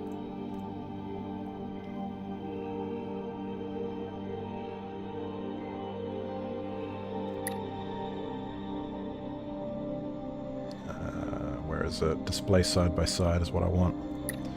So you can... No, I have to do it from this side, I think.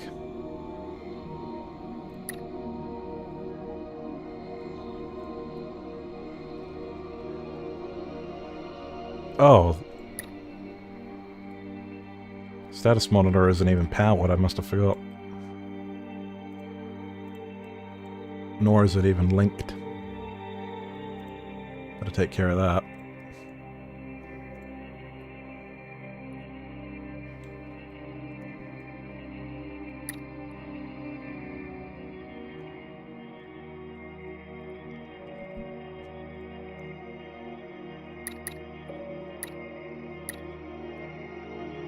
Why is that not showing up?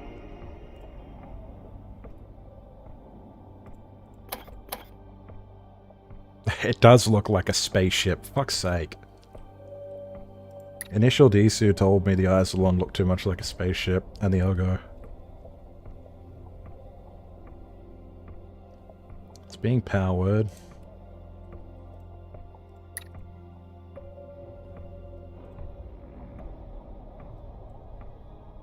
Oh.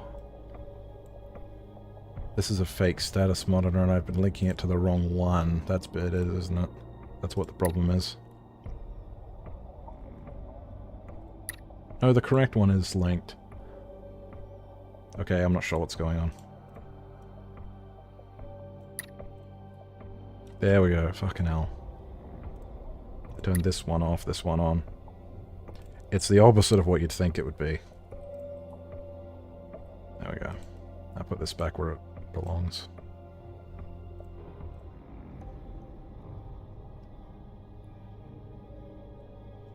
Oops.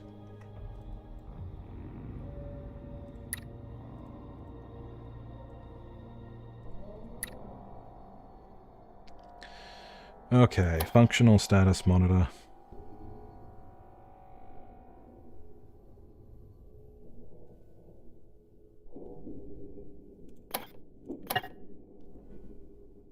It's ambient. To be fair, the atmosphere in this game is so strong. Yeah, it is. I love the soundtrack to this game.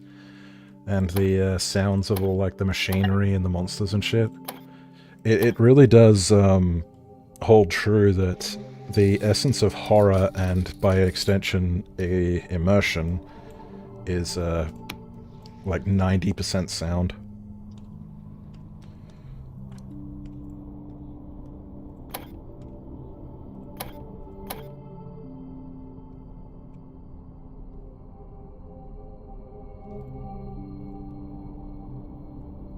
Okay, this all looks to be functional now.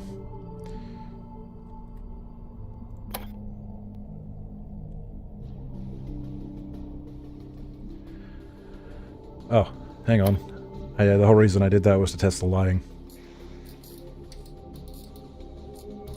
I wasn't even paying attention.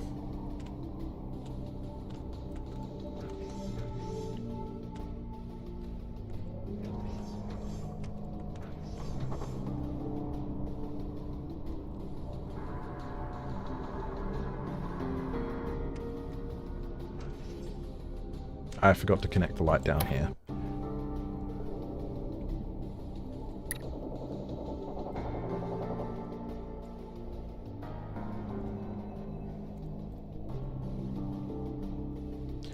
It's a shame. The game has some really, really good soundtracks, but a lot of the time it kind of gets overshadowed by the Monsters Nearby track, which just kind of sounds like an entire orchestral pit suffering from constipation.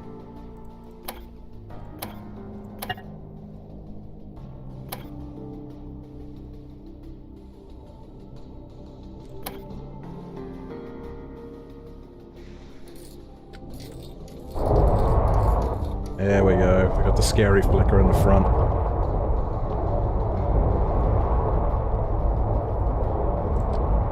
Not that you need a reminder that the thing's going off. I think it's pretty fucking clear.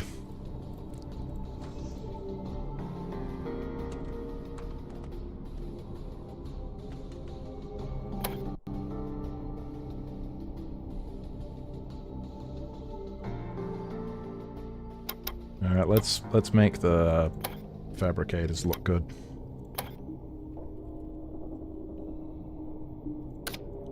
I think I might cheat.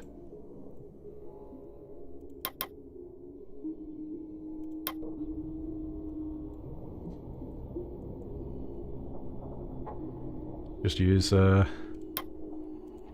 this device over and over.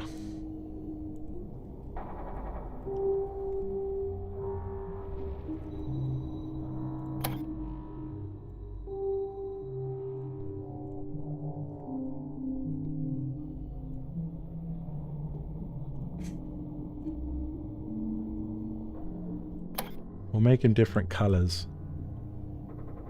Oh, that looks bad. Trying to color over things that are red, it never looks good.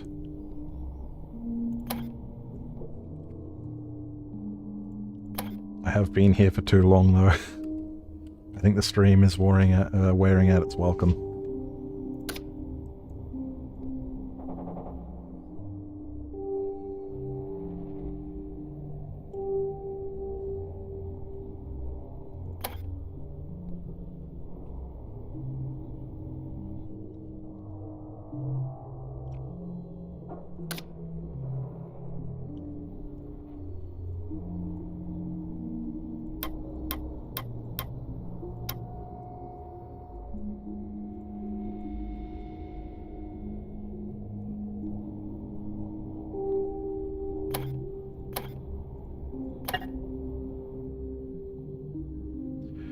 I'm not sure if there are mods on the workshop that fix the monster nearby track, kind of playing over everything.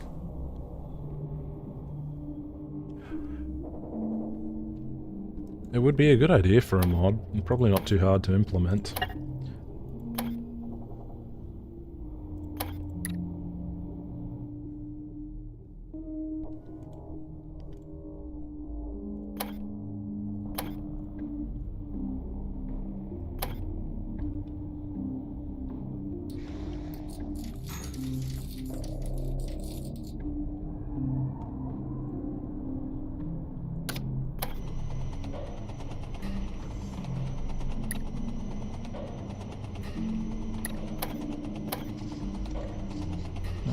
That looks pretty good. I could probably make the lighting... I'll make the lighting more prominent when the machines are active, I think.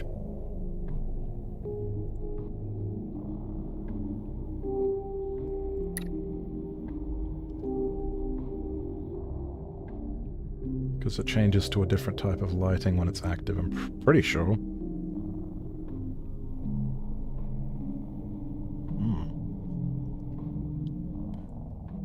What do you expect from the new DLC from this game? I am cautiously optimistic. A lot of the stuff they seem to want to add to the game is stuff that's kind of on the workshop. There's some barotraumatic stuff with the faction that they're adding, for example. Like modifying genes and doing cybernetics. That's neurotrauma and barotraumatic. Or it might be actually it might be dynamic Europa.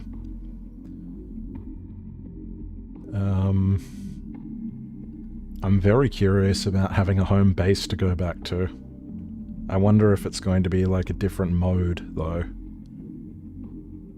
Because by default, you can pick between sandbox, like just go around to visit stations at your own pace, and then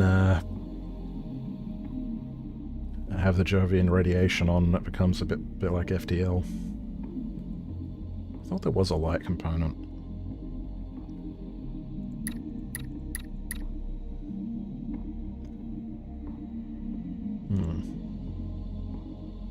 Yeah, doesn't matter.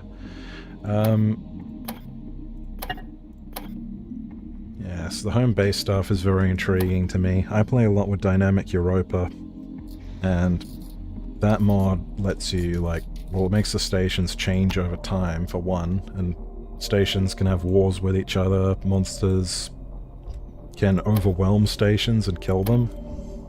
There's tons of interesting stuff in that mod, so I hope they take inspiration from that.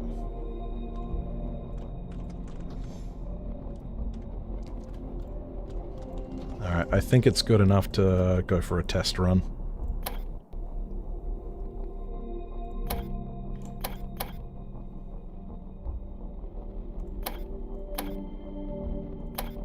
Yeah.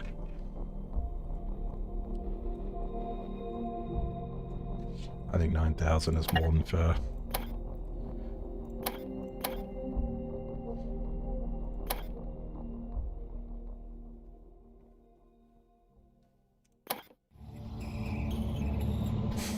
It's ended up looking a bit ugly, hasn't it?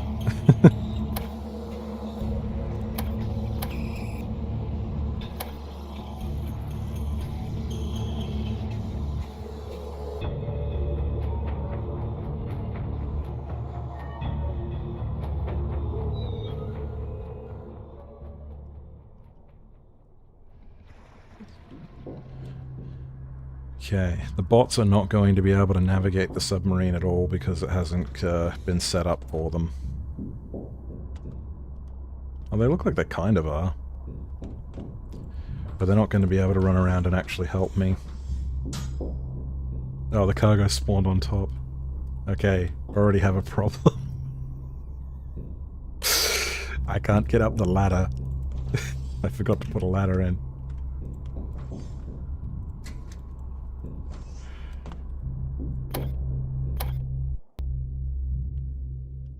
Alright, well there's the first test run.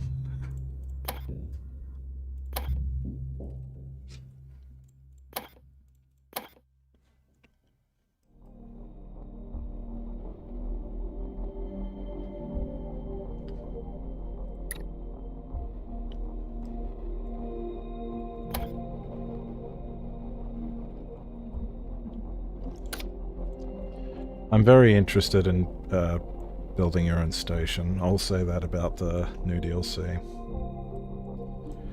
It's taking them quite a while to make and release it, so I hope it is going to.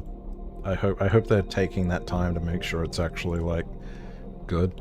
I am a bit nervous about it breaking a bunch of the mods that I like, because that's usually what happens in games like this. But I think they said they were specifically going to make sure that didn't happen,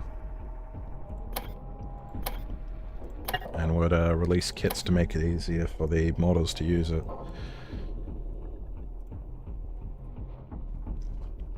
The devs of this game are great. I'm pretty sure a while ago they said that once the game's finished, they would release the entire source code for people to make mods with. Which is something I wouldn't expect from basically any developer.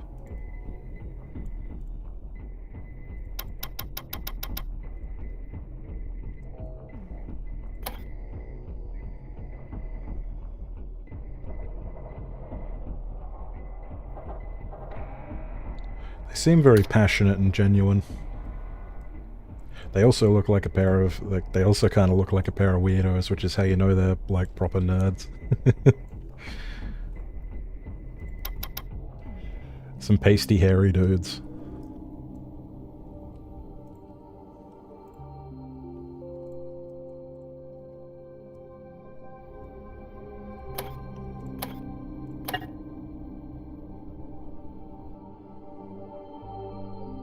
There is a worse boats out there in the workshop.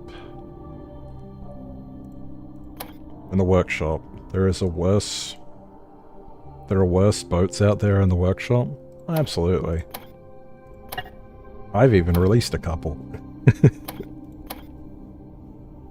Okay, let's try that again.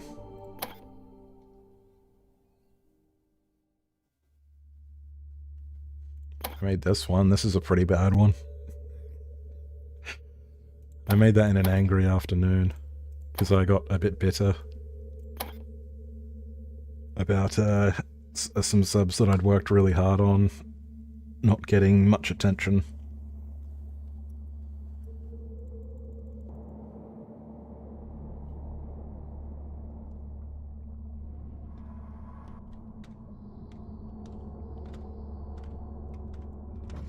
Okay.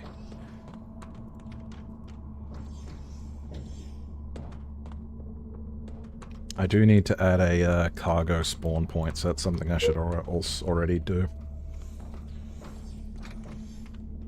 Just want to quickly grab some missions and go attempt them and see if I can make it through. I haven't gone through and made a bunch of the different parts of the ship invulnerable yet, which is something I should do for the sake of not completely overwhelming a normal player. But now I'll just have to play like a bit of a superhero. I also need to add a fuel gauge.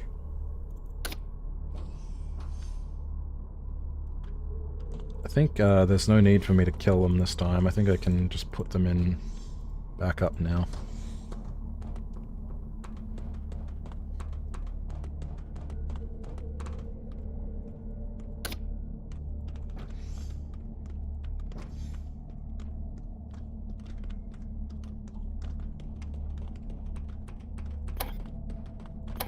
Oh, maybe you can't in single player. You can't bench them. Oh well.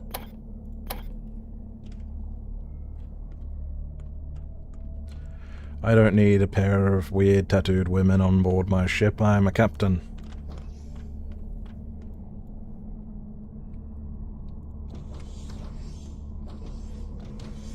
Actually want to leave that open.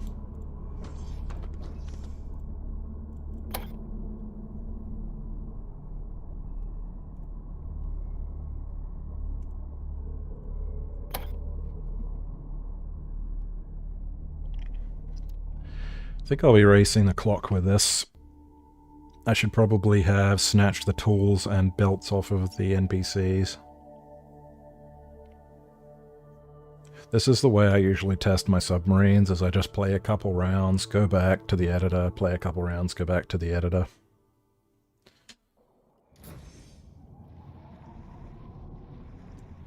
I'll just make a note on my end. Add a fuel gauge. Make some bits invulnerable.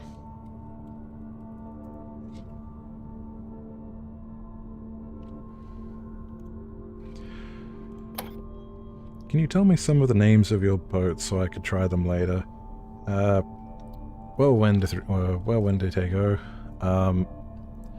I have a video for most of them on my channel, but in terms of the ones that are actually good, I think the Nosorog, which I hope I'm pronouncing right, that's actually a Russian word, isn't it? There's the Nosorog, there's the Anglerfish Mark II, there's the Hammer of the Deep, and there's the Isolon. Those are the good ones, I think.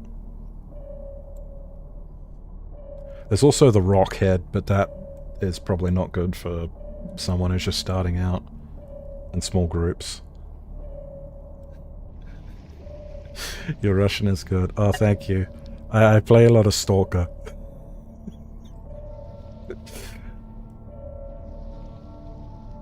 I won't start doing the cheeky bricky thing because I'm sure it annoys me as an Australian when people say shrimp on the barbie over and over. I'm sure as a Russian, cheeky bricky gets fucking old, right?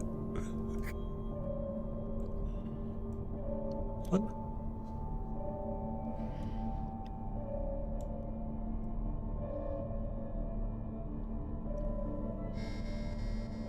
Oh, we're detecting a creature. There are creatures inside this beacon station which I can't see on the sonar. The creature detector at least works, though I already know it did because I ripped it off another sub.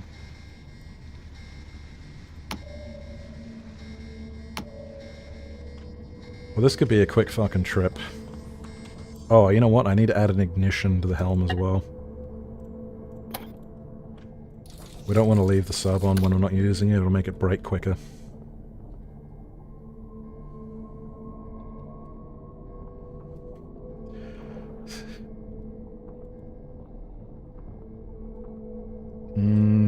I need to bring a weapon, a fuel rod. These are modded guns, but I like them and I actually think they're quite balanced.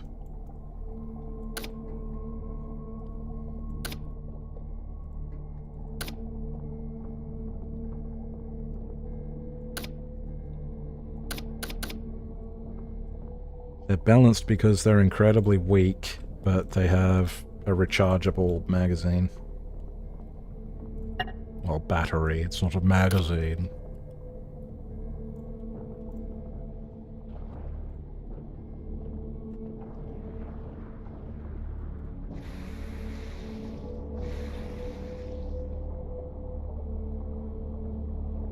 I thought I parked a bit closer. Oh. Ah. The water is not draining because I turned the ship off. That's fine, it's landed more or less where I need it to go.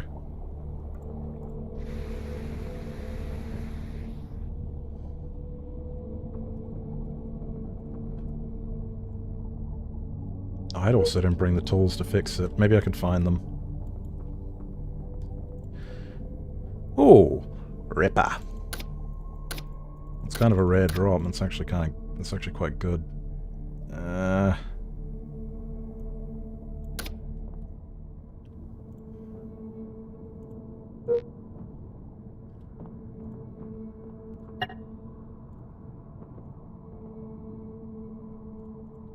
Well, there's a wrench here at least.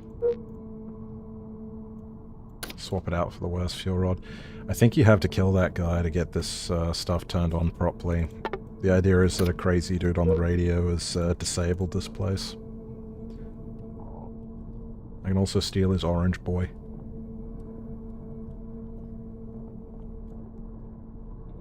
No matter what you say to him, he goes nuts, so I'm just gonna shoot him.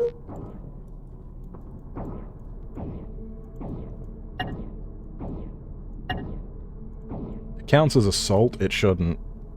First of all, he's wearing a bandit outfit. Second of all, he's disabled a station. Another thing about these is they kind of work well as stun weapons, because they do, They do burn damage, which doesn't make you bleed out, so they just die very, very slowly. They'll suffocate once they've been unconscious for a while.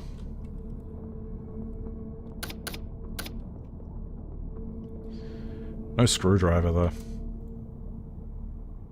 I wonder if it's so damaged. Can I just turn it on? Nah. Alright, I've got to get a screwdriver from my ship.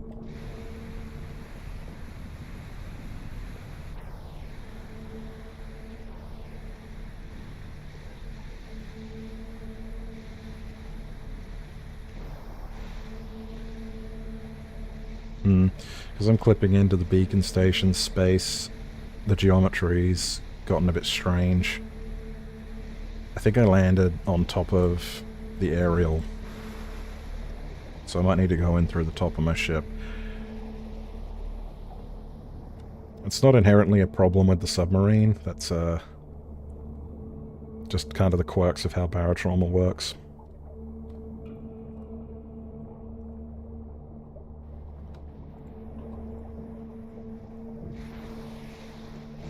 Well, at least I know I set the doors up correctly.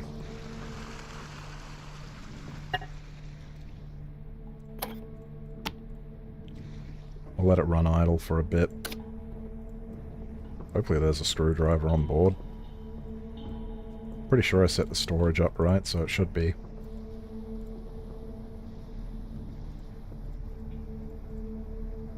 Okay, there is. Good.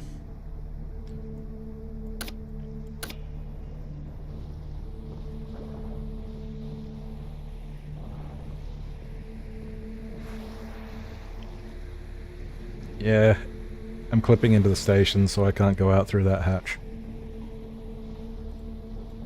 All the lights are off still. Why are all the lights off?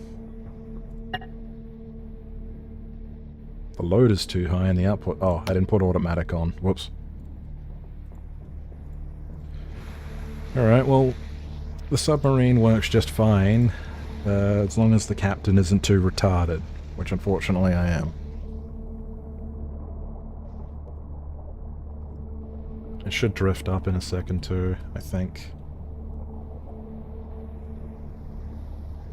Yeah, it's slowly lifting, which will get it out the way of this bit.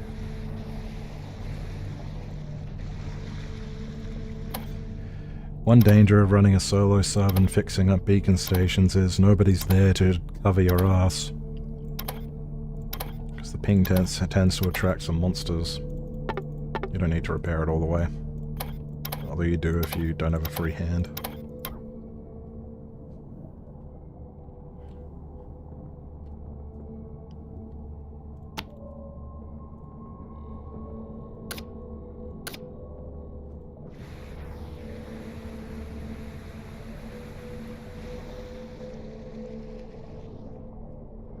I can just get straight into my ship and defend it, hopefully.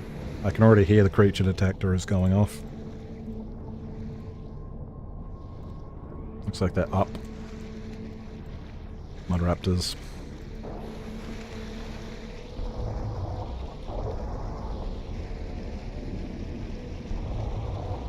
One of them's already inside, so I'm gonna just have to deal with him.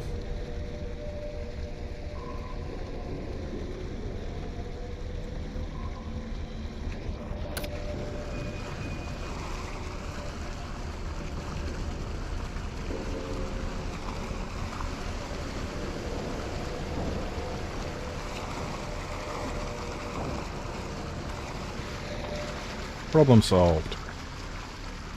Set the ship to go up a bit higher. Oh, there's a question. Are there any welding guns on board? There are.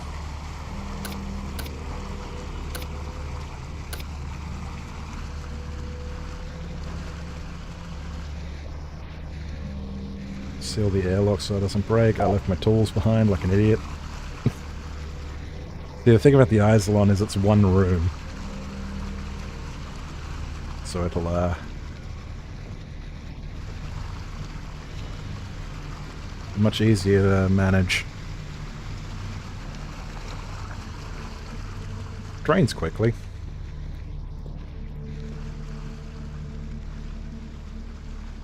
Things I don't need. All of this stuff. The Ripper looks impressive, but it's not good enough to actually fight most things you encounter. It's more for stabbing your friends, to be honest.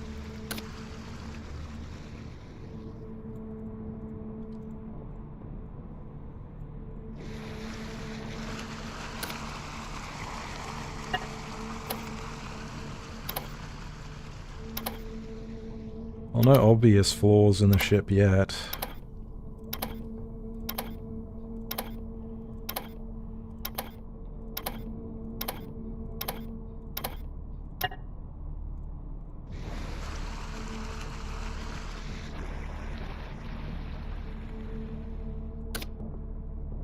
Even got a mud raptor, which we can now shove directly into the deconstructor.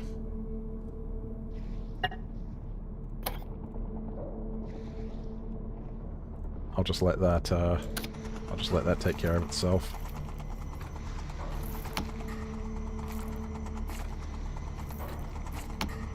So there's some minor damage up there.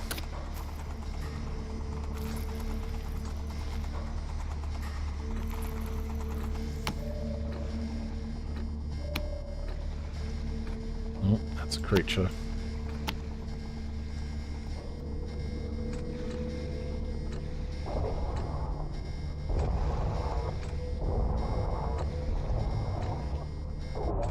I love the smell of lasers in the morning. It smells like ozone and victory. Oh shit, that's something big in the front. Hammerhead? Well, you know what? I am also hazardous to be around.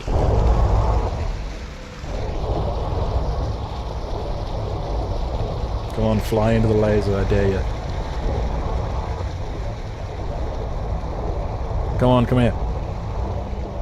Yeah, eat shit.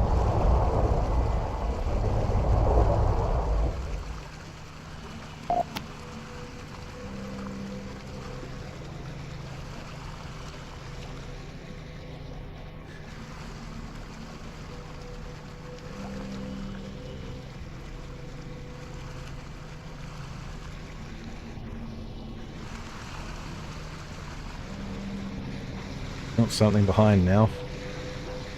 Creature detector's basically constantly blaring. I'm starting to tune it out.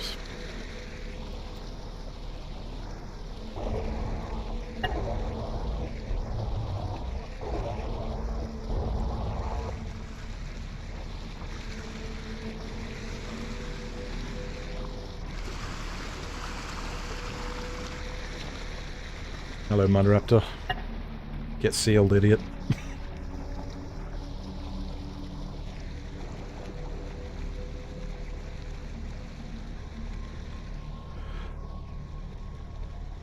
Relatively small amount of surface area for the hull means it's at least easy to fix it quickly. The Isolon had a emergency self-repair, which might be something worth me adding.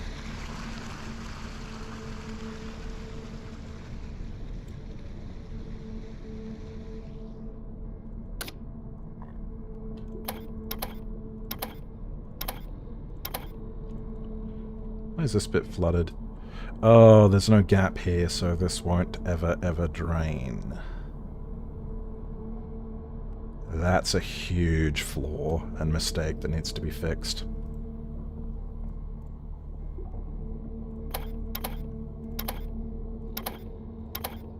So let me just add that to the notes. Make sure there's a gap in the rear engine room.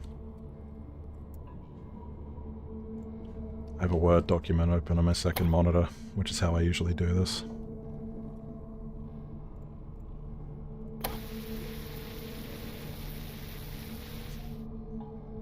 No electrical skill either. Might even be worth if you were to try using a solo sub, just playing as a mechanic or something instead of the captain. A little bit more maneuverability in the sub isn't really going to make that much of a difference. Is that so flooded that it means we can't raise? That's the question.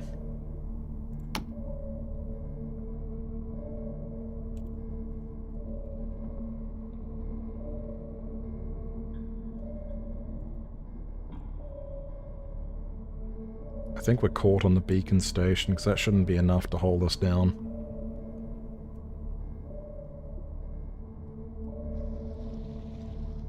It's also possible we clipped into the beacon station and now have to restart the round.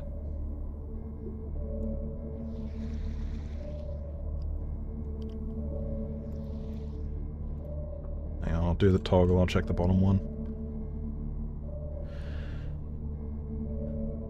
Yeah, that's, that looks like we're impaled on the aerial. I think we are clipped into it. That doesn't happen too often. It's this particular beacon station is kind of bad for it, and I'm pretty sure it's modded. And we're detecting a creature. Can't really see because of my headlight though.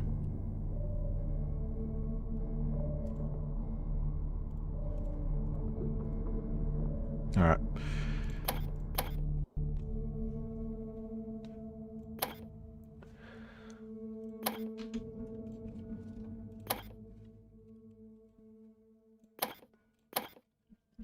We at least know some things to fix. I hope you enjoyed that brief reprieve from the sub-editor theme because it's back, and it will be for a bit.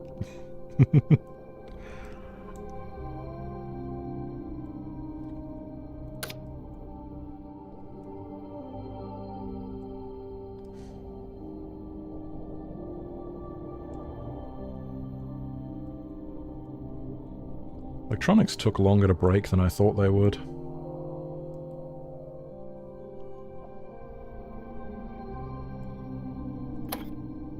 Display. Text. Display.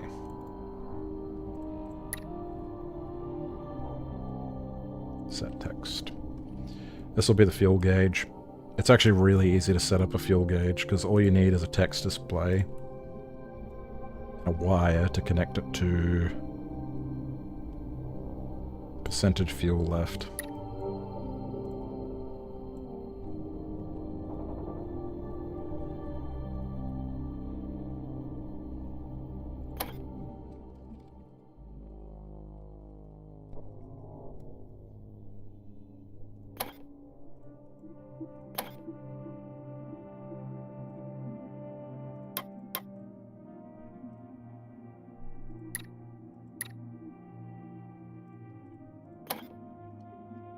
And you can do that outside of the sub-editor too, which is one of the reasons I like it. There we go.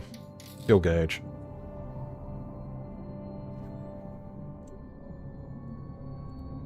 Let's burn some fuel. It should tick down to 98 in a sec. The more power we draw, the better.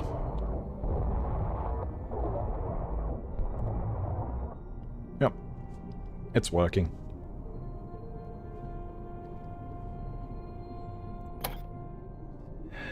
Gap in the engine room, add a fuel gauge, make some bits invulnerable. I didn't really have enough time with it to see which bits needed to be made invulnerable. I think the supercapacitors should be vulnerable.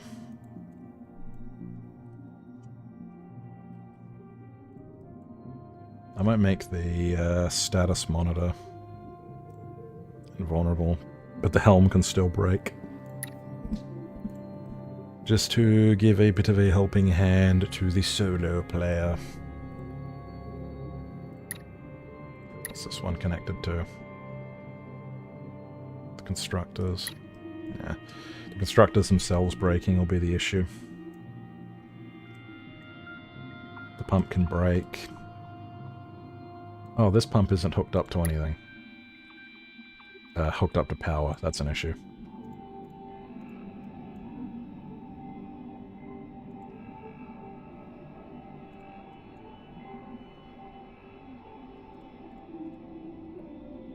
I don't think we have any direct connections.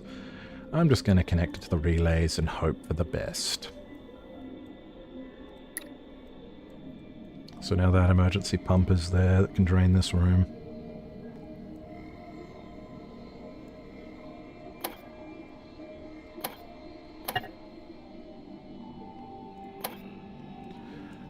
Alright, another thing to check. Now breaking every device on the submarine. Because sometimes a device can be in an awkward position and be impossible to repair. So, this is something I do to make sure that you can actually reach everything. Yeah, we can reach that.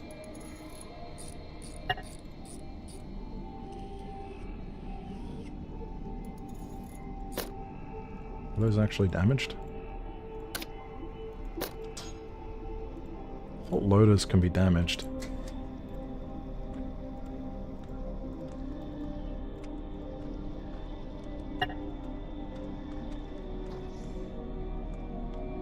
Engine can be repaired. Oxygen generator you can't reach, but it's invulnerable anyway, so it won't matter. That pump's fine. At least mechanically wise, everything looks good. The only reason I might need to repair the cabinets is because I have a mod installed that makes them breakable.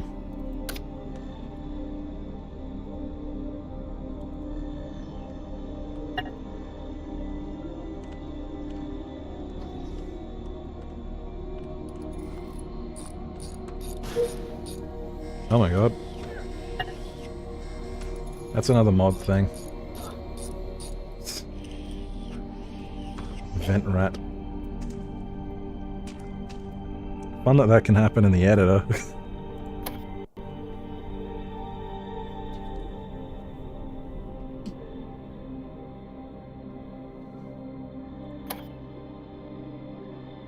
Actually, no, I can just... Condition 100.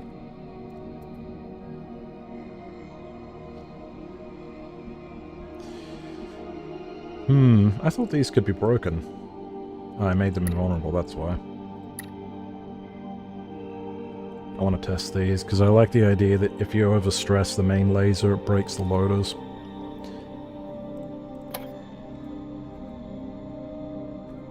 Since I have to try and find some way to make these balanced.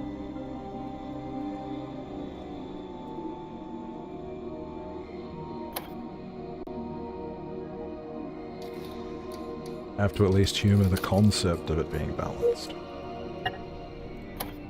Yep, you can repair the upper one. Can you repair the one on the ground? Yes. Okay.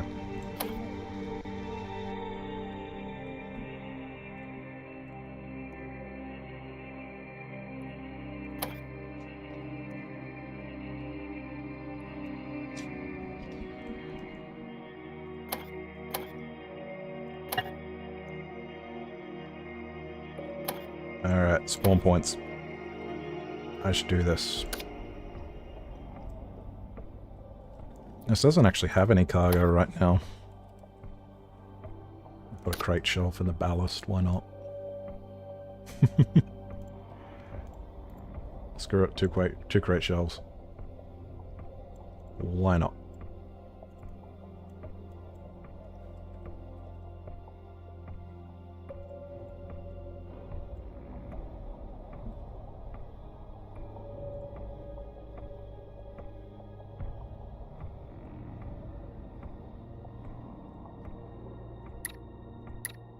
Looks alright.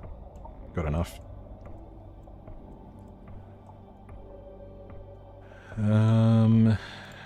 And the final part, which is incredibly tedious to watch, so I might not do it on stream, is waypoints. Which, if you are not familiar with, this is how the AI know where to go on your submarine. They will try to get to one of these nodes from another node. So, you gotta set these up correctly. There's a few quirks. When you auto-generate it, it just completely loses its mind whenever it's against a ladder.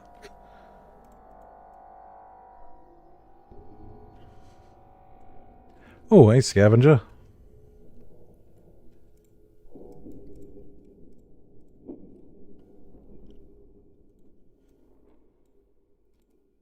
Yes, it's not forever winter today. It's the thing I started my channel on, which is paratrauma.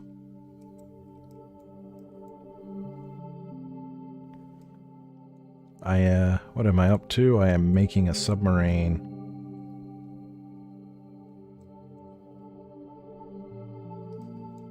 And it is almost done. It's got some silly gimmicks.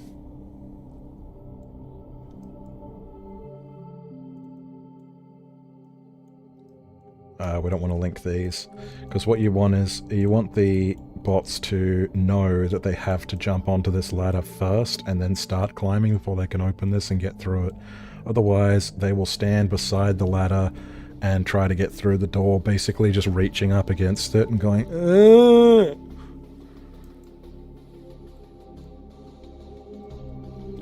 The bots are incredibly literal in what they can access. They don't really think on their own, they just travel through the nodes.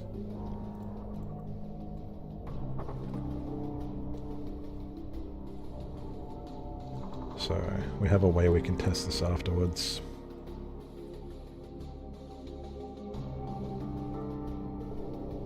We don't want these to connect. That looks better. This can be very, it can be very pleasant to just kind of turn your brain off and do this part, honestly. Because it's very monotonous. Thing is though, if you start having problems with the pathfinding, it can be incredibly frustrating. See, we'd want the opposite nodes to connect to each other and not just the ladder, because otherwise the bots will think if they get here and there's no node that goes past the ladder, they have to climb onto the ladder before they can pass, which will either trip them up or get them stuck. So you have to have the option to just go straight past it.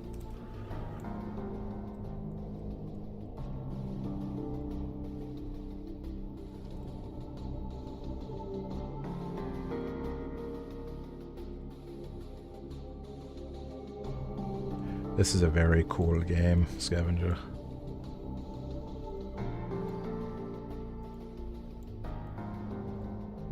I think if I put the nodes low enough, the bots will actually crouch to get under this bit, which would be incredibly funny.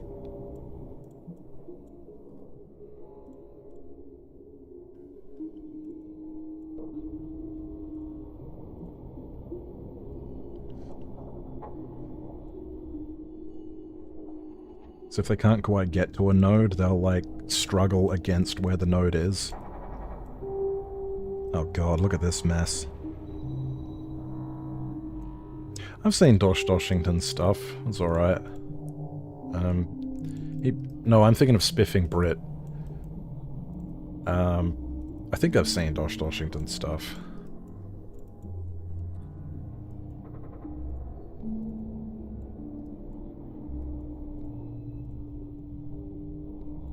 I can't remember what Doshington's done. I've definitely watched his stuff. The name's familiar, at least.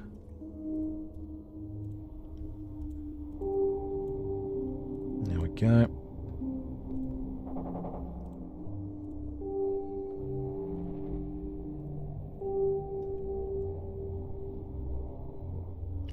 Also, see this? See how the door icon is green? That means the bot thinks he can just open that door to get to another room. You don't want that on an airlock, you want it to be blue, so the bot knows that if they open it, it lets water in.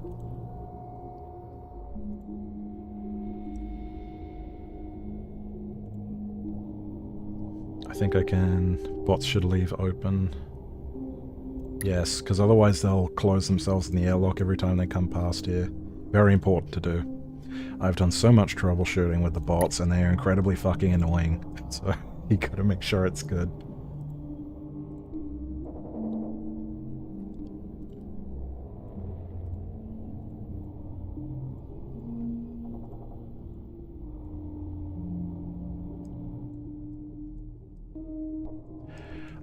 I kind of find watching people play Barotrauma frustrating because I feel like a lot of people, like YouTubers in particular, they don't do it justice when they play it. They sort of just fuck around on the ship and never get through a mission. There is so much to this game that nobody ever sees because of that. There's like whole biomes, monsters, and then that's not even talking about mods. And there is a lot more to it than just, you know, getting sunk over and over and everybody dying. The best feeling in the world is when you're playing with a group and everybody's just like doing their job and kind of locked in. and you actually just get through entire rounds without catastrophe striking because everyone's just like locked in doing their shit.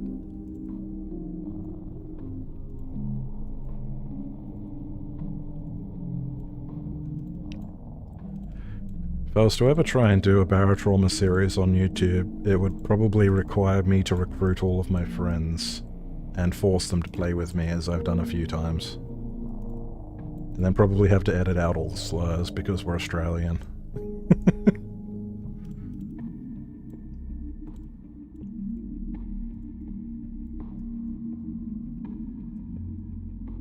Alright, that looks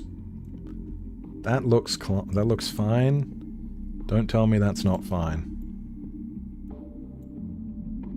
That looks mostly good. So there's an easy way to test this. Mike. No worries, mate.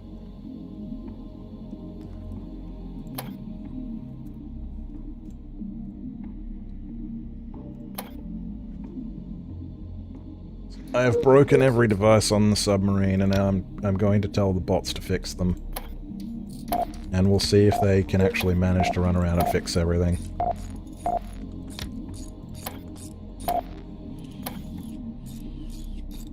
And this is a good way to test if the pathing is right.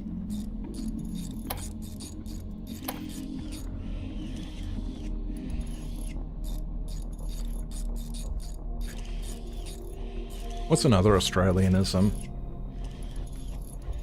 Fuck off. Fuck off. I've heard that plenty of times.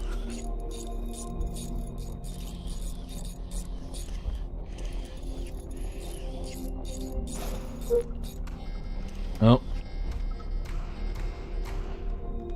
The vent creature came out.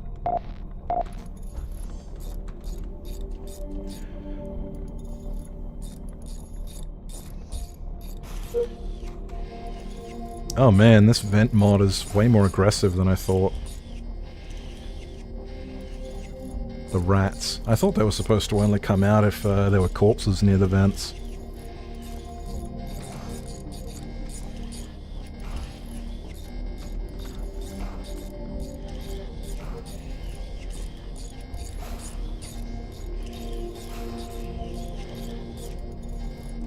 A lot of my family members went to Australia. I'll say what I say to most people who come here. It's a great place to go if you want to avoid responsibilities.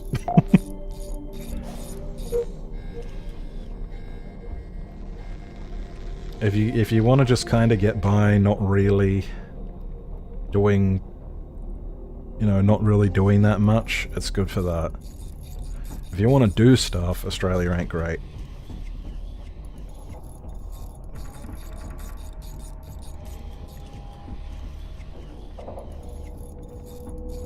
Like, if you want to have good internet, if you want to have a good career, if you want to have a good standard of living... How do I make money? I used to work at a gas station. Currently I'm neat maxing, which is why I'm doing YouTube and actually trying much harder at it.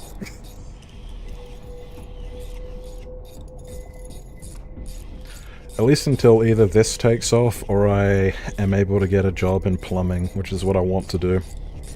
Well, what I should do. I would love to be a YouTuber, but there are a lot of YouTubers. We're running out of plumbers.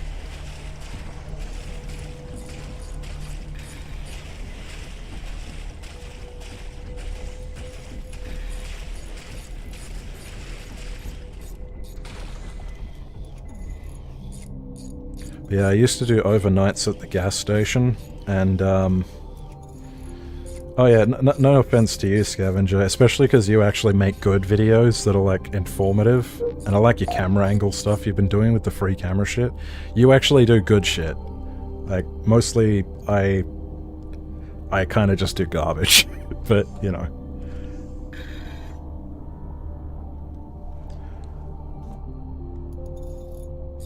I love your content. Well, that's very nice of you to say, Scavenger. But yeah, not to Fed post, but the reason I had to leave the gas station job is because shit got really bad. I'd done it for five years, which was overnight, and it's in a pretty shitty area. And I'd experienced 3 counter jumps, and I've been in 5 fights. So yeah, and the incident that made me decide to leave, I wasn't even present for, because I was already, like, kind of stressed and neurotic all the time. But the bit that I ended up having to quit for, it was basically when I wasn't around, there was a fucking gang fight in the parking lot that spilled into the station. And people were pulling machetes and shit, and I watched the camera footage, and it was pretty gruesome. Like, paramedics had to get called, there was people laying on the ground shivering. Horrible shit. Stuff you don't really want to have to see. And I was doing overnights there, so I was like, look, I'm here by myself all night. I can't do this anymore. Did it for 5 years, which is longer than most people last. Most people don't last a year at that place. Australians or foreigners? Now, Scavenger, that's what you call a loaded question, because if I answer that truthfully, it's gonna make me look bad.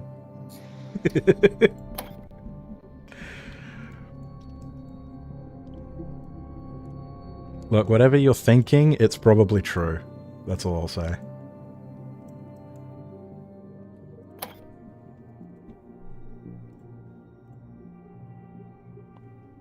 Okay. It seemed like they were able to repair all the lower rooms, but they were struggling with this. I'm German, man. I know the answer already. Hell yeah, Scavenger.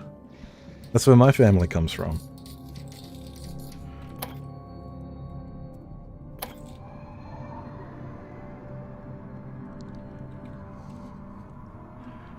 Good to know there's a fellow blockhead around. Making Forever Winter content. Germans seem to really like Forever Winter, at least from my personal anecdotal experiences.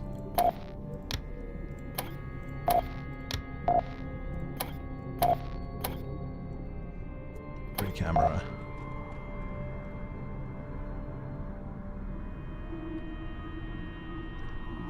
The bots seem to be having trouble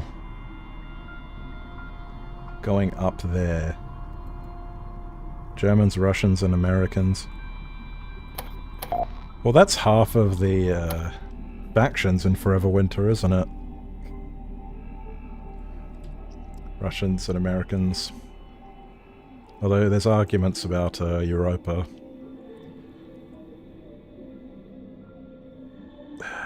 Okay. Waypoints.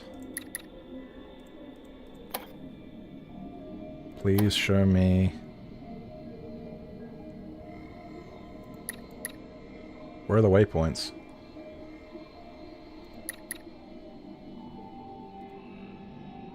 Did I delete them by mistake? Oh, god damn it.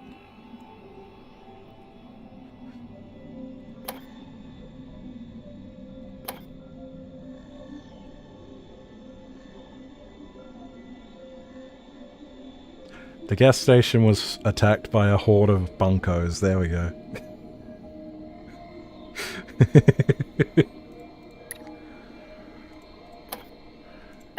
I must have deleted them somehow. How did I do that?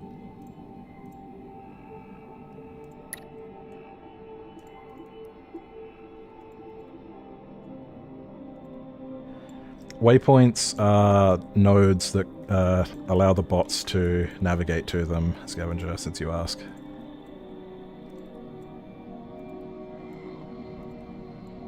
So, the reason the bots were just standing there is because they didn't have waypoints to follow.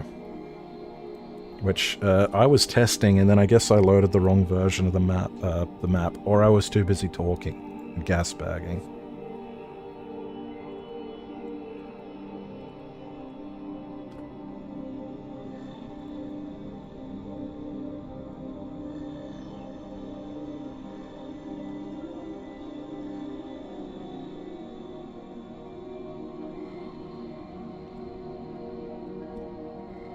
Okay, we'll just do this all over again. I'm sure it's incredibly riveting watching.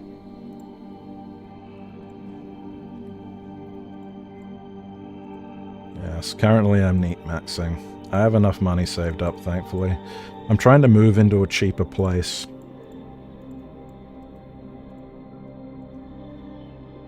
Trying to move into a cheaper place so I can more easily afford to get the training for a better job.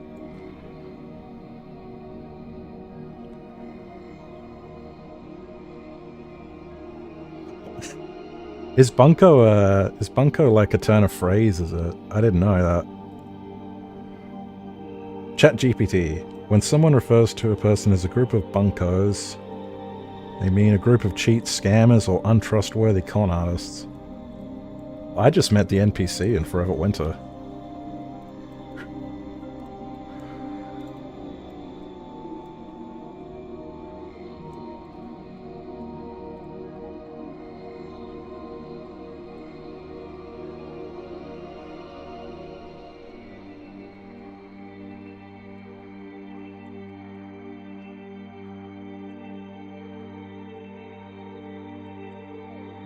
Yeah, you know what bunker looks like.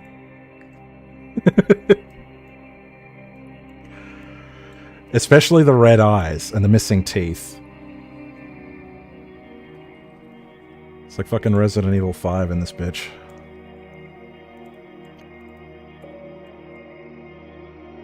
You're making brilliant content. I'm a sub on your Ko-Fi.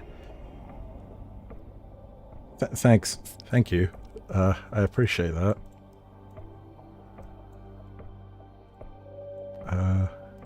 That's very generous of you.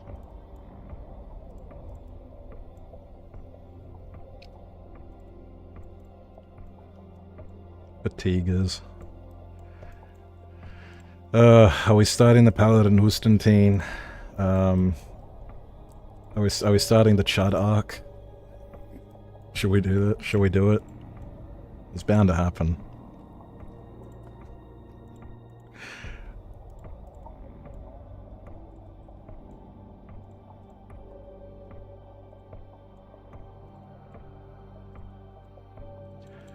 I get tired of politics being in everything, to be honest. Which is, you know, why I play games in the first place. So I don't really want to make my channel about that. But I am an opinionated motherfucker, and there's a lot I could say.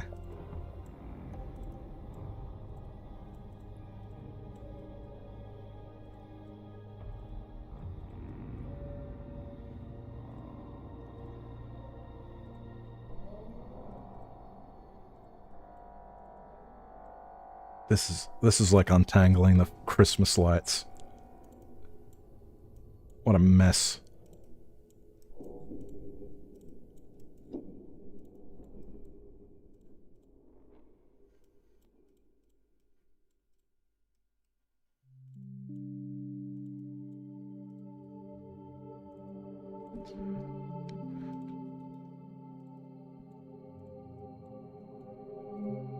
Alright, link those. Because what we don't want, I think I already explained it earlier, but it has been like 30 minutes, so people might have filtered in and out. You need to be very literal with the waypoints.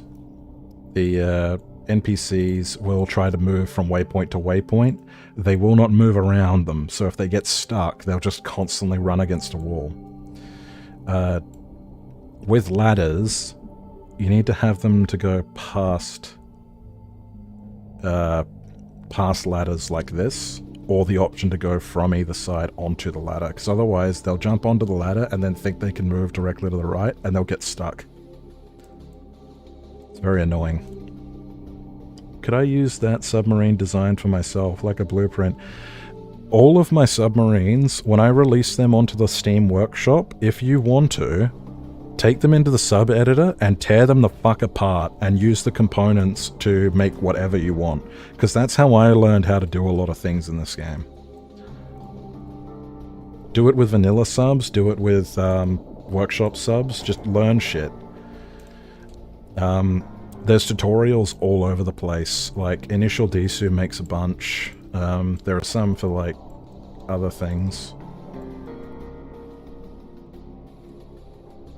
Reverse engineer everything. That's the best way to learn.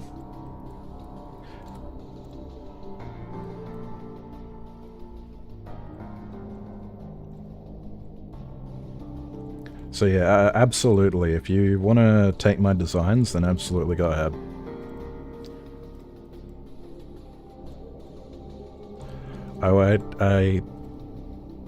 We love seeing new submarine designs, especially ones that aren't just a dugong but a different shape and different shape and you know, we want to do actually unique sub designs if we can, and some of them are kind of hard to pull off.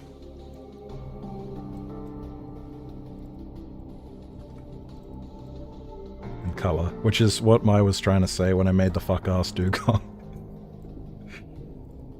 I was taking the piss out of the concept. It's fine when you're learning, but the workshop is saturated with, like, featureless tubes. Like the Chinese. Well, like any time technology gets around, you know?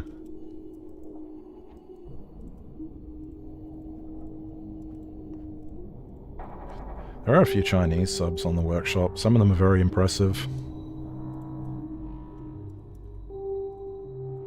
I feel bad for the, like, the creatives in China. It doesn't seem like a good place to be if you want to do something other than get squished in a factory.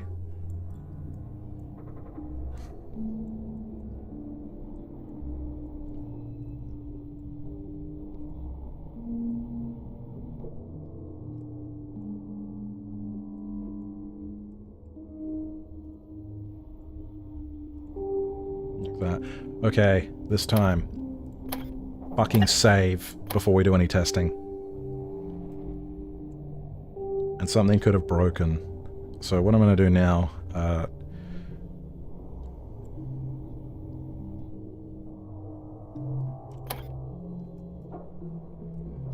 Alright, now, because I don't want to have to deal with the fucking vent monsters, right-click, select matching items, hang on, shift, right-click to get extra options, select matching items.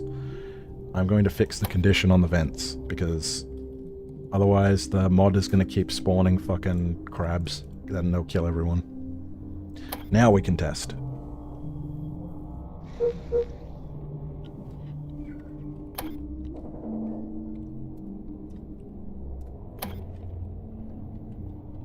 Oh, hang on. I have to actually tell everyone to start fixing.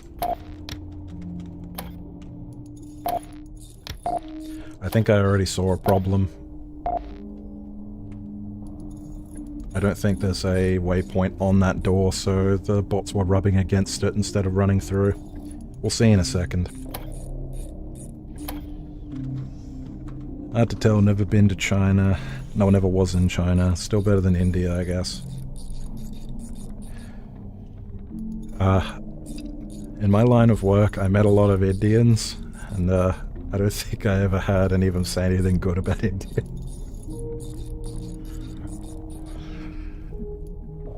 Especially the ladies. It's rough over there.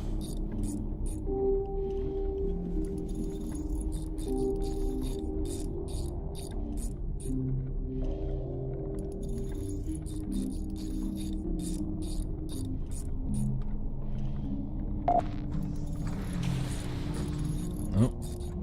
One of them cycled the door when they weren't meant to. Why did they do that? The bot is having trouble repairing this pump. I guess it's too low. He's doing a jig.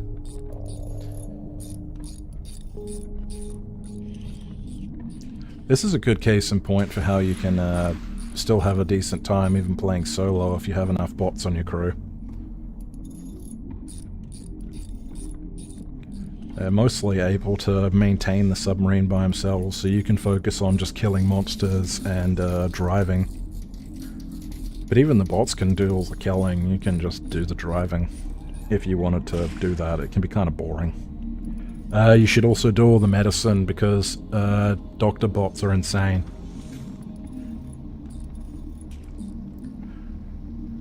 You scrape your knee and they climb onto you and they put their knee on your neck and they're like, right, 50 cc's of morphine, stat. They just stab the shit out of you. They keep going until you start foaming at the mouth and then they cure you with another needle.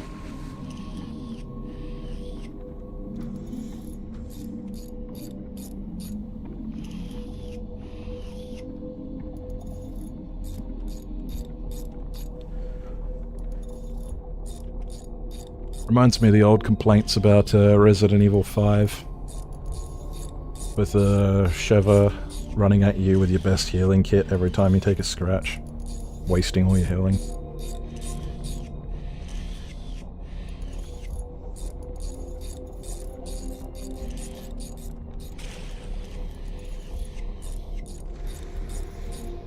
They're closing that door as they run through it and opening the airlocks, causing the ship to take on water and weight.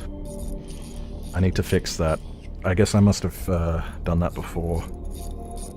Morphine is the healing item here. Yes, it is. This game's medicine system's awesome. I'll show you after I finish watching the bots fix shit.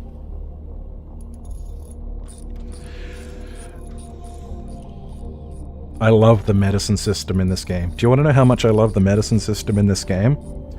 I run tabletop games quite a bit, and I have made some pet projects because I want a good tabletop game set in a post-apocalypse. I nicked the medicine system from this game for that game. I only ran one session of it, but I think it had a lot of potential. I just need to find people who are interested in playing something like that.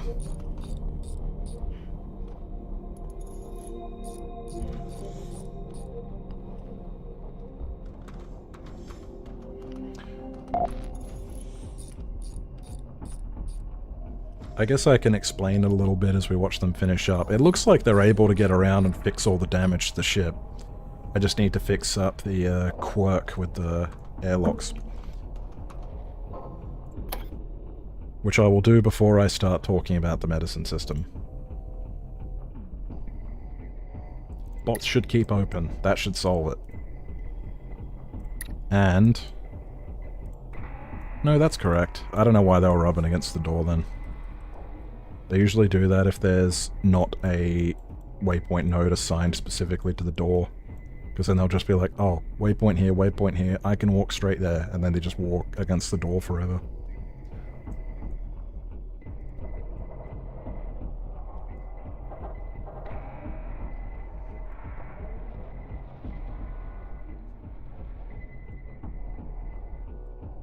Okay, condition 100.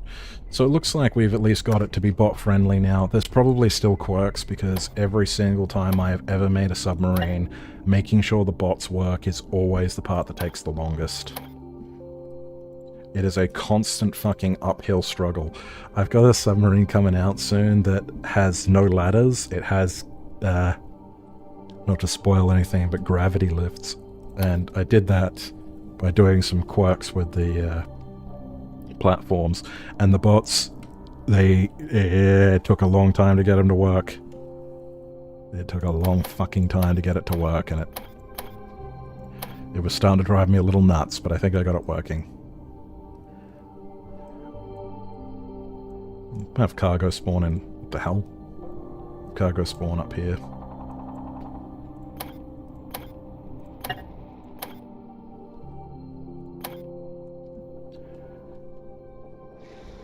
Okay.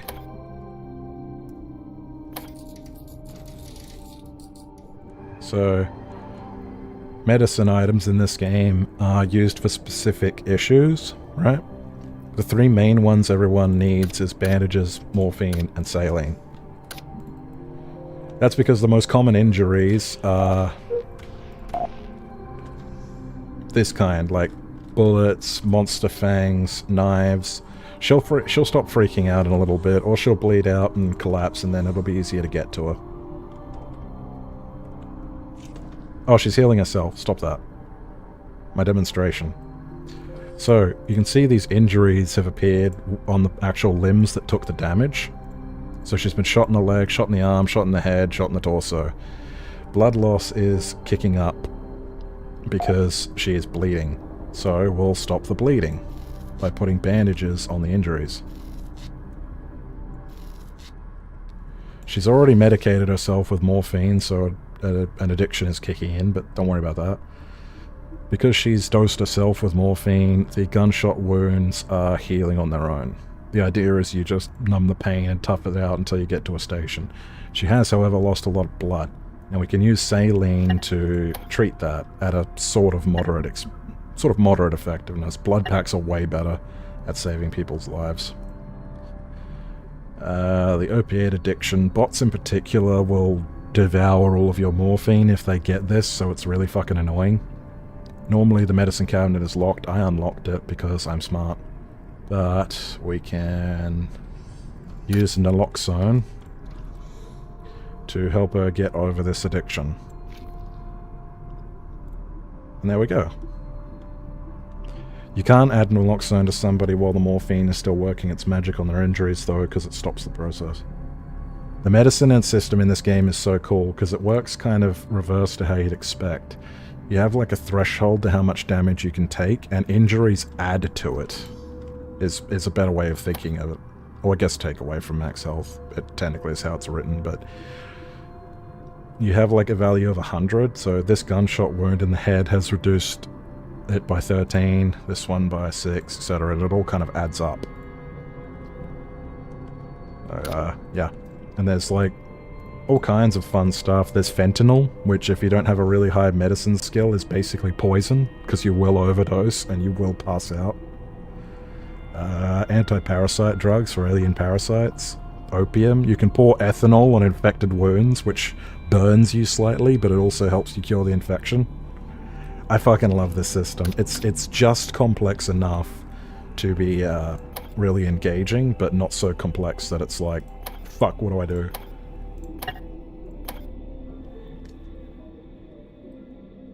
So yeah. If I sorry for the rant, but yeah. By the way, your Germa video was so funny. That it's exploded so much more than I thought it would. I made that at 3 AM. I made that at 3 AM as an off joke, and I was watching him play Look Outside yesterday, and he mentioned it. And I was like, oh my fucking god. It's so bad. It's just fucking... It's like it's like a percentage opacity just dragged over Cortana's face. It's not even that well done. And now that's like got like I think like 4,000 views last time I looked. And I'm like, oh god.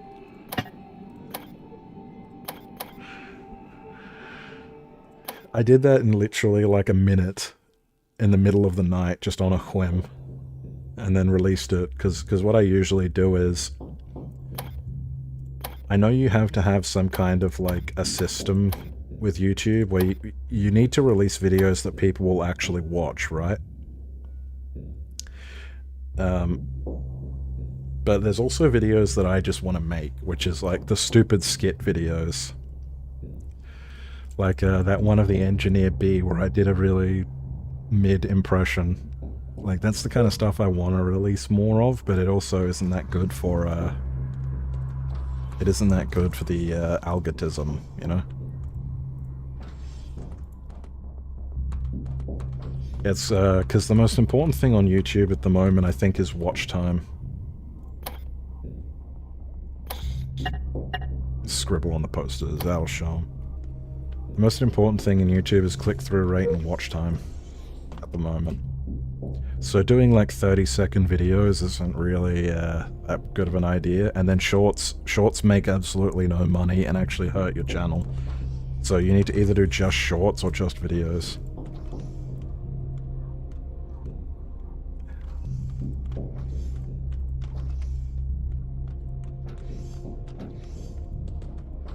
See, I got all the theory down, now I just need to get off my ass and do the practical shit, you know?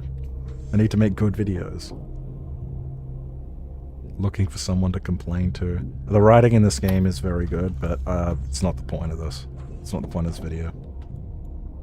Plus, that could be modded. It is true, though, it looks just like him. She looks weird. I will say that. Yeah, lore videos, and lore videos are good because it's especially right. Terminate husked abyss miners, that might be a bit much. Clown transport, mining diamond, none of these are good for testing the ship. I just want to hunt monsters. Fuck it.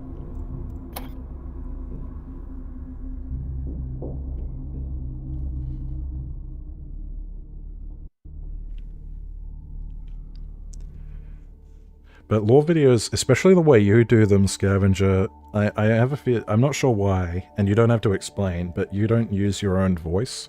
You have text on the screen, and that keeps people staring at the screen, which is really, really good for algorithm.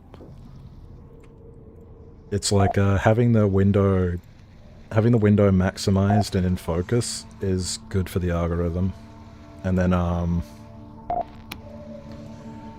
also, your videos have really high production, like the stuff where you're moving the camera around and posing the models. That's really good shit, Scavenger. It's very engaging. And thank you for doing the Madonna of Ruin quests. Nobody wants to do those. So thank you for taking one for the team. The team being the community. Because that shit is so grindy. I'm looking for fucking metal pipes, and you're out here collecting Mother Courage codexes. Fuck.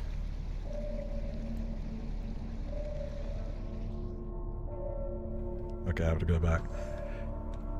It's just so interesting and cool how realistic the medicine is in this game. You need to learn a real medicinal drugs that can also be synthesized together with some real knowledge. Yeah, it's a little bit gamey. Like, it's simplified. If you want to actually have a real fucking triage simulator, you play Neurotrauma and hate yourself because someone falls down a ladder, breaks their leg, and now you have to perform surgery on it to correct the bone. But yeah, I think it's like a perfect mix of complex, realistic, and yeah, gamified. Is how I describe the medicine in this game.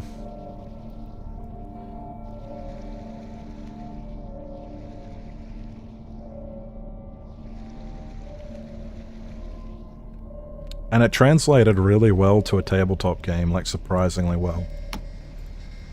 Alright, switch the gun to the bottom. What is it? Let's blast it. Oh. It swam away. Or more, it couldn't keep up. Directly down now. Young hammerhead. I think there's another one out there, but I can't hear beeping. The beeping is also nice for giving you a heads up if there are monsters nearby. When you're not looking directly through the guns or directly at the sonar.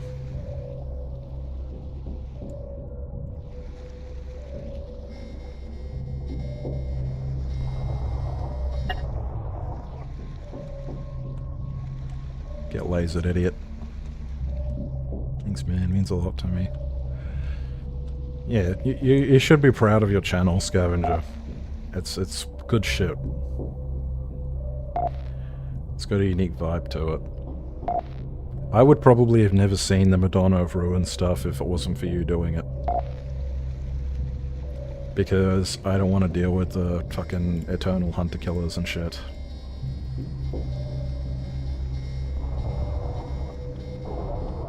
Fuck you, urchins.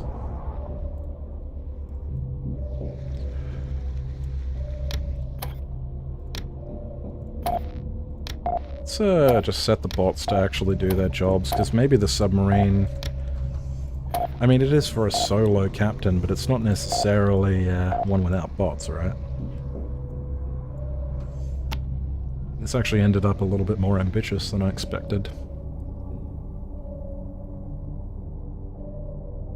I should try and use the laser knife on something, too. You know what? There's a question, right? That's an iceberg. Can we fly into an iceberg with the laser knife active and destroy it? Oh, it's hitting a monster on the bottom of the ship, and I'm pretty sure the AoE just carved the bottom of the ship off.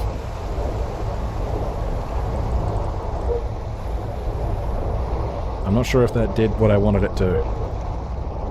Ugh. It did. It did. It broke the iceberg.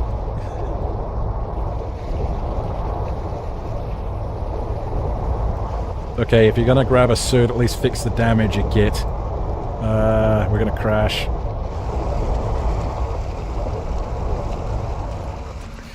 Laser off.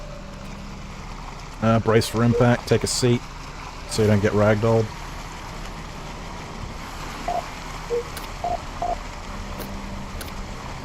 Here, take the suit. Fuck. Alright, engineer's dead.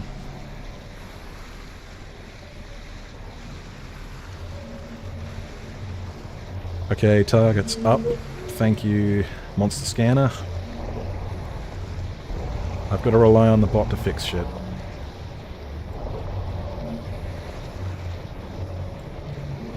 Shrimps! They're very fast.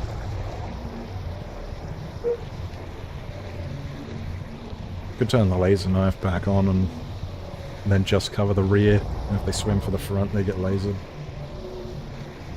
What direction? Bottom right. Bottom. Toggle it. Clipped into the floor.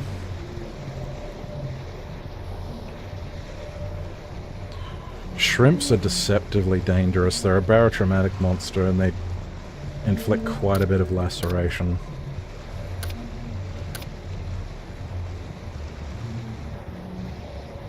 There is a water system in this game. Well, my friend, it's about submarines. Roy is getting stuck trying to weld something. Looks like he's trying to weld the lower part from up here.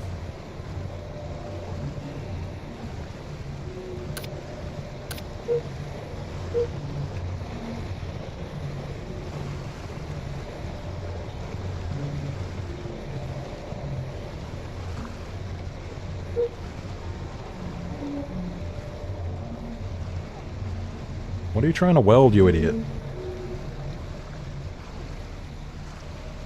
See, this is why the bots are so fucking annoying.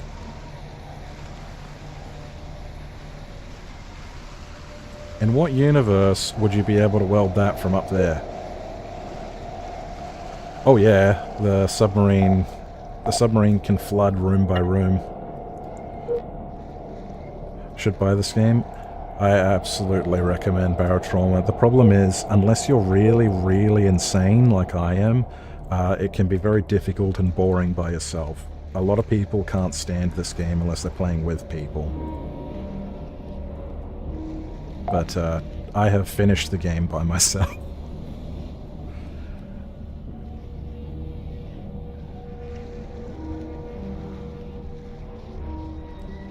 I have 1,800 hours in the game.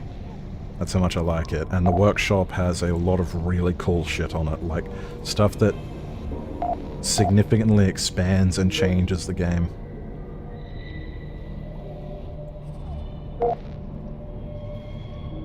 The doors are desynced because I think one of them broke. There's spinelings out there. And a shrimp. And the electricity is gone because this junction is fucked.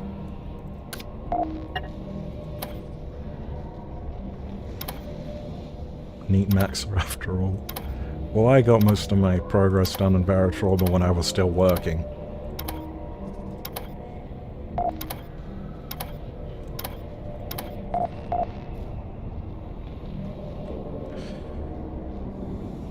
Well, we might be in a bit of trouble. I think it's time to poke my head out the top with a pistol. And solve my problems this way.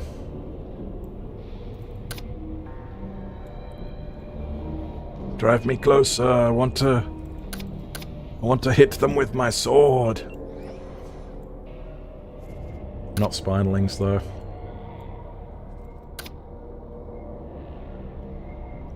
Can't fight spinelings. They're too fast and they'll just hit and run you. Gotcha. Little freak. The monster scanner works even if the submarine has no power, by the way. Fix everything, not just leaks.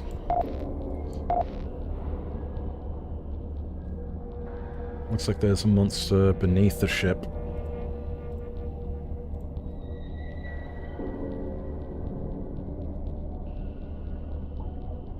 Oh, poor Amari. If it wasn't bad enough to be named Amari, then you had to go and get killed.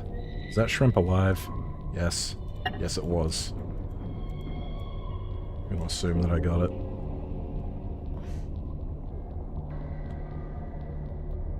And now he's up in the top right. Is he gonna come back in below?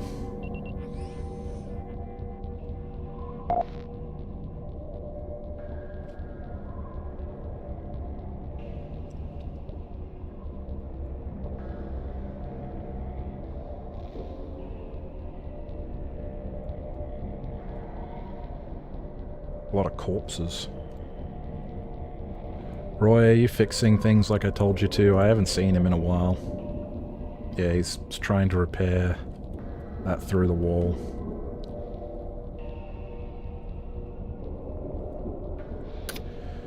So even at the best of the times, the bots can be a bit useless.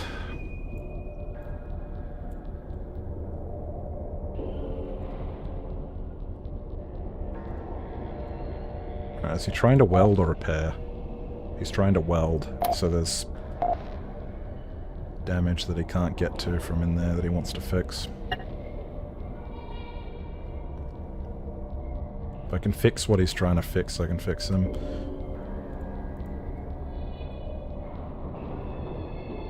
Maybe from the outside, against my better judgment. There is a shrimp out here.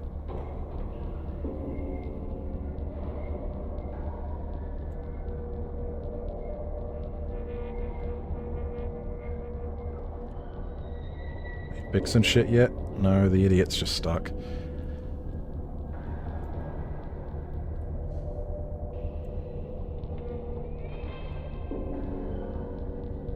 The shrimp isn't where I thought it would be. That's not good. How often are you doing live on YouTube? At least once a week at the moment.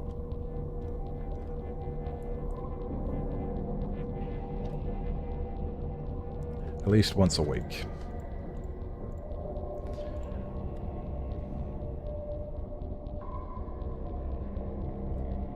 The monster is in that direction, apparently.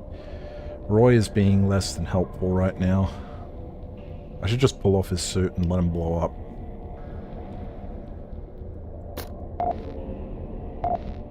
Yeah, that woke you up, didn't it? You better not go back in the nook.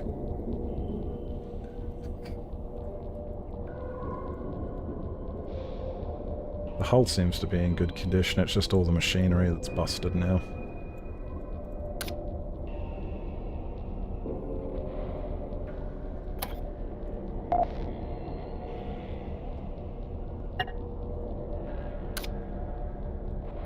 I'll shut down the reactor so electricity isn't running through all the machinery. Because electronics break if they are powered and submerged at the same time, so you can actually save a lot of internal damage if you get fully flooded by shutting the ship down. Which is one of the reasons I don't necessarily like having backup batteries.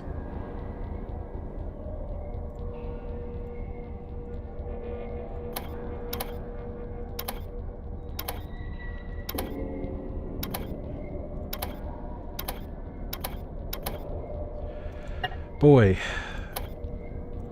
The whole point of this was to test if the submarine is viable now. And honestly, I think it is. I just also think that you need to be very careful with the laser knife. What happens if you die in this game? You can actually configure that in multiplayer. In single player... So in single player, you can just switch between all the crew members whenever you want. So if your character dies, they're just dead. Like, Amari's dead now. They're just dead. I need to hire a new crew to replace him. In multiplayer, you can choose to respawn right away for a skill loss, or you can wait until the next round. You can also play permadeath, where you have to make a new character every time you die, which can be fun if you like doing RP stuff, like I do. But in the campaign, the game only dies if all crew members are dead. If you respawn right away in multiplayer, it depends on how you set it up. You either spawn back on the ship, or you spawn in like another shuttle that's like a rescue shuttle with all the other people who died, and you gotta come to the wreck and dock with it. And then, you know, the fresh crew can come and try to repair everything.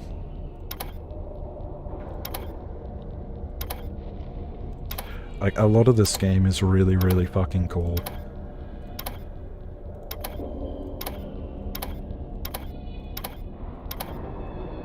I'm about to suffocate. Swap the oxygen tank.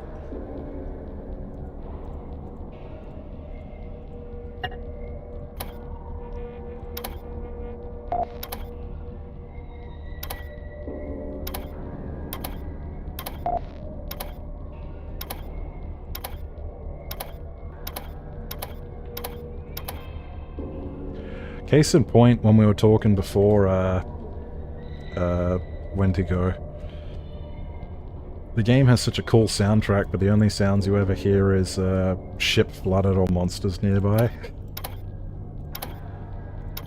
Because it cuts everything else off.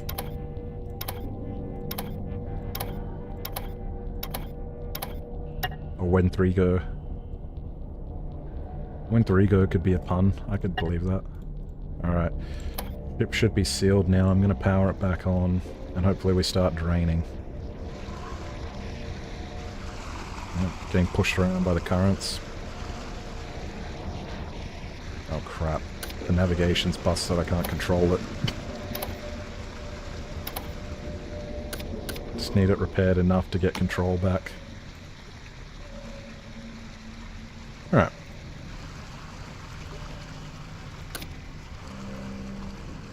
There's still a monster in the top right direction. If I can repair the supercapacitor and get the guns back online. Pretty sure that's the one attached to the guns. I think the other one's the laser knife. Yeah, we're back.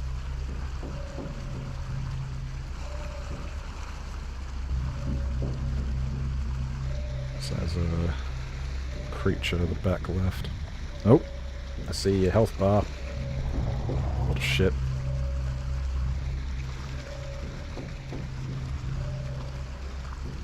This fucking stupid ass shrimp, it's like he knows. Gotcha.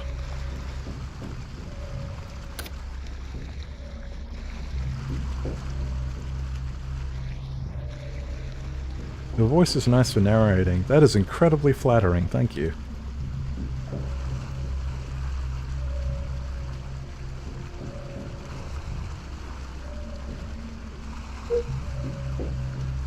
It's feeling a little bit strained after talking for so long, I'm not gonna lie.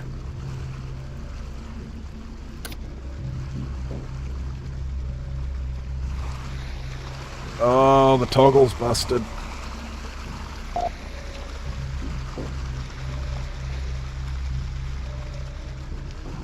Wait a minute, did I... Are those hulls correct? Yeah, they are separate rooms. The airlock and the door are not supposed to alternate, and the reason for that is that someone's pushed the button too fast. And it's thrown the timing off. But I can fix it by disconnecting it and reconnecting it, and now the airlock is fixed again.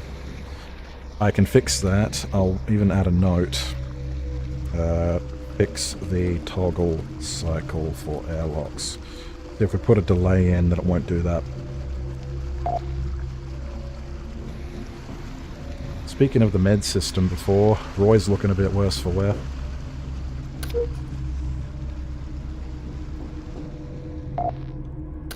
Let's play Doctor.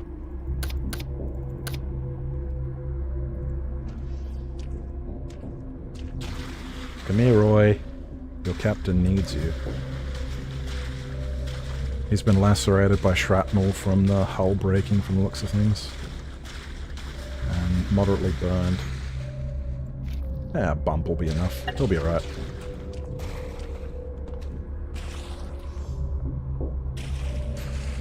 Nice handy fuel gauge telling us that we're low on fuel. Let me turn the sonar off so I don't attract any attention. Swap it out before we get too low. We don't have someone manning the reactor now, so I have to be wary of that. Fixing leaks is more important than fixing devices, so we'll configure the order. So if anything... Oh! That's kind of a large ping.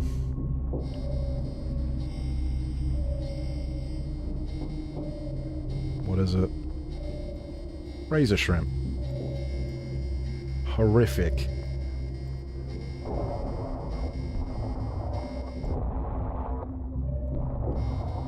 And look, they're full of parasites. That's a modded creature, one of my favorites.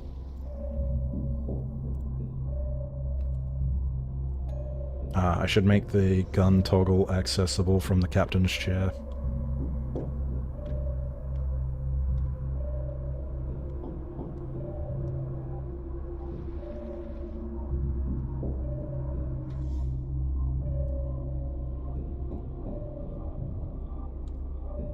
Thank you for your stream. Keep doing it with YouTube. The quality of your videos is impressive for such a small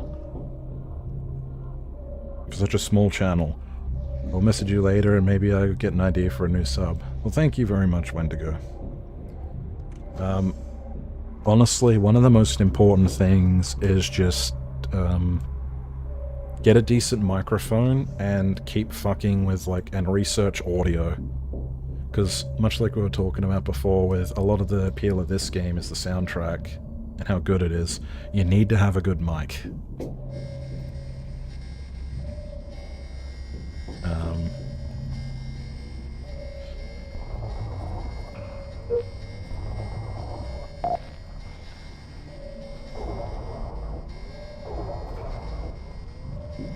Out of ammo.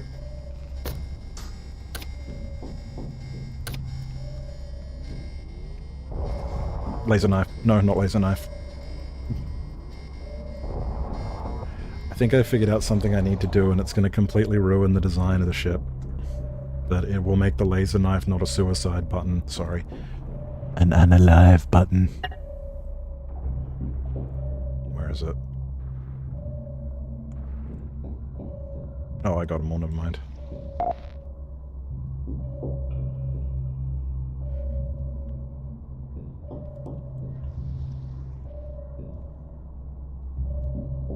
Because as it stands, there's currently a corpse on top of my submarine which will get shot by the laser. Oh, never mind, it's fine. But the main concern is that because the lasers cause an AoE... the button! Because the lasers cause an AoE, if you fly close enough to zap anything with it, it's going to fucking... it's going to damage the ship itself.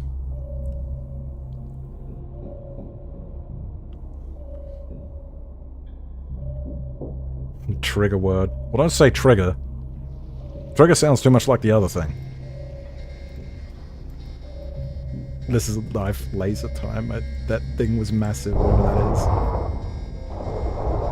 Yeah, come close now. Come close. Yep, the AoE has cut our ship open. Hey, good placement for the suit locker though, right? You could get pushed back by the current and then grab the laser. Grab the suit. My mechanic just exploded next to me. It could have just been a hammerhead being itself, I suppose. That wasn't necessarily the ship, but I'm pretty sure it is. I'm too small to get demonetized, so I can say whatever the hell I like. Big wank.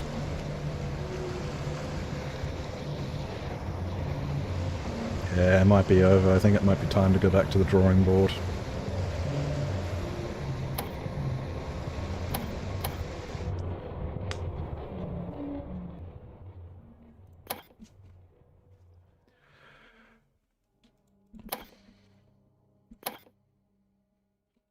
Comet. For those of you who weren't here before, I wanted to call the ship the Comet and then thought, oh, Halley's Comet. And then I was like, oh, H-A-L and then an E. Halley. But what it actually spells is hate. It's a hate comet.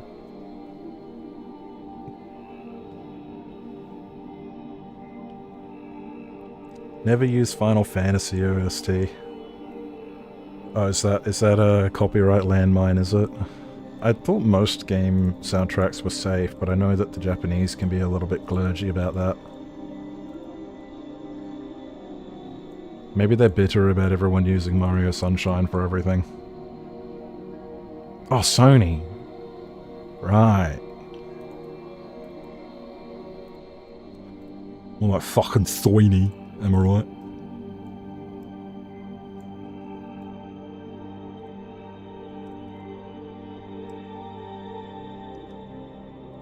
That's wrong anyway. Well, the pathfinding is good. The lasers are... Oops. Hopefully that didn't come through the mic, I just smacked the mic stand. The lasers need to be moved further away from the ship.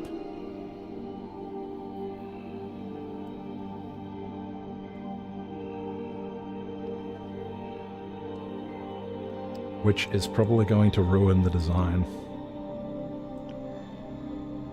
Or maybe we just treat the laser knife as a, you know, a fuck you button. Like, you're already dying, the ship's already sinking, fuck you, turn the laser on.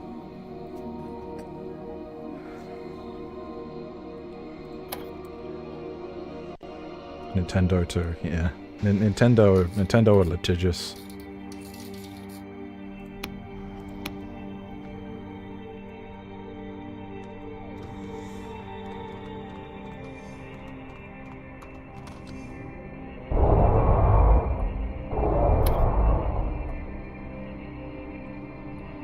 Camera.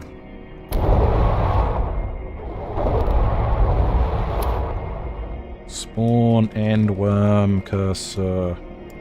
Disable enemy AI.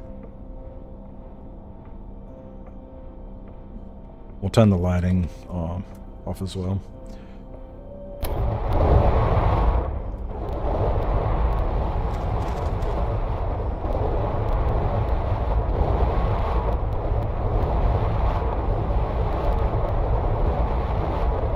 Captain, you set the ship to idle, didn't you?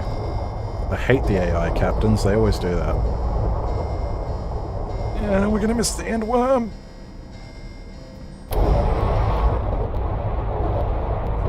Die.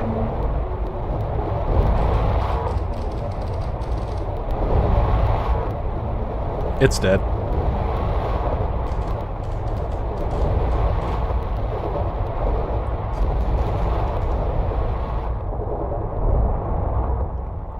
Most durable monster in the game, by the way. That's why I think maybe the laser knife occasionally tearing your own submarine open could be a balance factor. What do you think?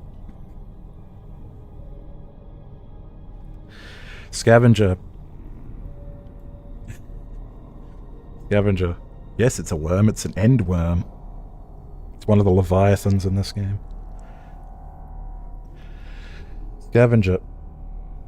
If you are interested in this game, I've actually made 2 submarines inspired by Forever Winter. I'm gonna call this submarine done, but not polished. I might polish it up before I publish it to the workshop.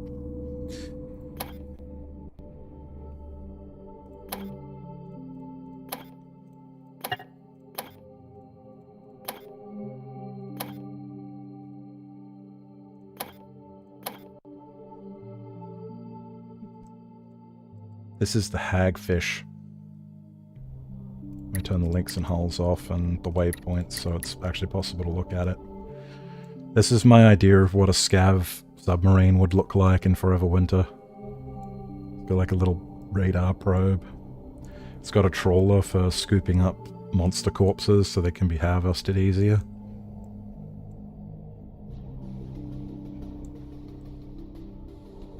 I even gave it a little backpack like in the game and put water tanks in it back when water mattered. This is on the workshop if you wanted to play with it. I will warn you though, it's hardcore. In the spirit of Forever Winter, it's only got one gun on it and it faces backwards. That's to protect you as you drive away. Also, it doesn't dock directly with stations. It's got like a long extended tube cable here that connects to stations and steals their electricity. You have to swim if you want to go on board because everyone hates the scavs. It's got bug zappers inside too, which is what inspired the later stuff.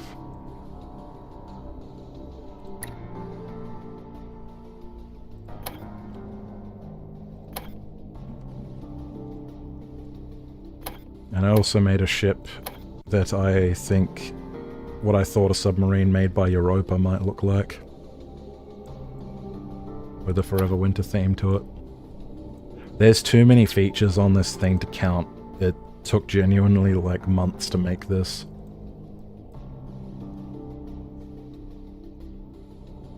But look who it is.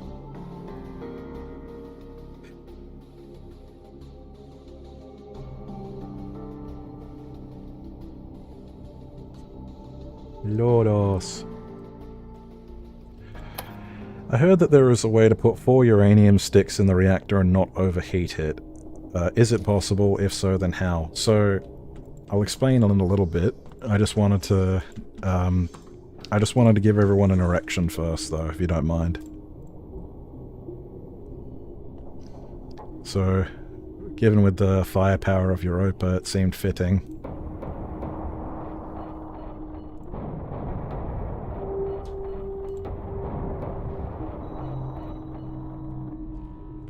We have batteries.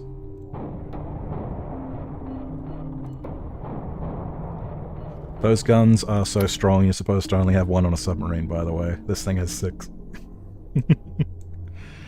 So, talking about the reactor now.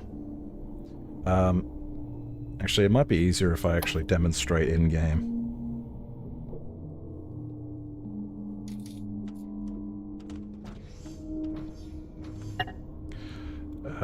I'll just go into the irradiated vent room, where the fuel rods are.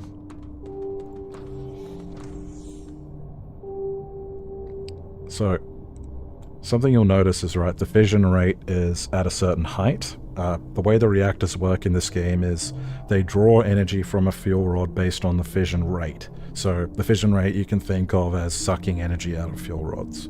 The turbine output is how much of the energy is being converted into electricity for the submarine, right? So currently it's idling at a very stable point. But you'll see that if I switch it to manual and I put the fission rate up way higher, it raises the heat and starts melting down because it's generating more electricity than the submarine is using. So that's the problem with using multiple fuel rods, is because it increases the fission rate by a huge amount. So you have to turn it down quite low to only suck a certain amount of power out at once.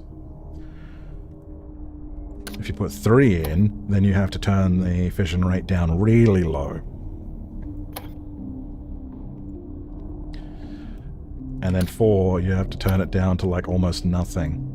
What it does is it makes the reactor way more unstable, because any fluctuation will very rapidly build up too much heat.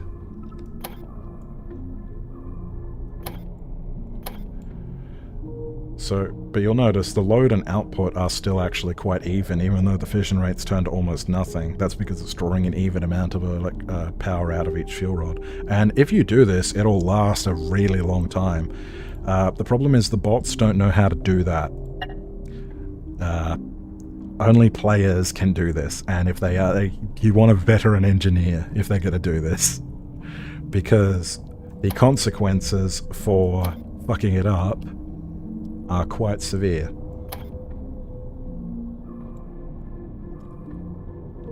Quite severe.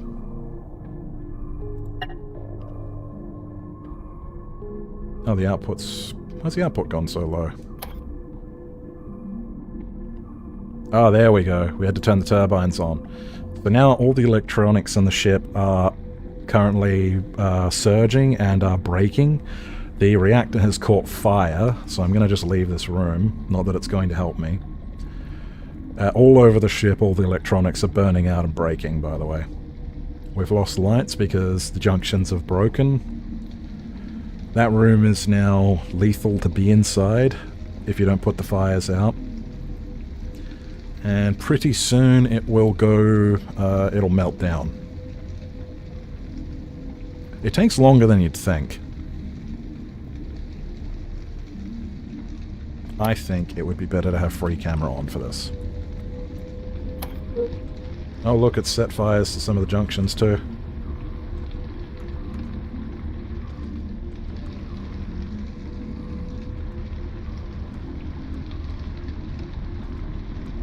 And the bot appears to be confused. Hopefully it blows up before the reactor takes too much damage. Sometimes the reactor can take so much damage from the fires and stuff that it just shuts down on its own. Oh, there we go.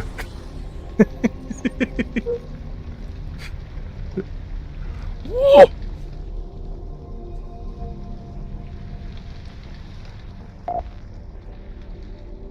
The captain lived somehow. Maybe the room contains it, I don't know.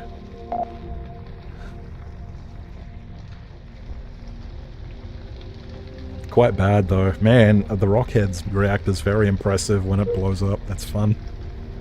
There's so much oxygen in this huge room that the fire can burn for ages.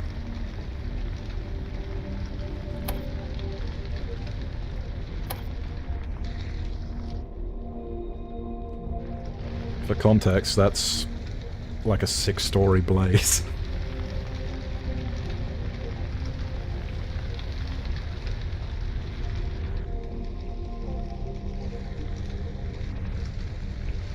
Where are the fire extinguishers on this ship? I don't remember.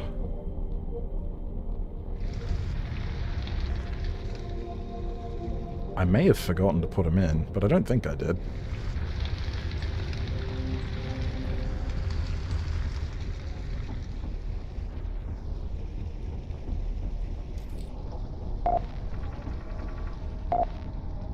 Now the fire is burning all the oxygen on the submarine, so everyone's going to suffocate.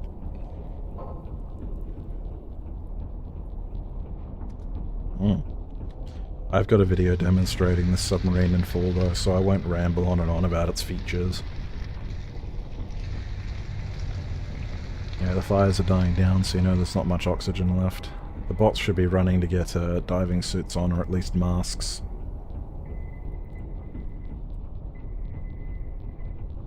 Radiation sickness. Very minor deep tissue injuries. Somehow they avoided the blast. The radiation's gonna kill them though. Also, there's no floor here. Oh.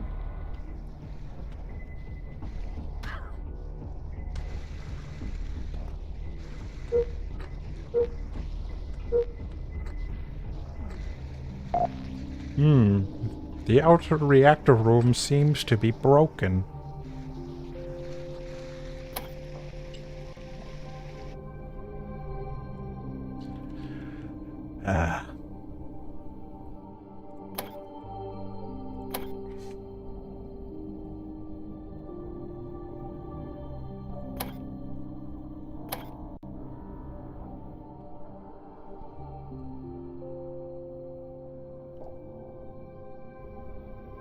thing's kind of ugly, isn't it?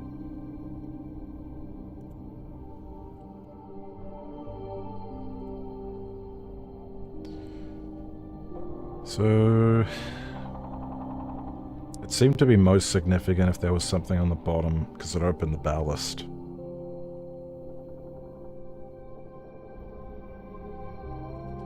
The only advantage is the lifetime of reactor, if you keep everything on the right level. Yeah, it lasts a really, really long time. Some submarines actually can't reach their full potential unless you're using multiple rods. I think vanilla, it's the first Orca. So it does actually generate a lot more electricity and can push the reactor further, so there's that as well. But for the most part, you don't want to do that. It does make pumps move quicker, and it does make... what else can you overcharge? I think just the pumps, but I think there might be something else. But it also breaks them, so, you know.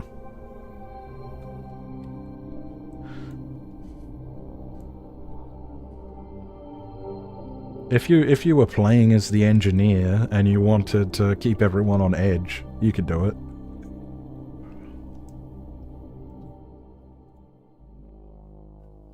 I think for me to get the submarine to the knife to work better, I'm gonna have to put the turrets out to like here. I have to keep them out to like this. So this is gonna start looking like a fucking alien ship if I keep this up.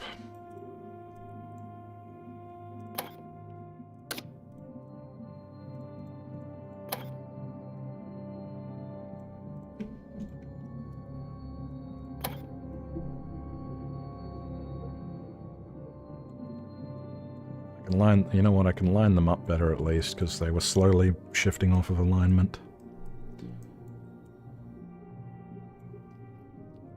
Yeah, for the most part, the only reason why you'd want to completely fill all the fuel rods is to have the reactor stay online forever. Or, not literally forever, but for a long time. Or, certain ships don't operate at full efficiency unless the engineer is doing that, and the bots don't know how to do that. They will pull out extra fuel rods and just work with one all the time, no matter what.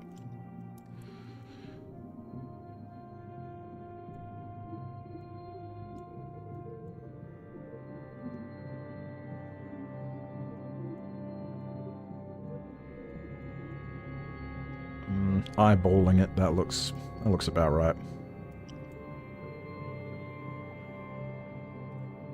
Yeah. We do not eyeball it.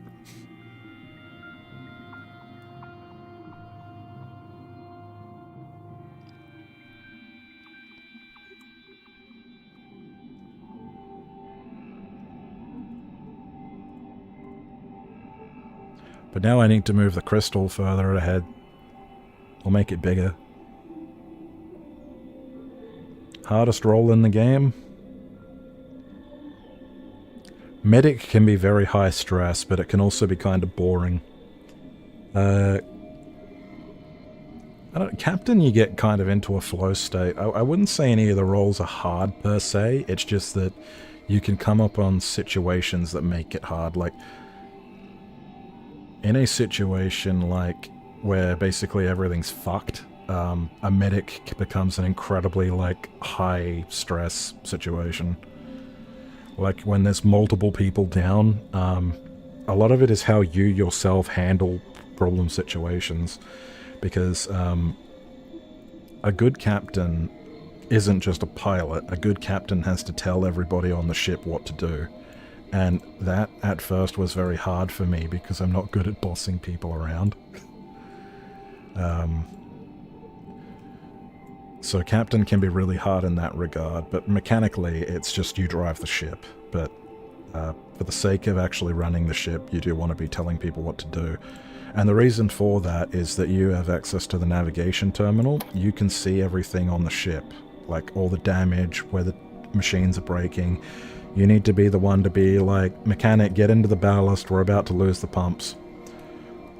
Or, you also need to be communicating with the security officer. You need to be like, alright, there's a target medium size, 3 o'clock.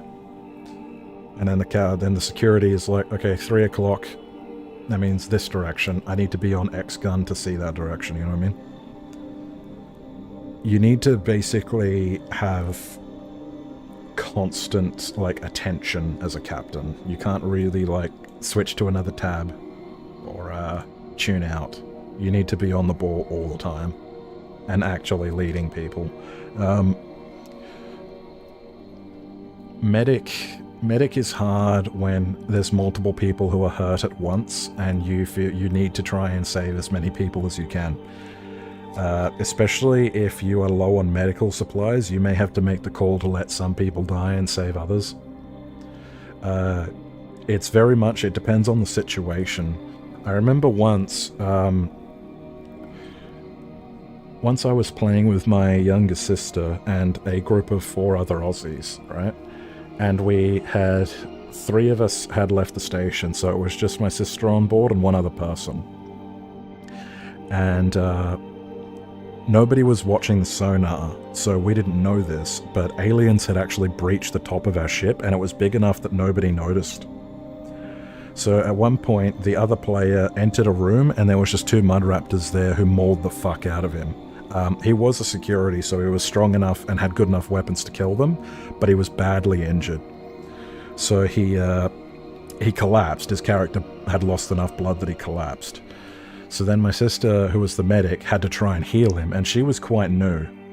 So she was like, okay, first thing I should deal with, he's suffocating because he's been unconscious. I'll give him CPR. You do not want to do that if there are open wounds on a character, because that makes their bleeding happen faster. So she was trying to give him CPR and deal with his bleeding at the same time, but she couldn't do the bleeding fast enough. So he bled out midway through her trying to give him attention, and she was fucking crushed. She felt so bad.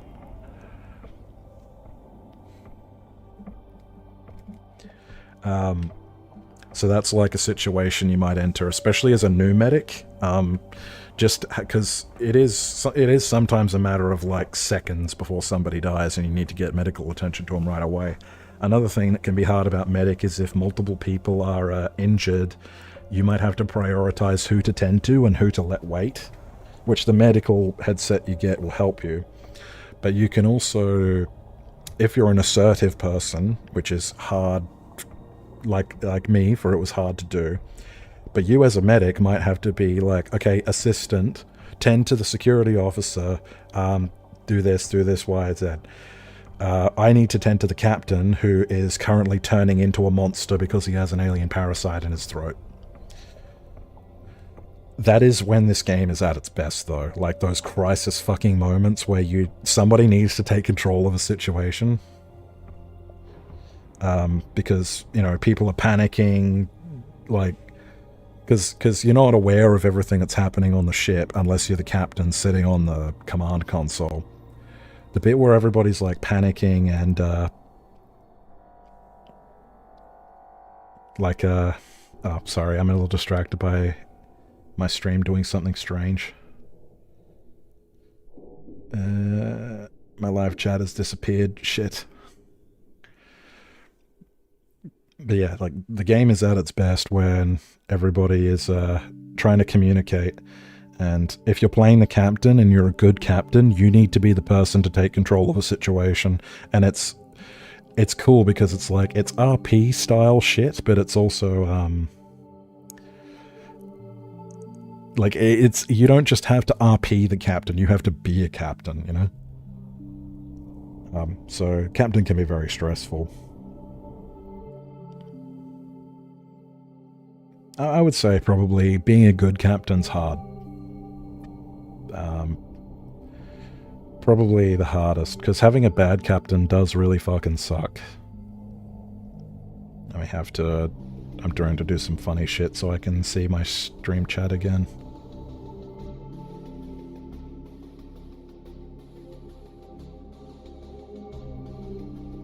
Apologies. That's a really, really unfortunate time for that to happen.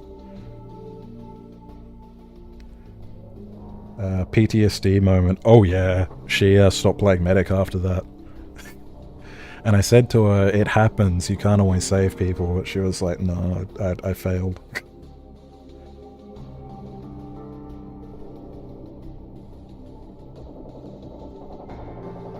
So now she's just always a mechanic.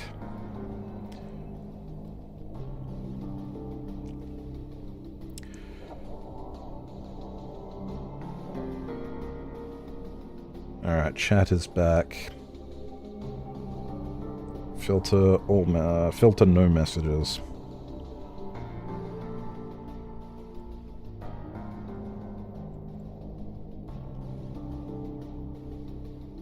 Let's test the lasers now that I'm not stuck on a tangent.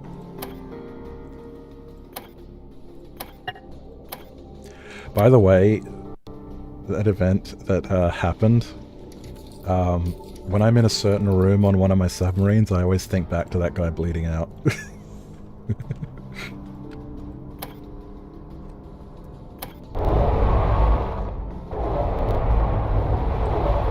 So, PTSD moment for real. She's alright. She said she's willing to try medic again, but she hasn't since.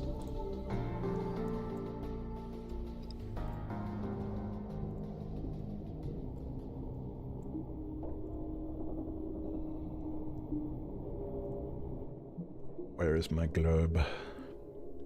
Where is my light tube?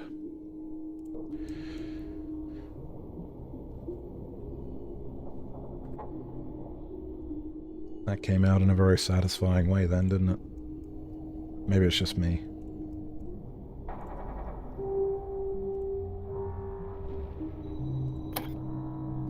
It's I'm actually really, you know, not to get too personal, but I'm actually really proud of her when we play this game now, because she, like, will grab somebody and mentor them if they're new to the game.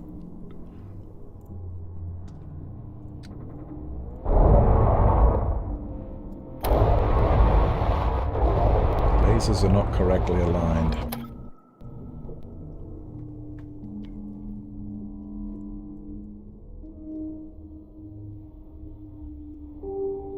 Because she has played quite a bit of this game with me now. She's one of the only people I can get to play it with me. Fucking give me the angle.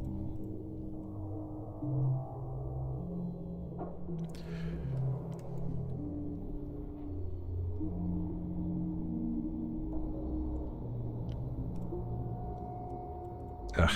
For some reason, trying to grab the weapon range thing can be very difficult. What is the highest technique to achieve in this game that you can tell?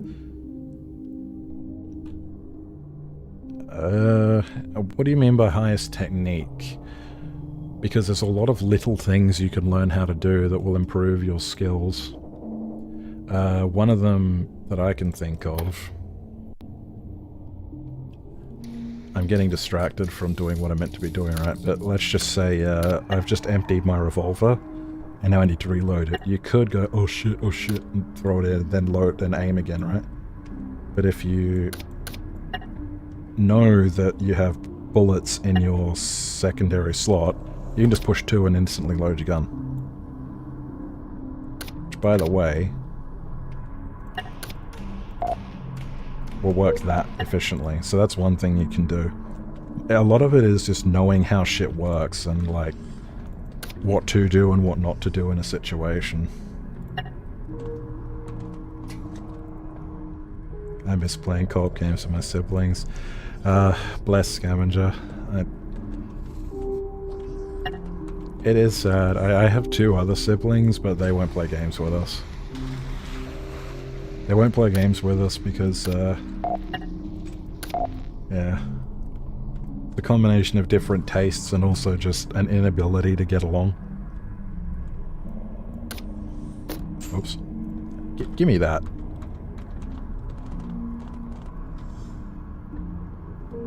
You already put in a lock. You fucking cleaning up. As is your species trait, Advaro. There we go, I used the D&D term, so it should be right.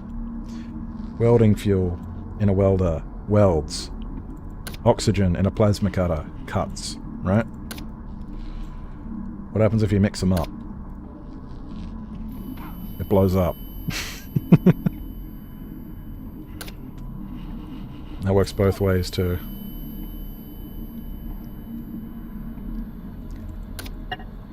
So like just knowing like not to make that mistake, that's like one thing that could help with your technique.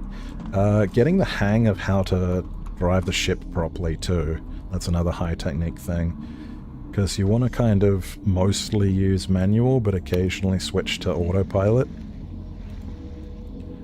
And knowing when to do that and when not to. But also, you know, not jerking the controls so much that the reactor gets overstressed. There's a lot of little shit you can learn. And that's one of the reasons why I like this game. Like another thing you can do. Say you are a, say you're a medic.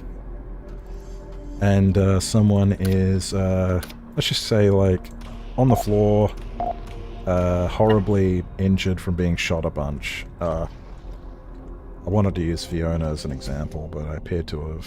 Hang on.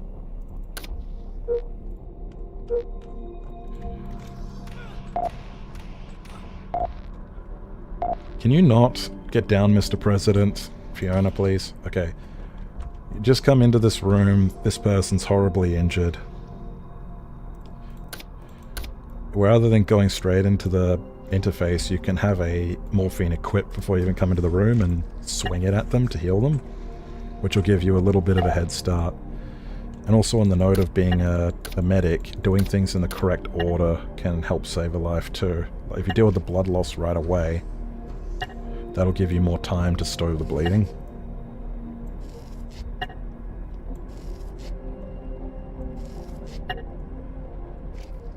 That is quite a lot of blood loss, so that might be blood pack worthy, but a lot of saline will do the trick. But blood packs are way more efficient, as you can see. And look, now Fiona is A-OK.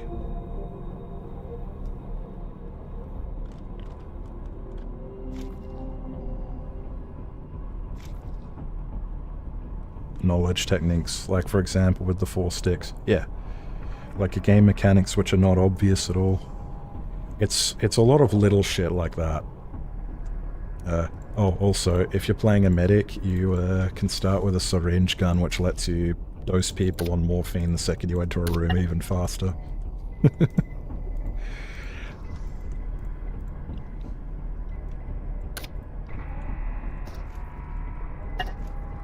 Yeah. You can equip that with poisons too. It's not that good at killing monsters though. Poisons in this game are sadly not that good. I've sent you a friend request on Steam. We could play later if you want. And yeah, I wanted to know about the techniques of that.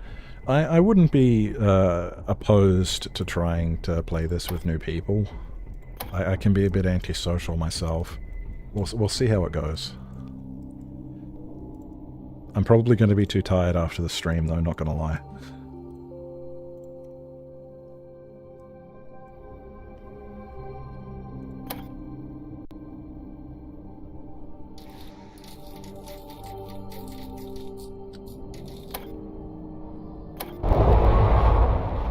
Okay, the lasers are more or less hitting where they need to now.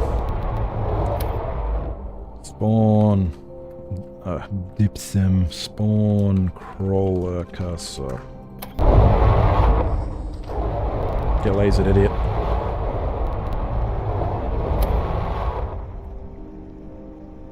I need to get a lot of corpses. Because I need to see if I can replicate that thing that was happening during the testing. Where the AoE shreds open our own ship.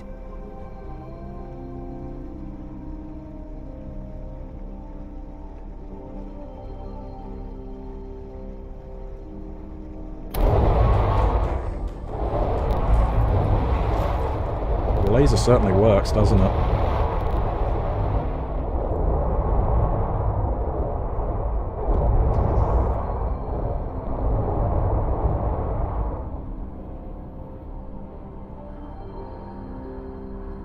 German and Australian time zones are kind of far apart.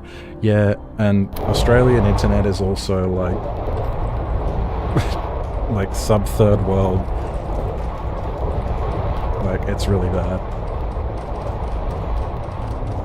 Well, that seems to be working better.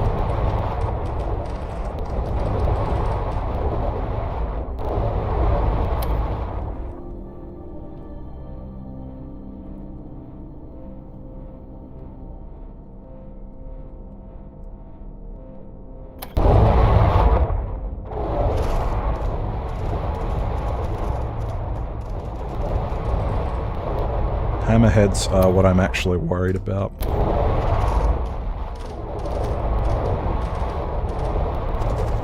God, it's fucking gruesome. Look, there's bits of crawlers stuck in the grill.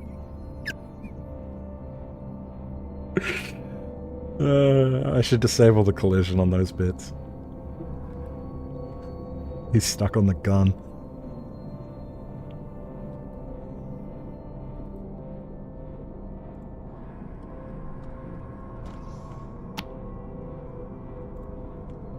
Turn the lasers off.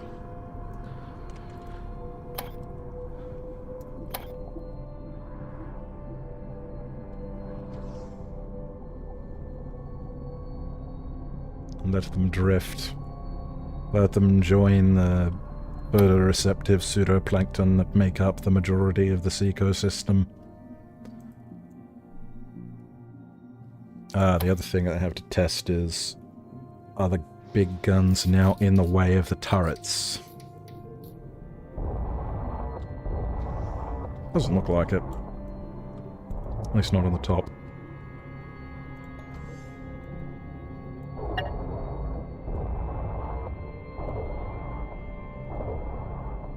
Okay. So I have to try and just make some way to try and find some way to just make this look good. At the moment it looks a little wacky.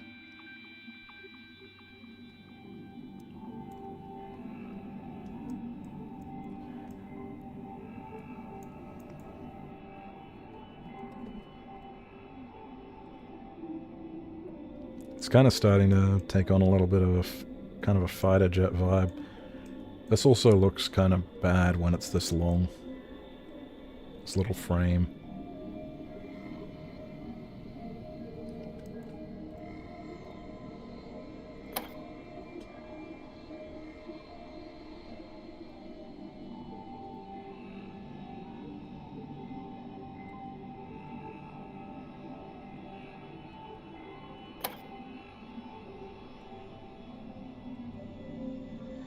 What if it was pincers? Ah, that looks bad.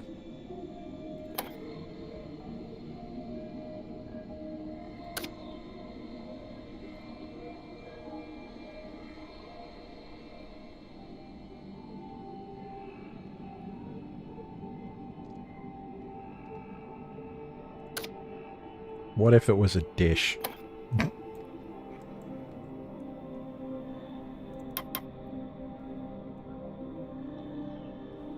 I don't know how well this is going to work, because the reason why we can laser things in the front is because of the AoE spreading, which actually this might not.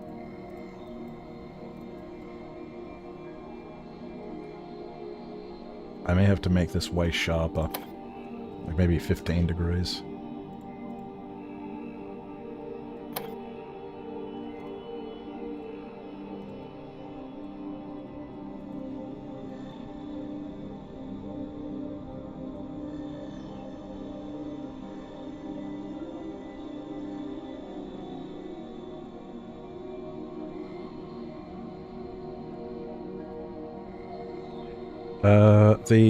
Okay, so it isn't directly from the reactor. In order to function, this would drain way more ammunition than a single pulse laser ammo box could hold. So I've given it infinite ammo, but it does still drain electricity from the reactor, yes, but it does so in kind of a roundabout way. Supercapacitors So, to prevent massive power surges every time you use a gun on a submarine, supercapacitors work like an energy bank. So, from the reactor, we'll power a supercapacitor. Power in, see? Charges the supercapacitor. And it stores it. And then it will dispense as much as a gun needs without immediately drawing massive amounts of electricity from the main system. That's why we use supercapacitors, because if you attach a gun to the reactor, every time you shoot, it makes the power go out. So for the pulse lasers, it has its own supercapacitor that I have made hold way more electricity than it's meant to. I also made the lasers draw less electricity than they're meant to, so I think it has like maybe 30 seconds of continuous use. But it'll almost certainly break the supercapacitor if you use it for that long, which is how I've kind of tried to balance it. Let's try and get this in the middle. But it does drain quite a bit of electricity still. Like every time you use the laser knife. It's a lot of energy from the reactor spent.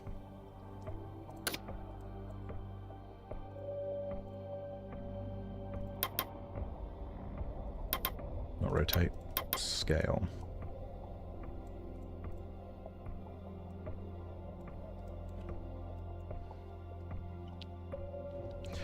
All the weapons work off supercapacitors, and it's kind of cool, right?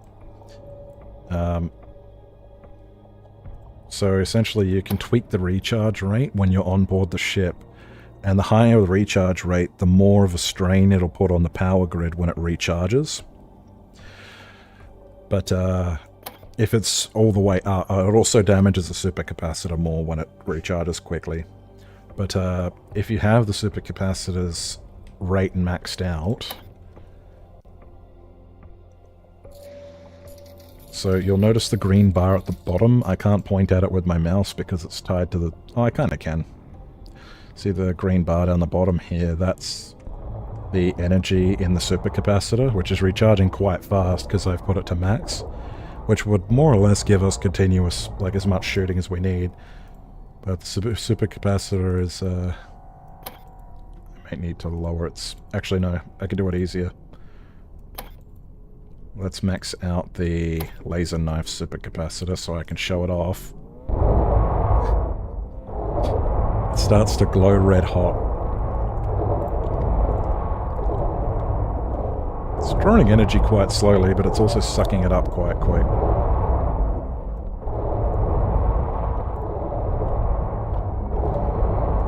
I turn that off, you can see it's like smoking and steaming and everything. I like it, it gives the impression of your guns running hot. Helps sell how the submarine's weapons being strong. Try not to have a lack of energy. Always a concern. As long as the ship is not experiencing constant power outages, I think I've done alright. It's like a motherboard. The game is like an electrician sim when you build a boat.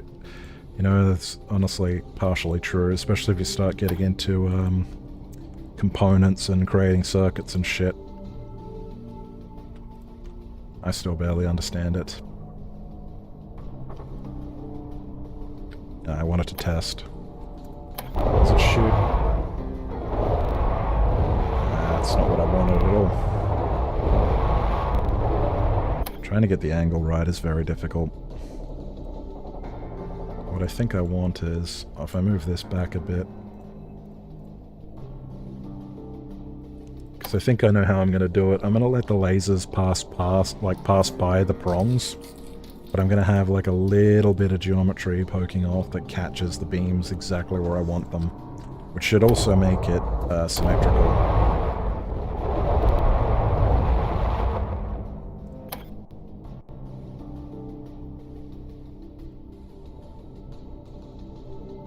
You can do a lot of this electrician shit in the middle of a game on a submarine that's running, by the way, which is fun.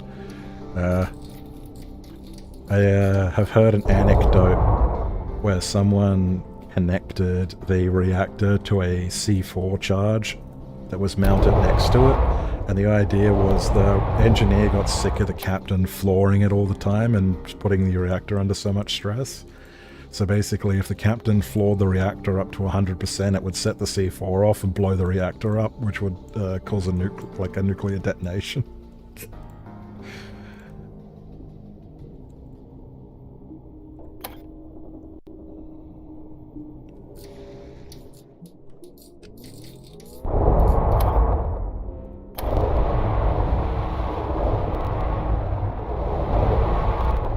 Interesting. There must be a slight bit of deviation. See, I could just have infinite beams that stretch across and kill everything in front of you, but I think that's OP. I just want the gamma knife. Laser knife. Gamma knife is a kind of radiotherapy, if memory serves.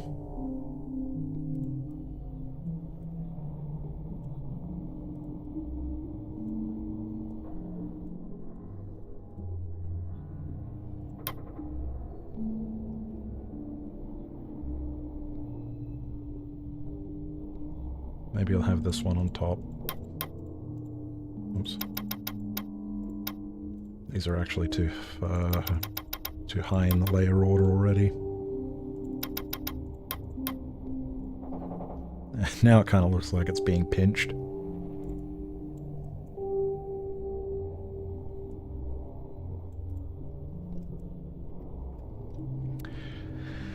This is fiddly crap that is probably not that interesting to watch compared to putting the shell together and everything, but it is equally important.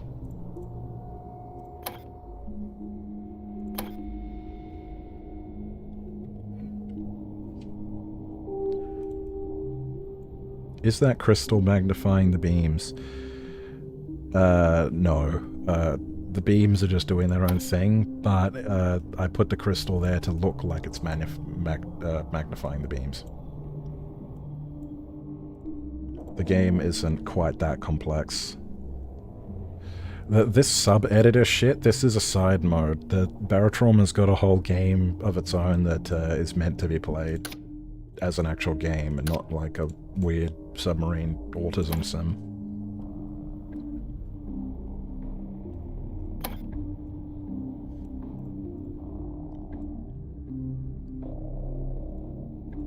That kind of like physics simulation would be really cool though. Okay, thank you for the stream. It's already too late in Europe. I'll see you later. Have a nice stream. See you later, Wendigo.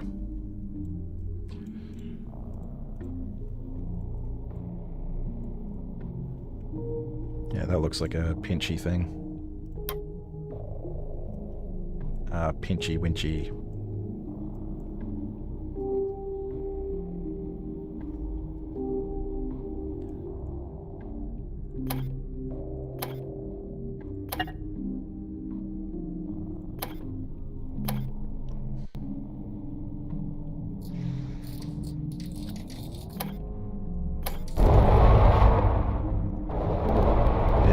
Still getting caught. Now I want them to go past the beam. Except sometimes they go past the beam. That could be a visual thing though. Oh. Visuals are getting quite strange.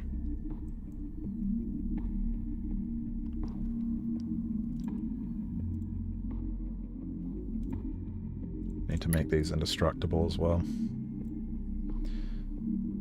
The crystal keeps moving around. The crystal is alive. The crystal.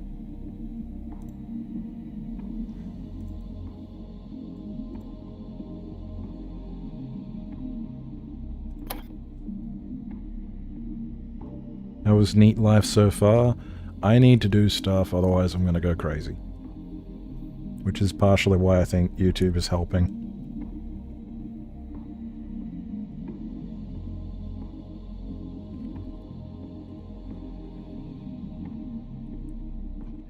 Not that I'm not already a little bit crazy. Though I hear that it's normal when you first move away from home and start living on your own, you might keep a weapon in your room. I've got one in every room.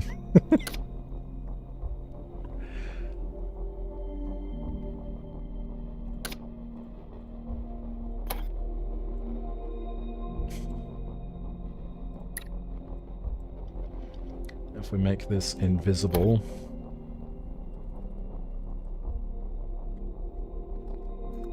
and turn the shadow off. Why can I still see it?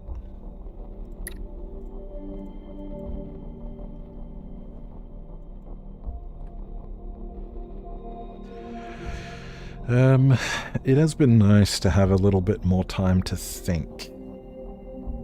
But it can get very quiet.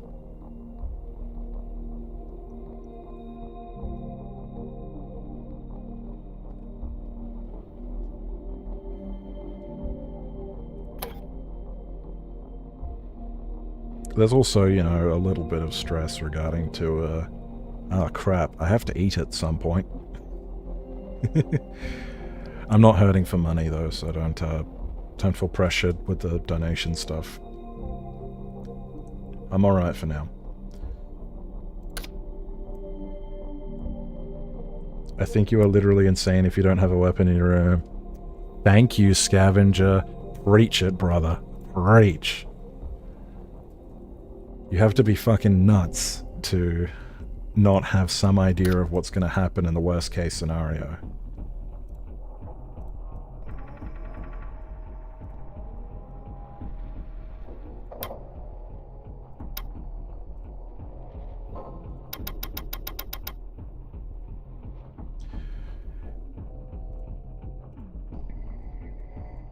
It kind of looks like it's got 3 prongs, which looks a little bit better.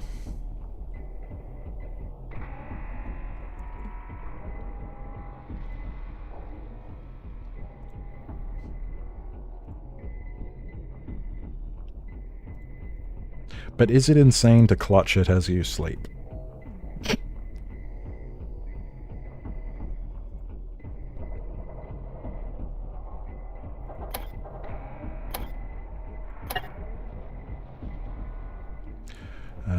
I'm about to quit my job too, but I'm kind of scared. Look, the best thing would be if you had something to quit your job into. If you're making a little bit of money off YouTube and maybe you can get like some kind of benefits, some kind of bennies from the government, and you can survive on that, and not like maybe survive, but can survive, then you've got nothing to worry about. But you do want to have that shit sorted before you quit. Like, I managed to save up a fair bit of money before I quit. And I was actually supposed to go straight into some studying stuff, but it didn't work out as it was supposed to.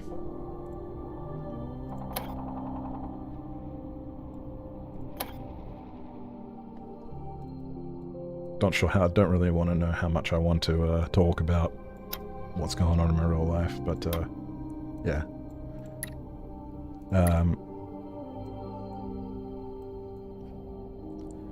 If you've got people around you who might care about you enough to want to see you do alright, I mean, you do have to do something with your time. You can't literally just, like, sit in your room and rot away.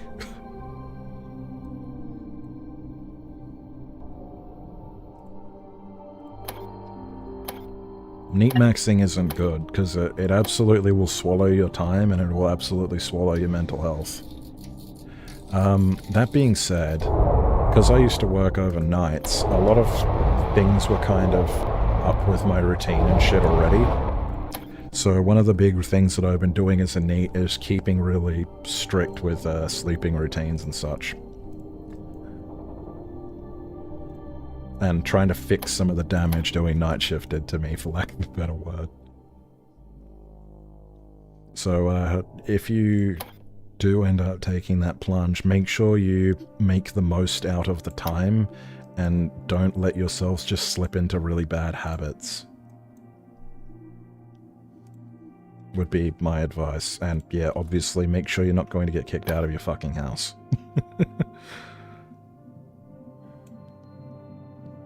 use it as an opportunity to realign your life if you are going to go neat. But yeah, my advice would be, if you have another option, probably don't go neat.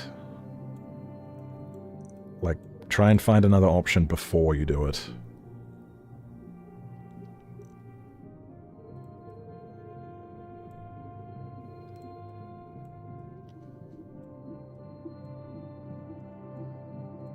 Because, yeah, it as stressful as a shitty job might be, staring down the barrel of homelessness is pretty fucking scary too.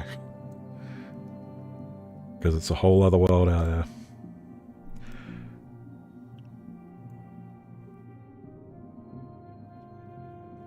I worked all my life. It would be the first time not working. Money's not the problem, but I want to work on the channel full time.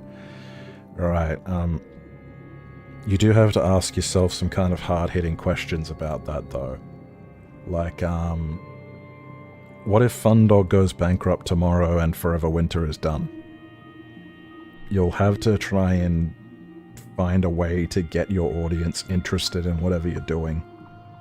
If you were to have to change topics, you know what I mean?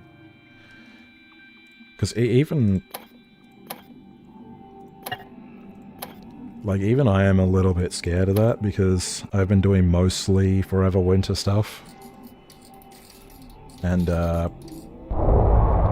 know, like, the game's not going to last forever. Even if they do work on it for, like, another few years, it's not a permanent thing. You need to give people a reason to watch you, and you could do lore videos on other things, but I think you'd have to get access to similar tools that you're using now. But the way you make videos is very, very engrossing. Especially for... You're making the best out of the visuals for Forever Winter too, which obviously the visuals are the best part of it. Like the way you make your little animations and stuff. You need to... If you were to, like, work on the channel full time, I would try not to tie it entirely to Forever Winter. I would try to find another niche you can fill. Just because of the way YouTube works.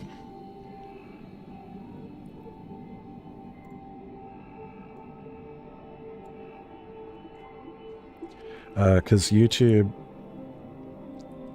can be very temperamental about the topics your channel are about.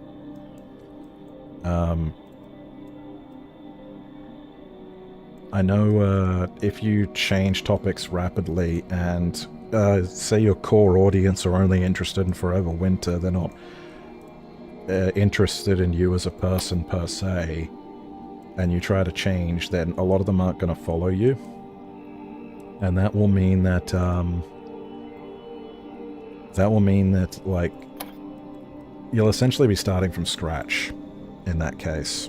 And also, if they don't watch a few of your videos, the way YouTube works is they'll, like, stop recommending your videos to them after a while. So, yeah, there's a lot of annoying shit. Like, I wish YouTube wasn't like this, but it is. I have some more games on the radar, honestly. Not because I would ever betray Fundog.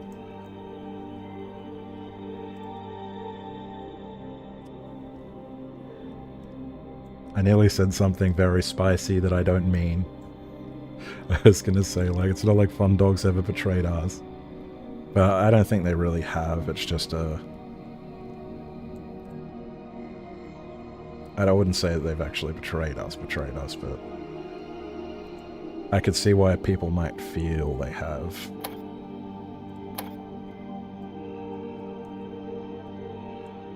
Put the lasers all the way up here. Fuck it.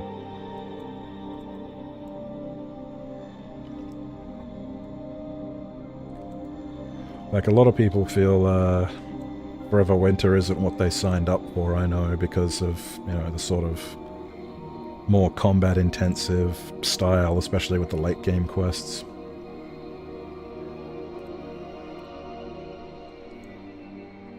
I'm happy with what I got, though. Like, I actually really enjoy extraction shooters that are PvE.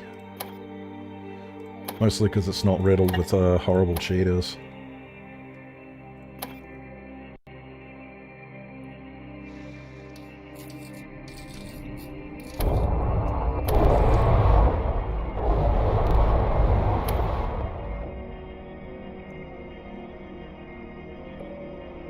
Bundog has zero communications with the community lately. Yeah, there's weirdness going on with that.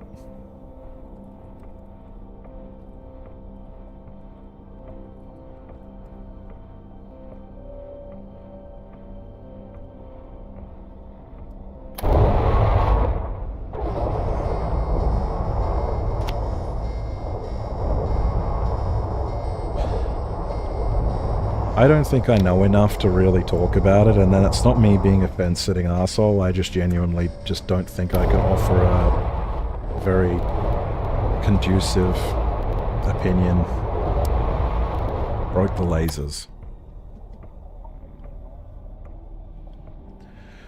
Because, like, other channels have delved into it more. Like, I think there's a channel called Deranged Doomer, and he did a video where he like found the single investor that Fundog has, which is like a Chinese AI company. Well, we don't even know what the company does. I mean, it seems like they're interested in AI and crypto, but yeah. I haven't seen anything in the game that worries me in that regard, though. Like, it's not like we've suddenly seen the game starting to depict the CCP as really amazing or anything, you know what I mean?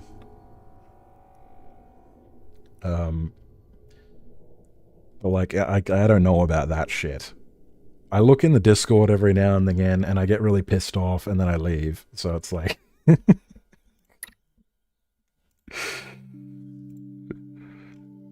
That's been my experience with Fundog as a company.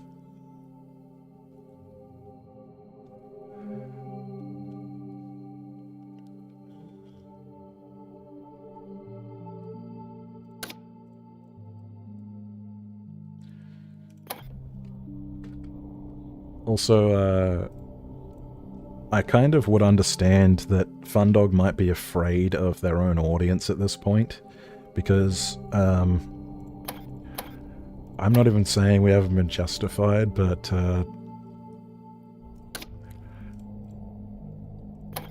we have given them a lot of very vocal feedback on some of their design strategies.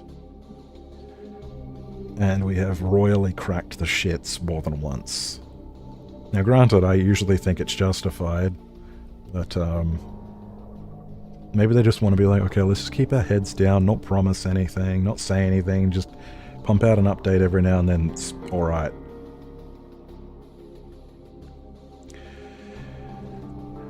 I mean, we get monthly updates, music albums, art books, trailers. They are all but lazy. Yeah, I don't think their problem is at all laziness. They are doing a lot of work. I think, if anything, the problem might be this: it's just a little bit schizophrenic in the design room. And that's probably mostly due to them all working from home. They don't have a studio. So the communication might be a little rough.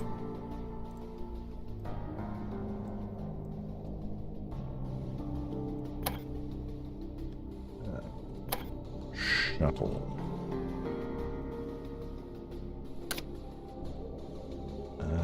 I want them to shoot out a piece. I'm going to put an invisible piece of glass in the way to catch the lasers at the tip, because the lasers hitting this is preventing the tip from doing damage. So if the laser passes through it all and hits this middle bit, the explosion should still do AoE damage.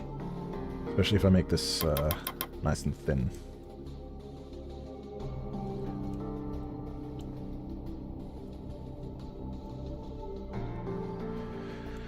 Hey, YouTuber's gonna drama farm. I noticed Kilpo crawled out from under a rock to say that Forever Winter doesn't know what it is with a video. I didn't watch it.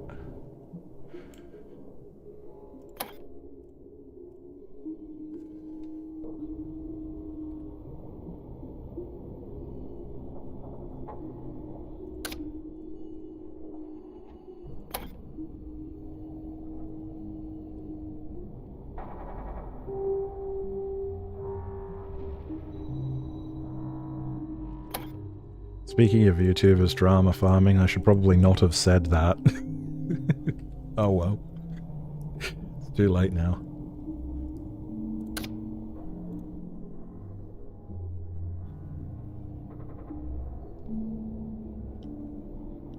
Can I get a piece that's actually invisible when I set its alpha to 0, please? Is that not a thing anymore?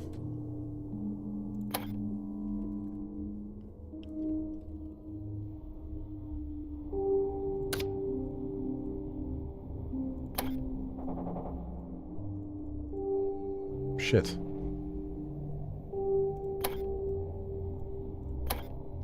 Damn, I can't cheat with invisible items. Well, you know what I can do? I can cheat by hiding items behind things on the layer.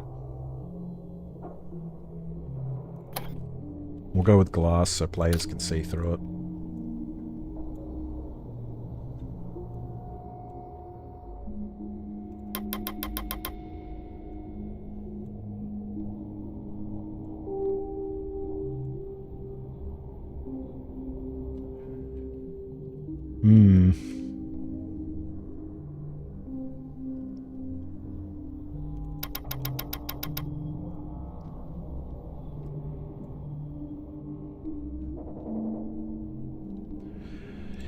Yeah, and,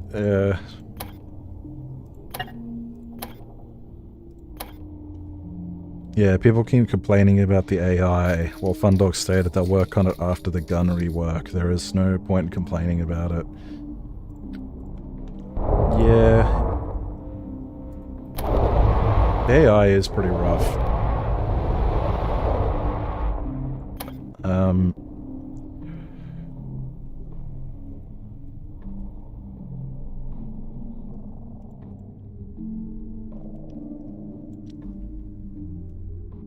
I think the AI is kind of functional right now, it's just that it breaks too much, like the AI will get stuck in the floor, or will like break away from their patrols and act really unpredictably and then catch you unaware and kill you.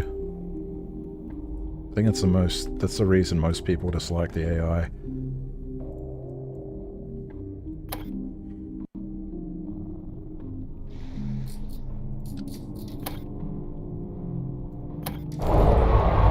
Okay, I finally got the laser working how I want it to. Oh, that was a bit of a fucking process. At least we got some good yapping out of it, if you give a shit about Forever Winter. I've noticed people have been filing out of the stream, so people are probably getting a bit bored with the repetition. Or it could be the time. It is getting late.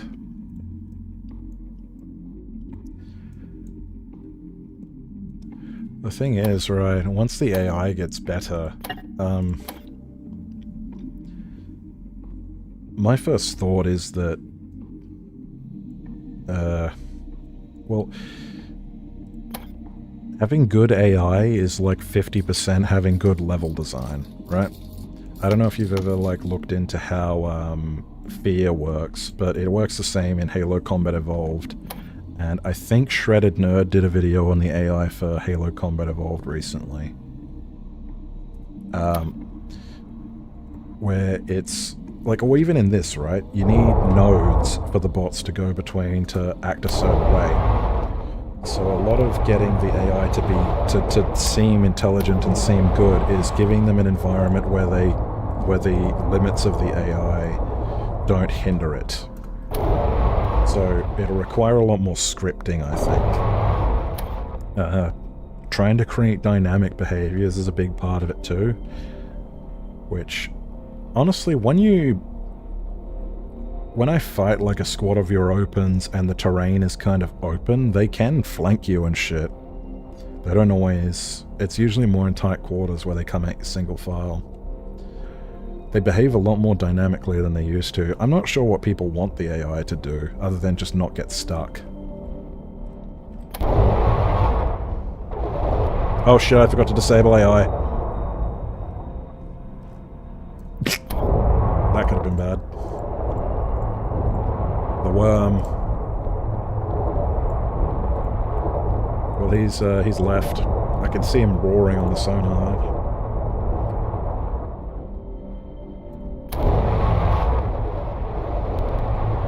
Stupid captain. Okay, he didn't. Okay, ship's going forward.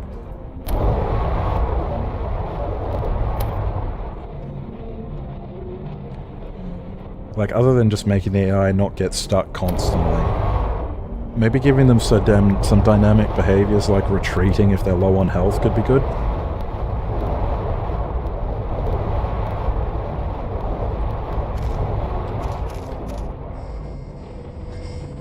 Okay, the laser seems to be working now. Focus, damn it. Focus, M.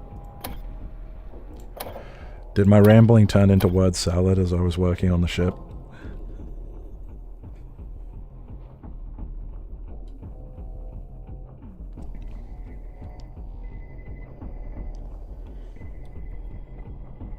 It is kind of hard to do this and talk at the same time, this particular task, I have to admit.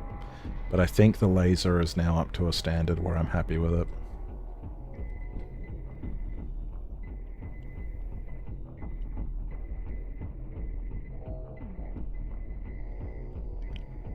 Yeah, like, what do you want from the AI? Because one thing that I think would make the AI feel a lot better is if they had, if they just did something as simple as revamping the audio from them, right? Because at the moment, the only sounds that come from infantry is death yells and the Vietnam barks they do, right? But if you had your opens actually, like, if you did something as simple as had your opens yell whatever they are seeing and aggroing at, that would add a shit ton. Like, you know, hearing them go like, Cyborg's there, Ruski's there. Oh fuck, a grabber, stuff like that. That would add quite a bit to making them feel alive. Behaving like Halo enemies would be incredibly difficult, yes, and that is in no small part onto account of the level design. Because Scorched Enclave is mostly just like a crater with some geometry in it. That would... honestly, that one might be a bit easier, like to have them actually jump in and find things to hide behind.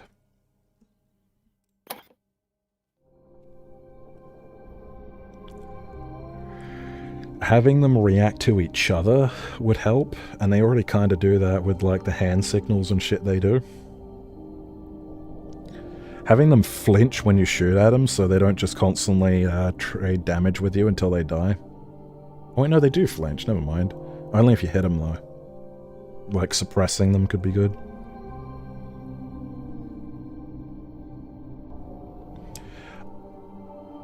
I want them to add more states to... I would like them to add more states to the AI in Forever Winter other than aggroed and not aggroed.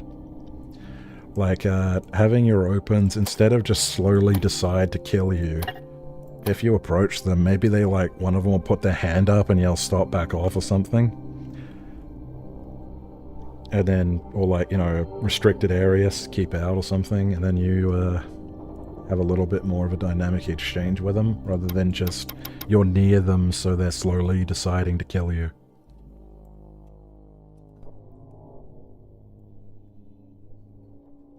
This is just us humoring what we could do to improve the AI. I think the main thing people actually want is just for them to not get stuck all the time.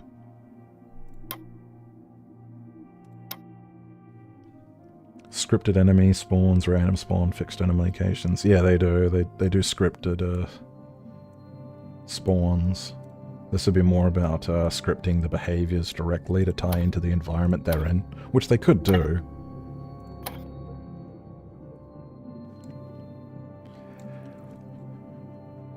I think the hate comet is more or less good to go. I might do some more testing with the lasers, but other than that I think we're good.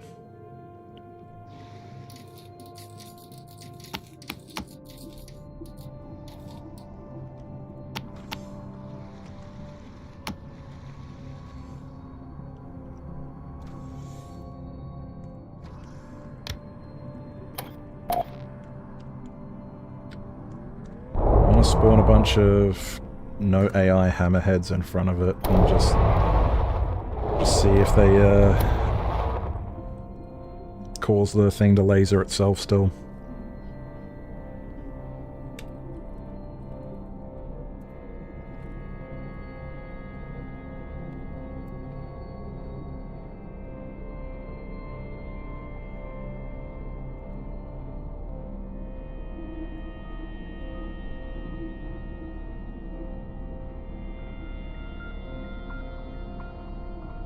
This should be enough.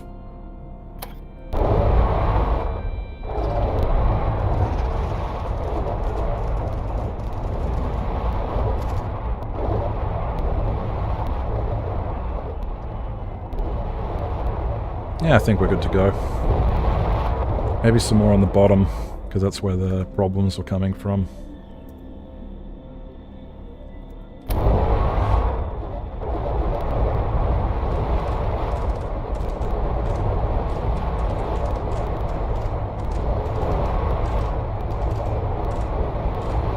Alright, if it still happens, it's much harder to get it to happen now.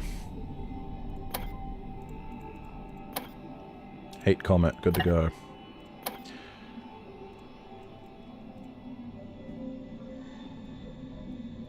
This is annoying me. The crystal keeps changing its model because I think they just randomly like decide a shape when they spawn in.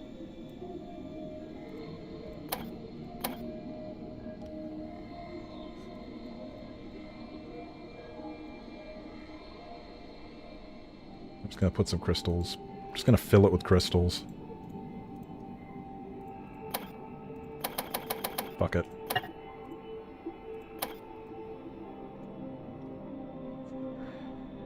Okay, I should probably test it out a little bit more before I put it on the workshop, because once it's out on the workshop, someone can download it and then try it and then have a shit time because you didn't thoroughly test it enough.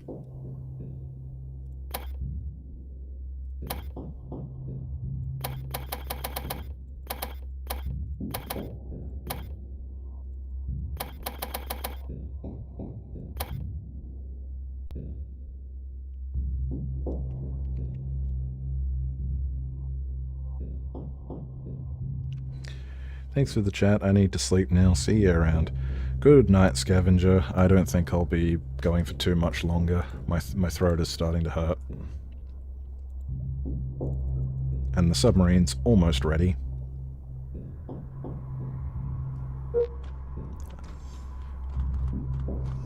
Go to the notes. Hide the blue wire. There we go. I probably don't need to make as much of the equipment invulnerable anymore. Because it's kind of evolved into a small submarine rather than a solo one.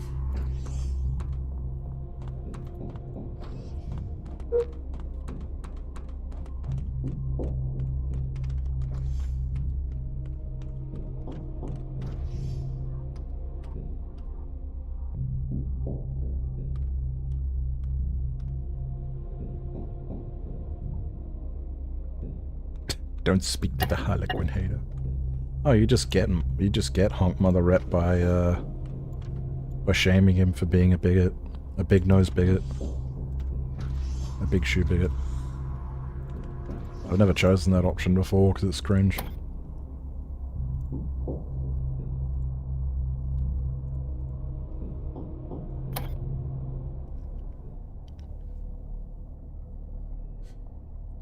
You know it's base to hate clowns, right?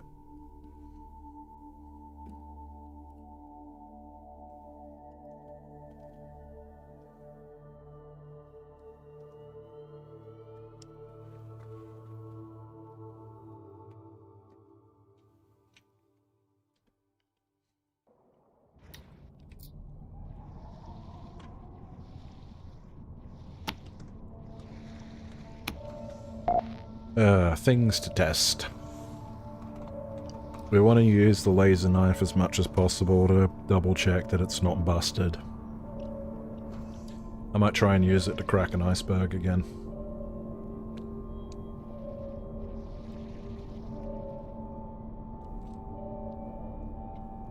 I was tempted to add a afterburner system to give it a quick jolt forward, but I don't know if that's really that necessary.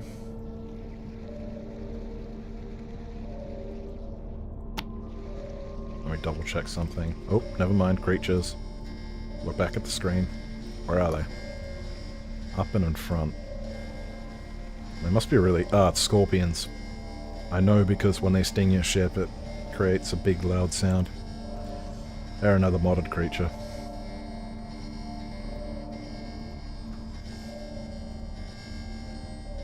Time to turn the laser on.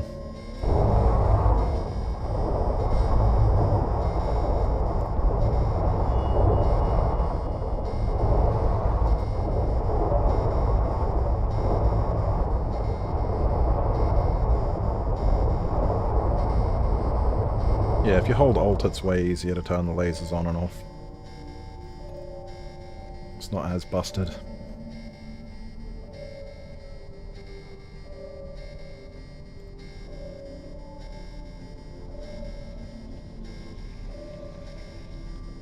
I'm not going to do the beacon station because it takes too long and it's not conducive to actually testing this submarine.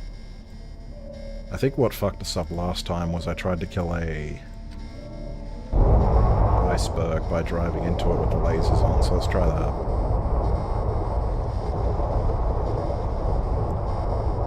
It instantly shattered it.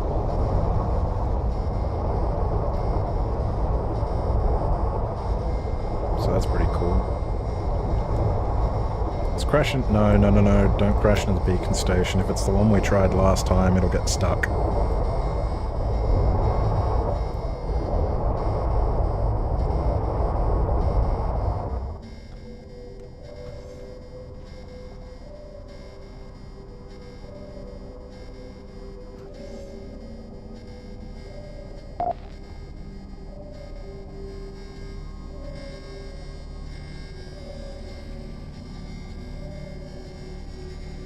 More creatures, more lasers, more ear rape.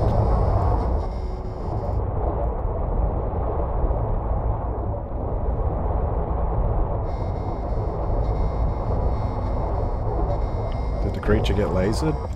It must have. And the supercapacitor is out of charge. I should set it to be on by default recharging. Yeah, that appears to be remains drifting down to the bottom of the ocean, so I think whatever was in front of us, we lasered it.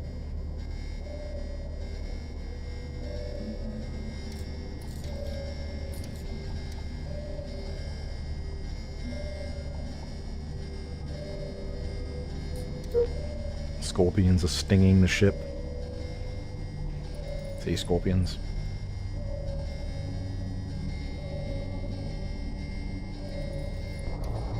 By a single crawler.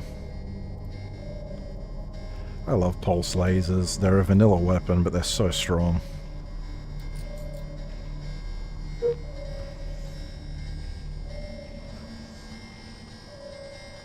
Oh. I do have to tell the bots to do their jobs. They will sort of idly meander to do their jobs if you don't tell them to, but they're much more efficient if you actually tell them to do their jobs.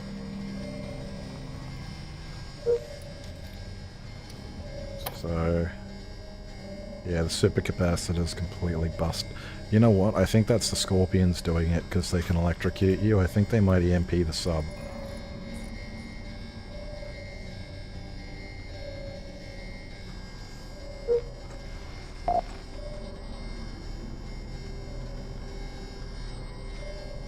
Barotraumatic's so cool.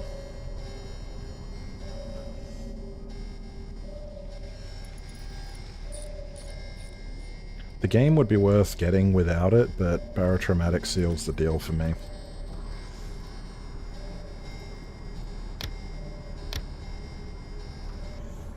Wrong order. I need the engineer to actually repair electronics, especially because there's a spineling coming. Uh-oh.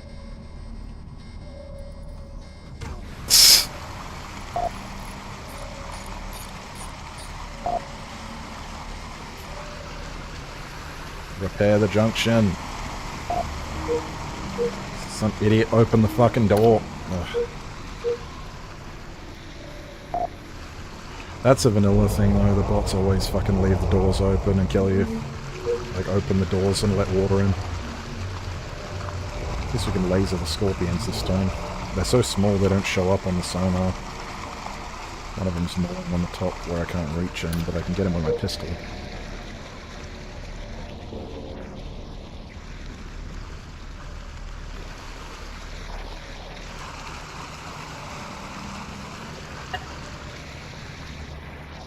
How about you git?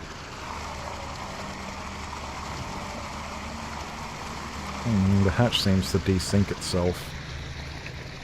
So I didn't push it rapidly.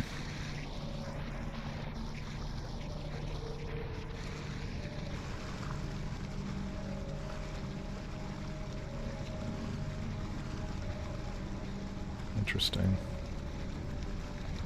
Well, it can be fixed easily, and then after it's been fixed, it functions correctly.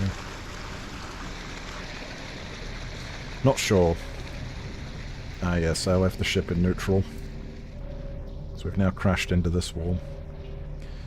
The distress beacon leads inside a cave. I was hoping it would be a bunch of loose husks, but it's not.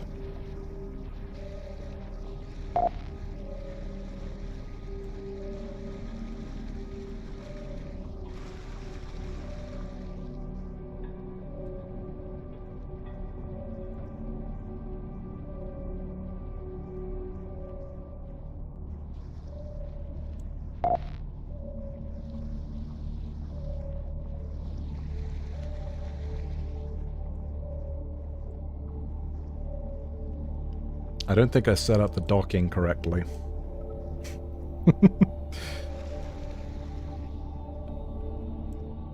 Yes. Glad I caught that.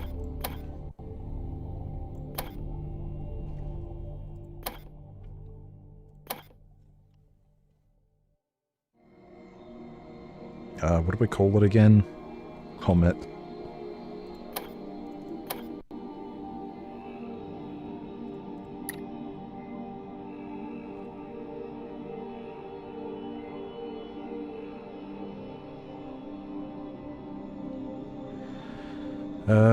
I think toggle state lets you dock.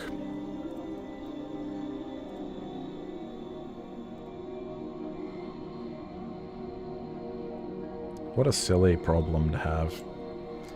This goes to show I've been making submarines for probably 1,000 hours collectively, and I still forget simple shit like that.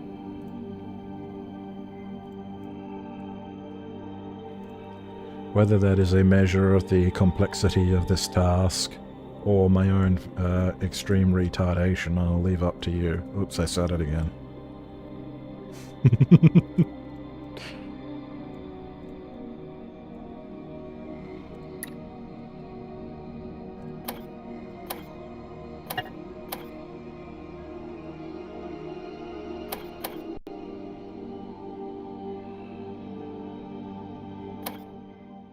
We're in the twilight hours of the stream. I'll just test this one more thing and I think I'll shut it off. I'm not good at doing outros yet. I'm not really sure how to do them where it's not a bunch of meandering. But those of you who are still here and those of you who would, for some reason, watch this VOD, thank you for watching.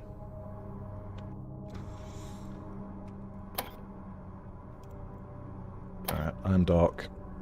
Go through a load screen. Move back up, see if we can dock. If we can dock, it's all good.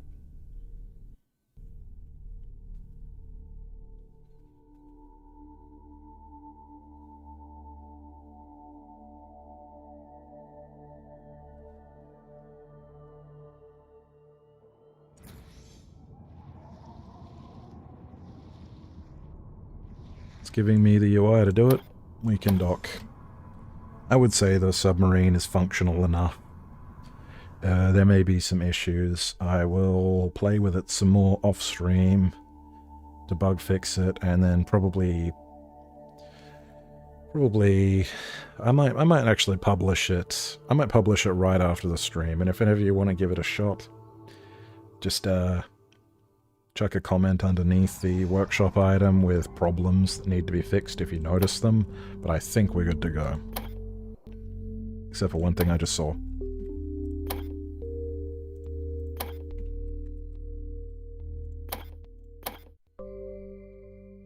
This fucking blue wire. There we go. Damn it.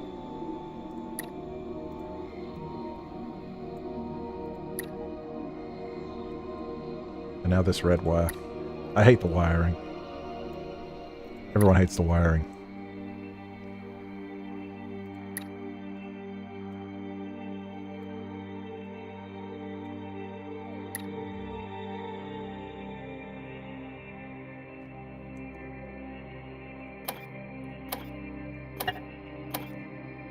Alright, good enough. Thank you for coming, everyone. I will hopefully see you around. Maybe even in the next one. Good night. And your mum gay.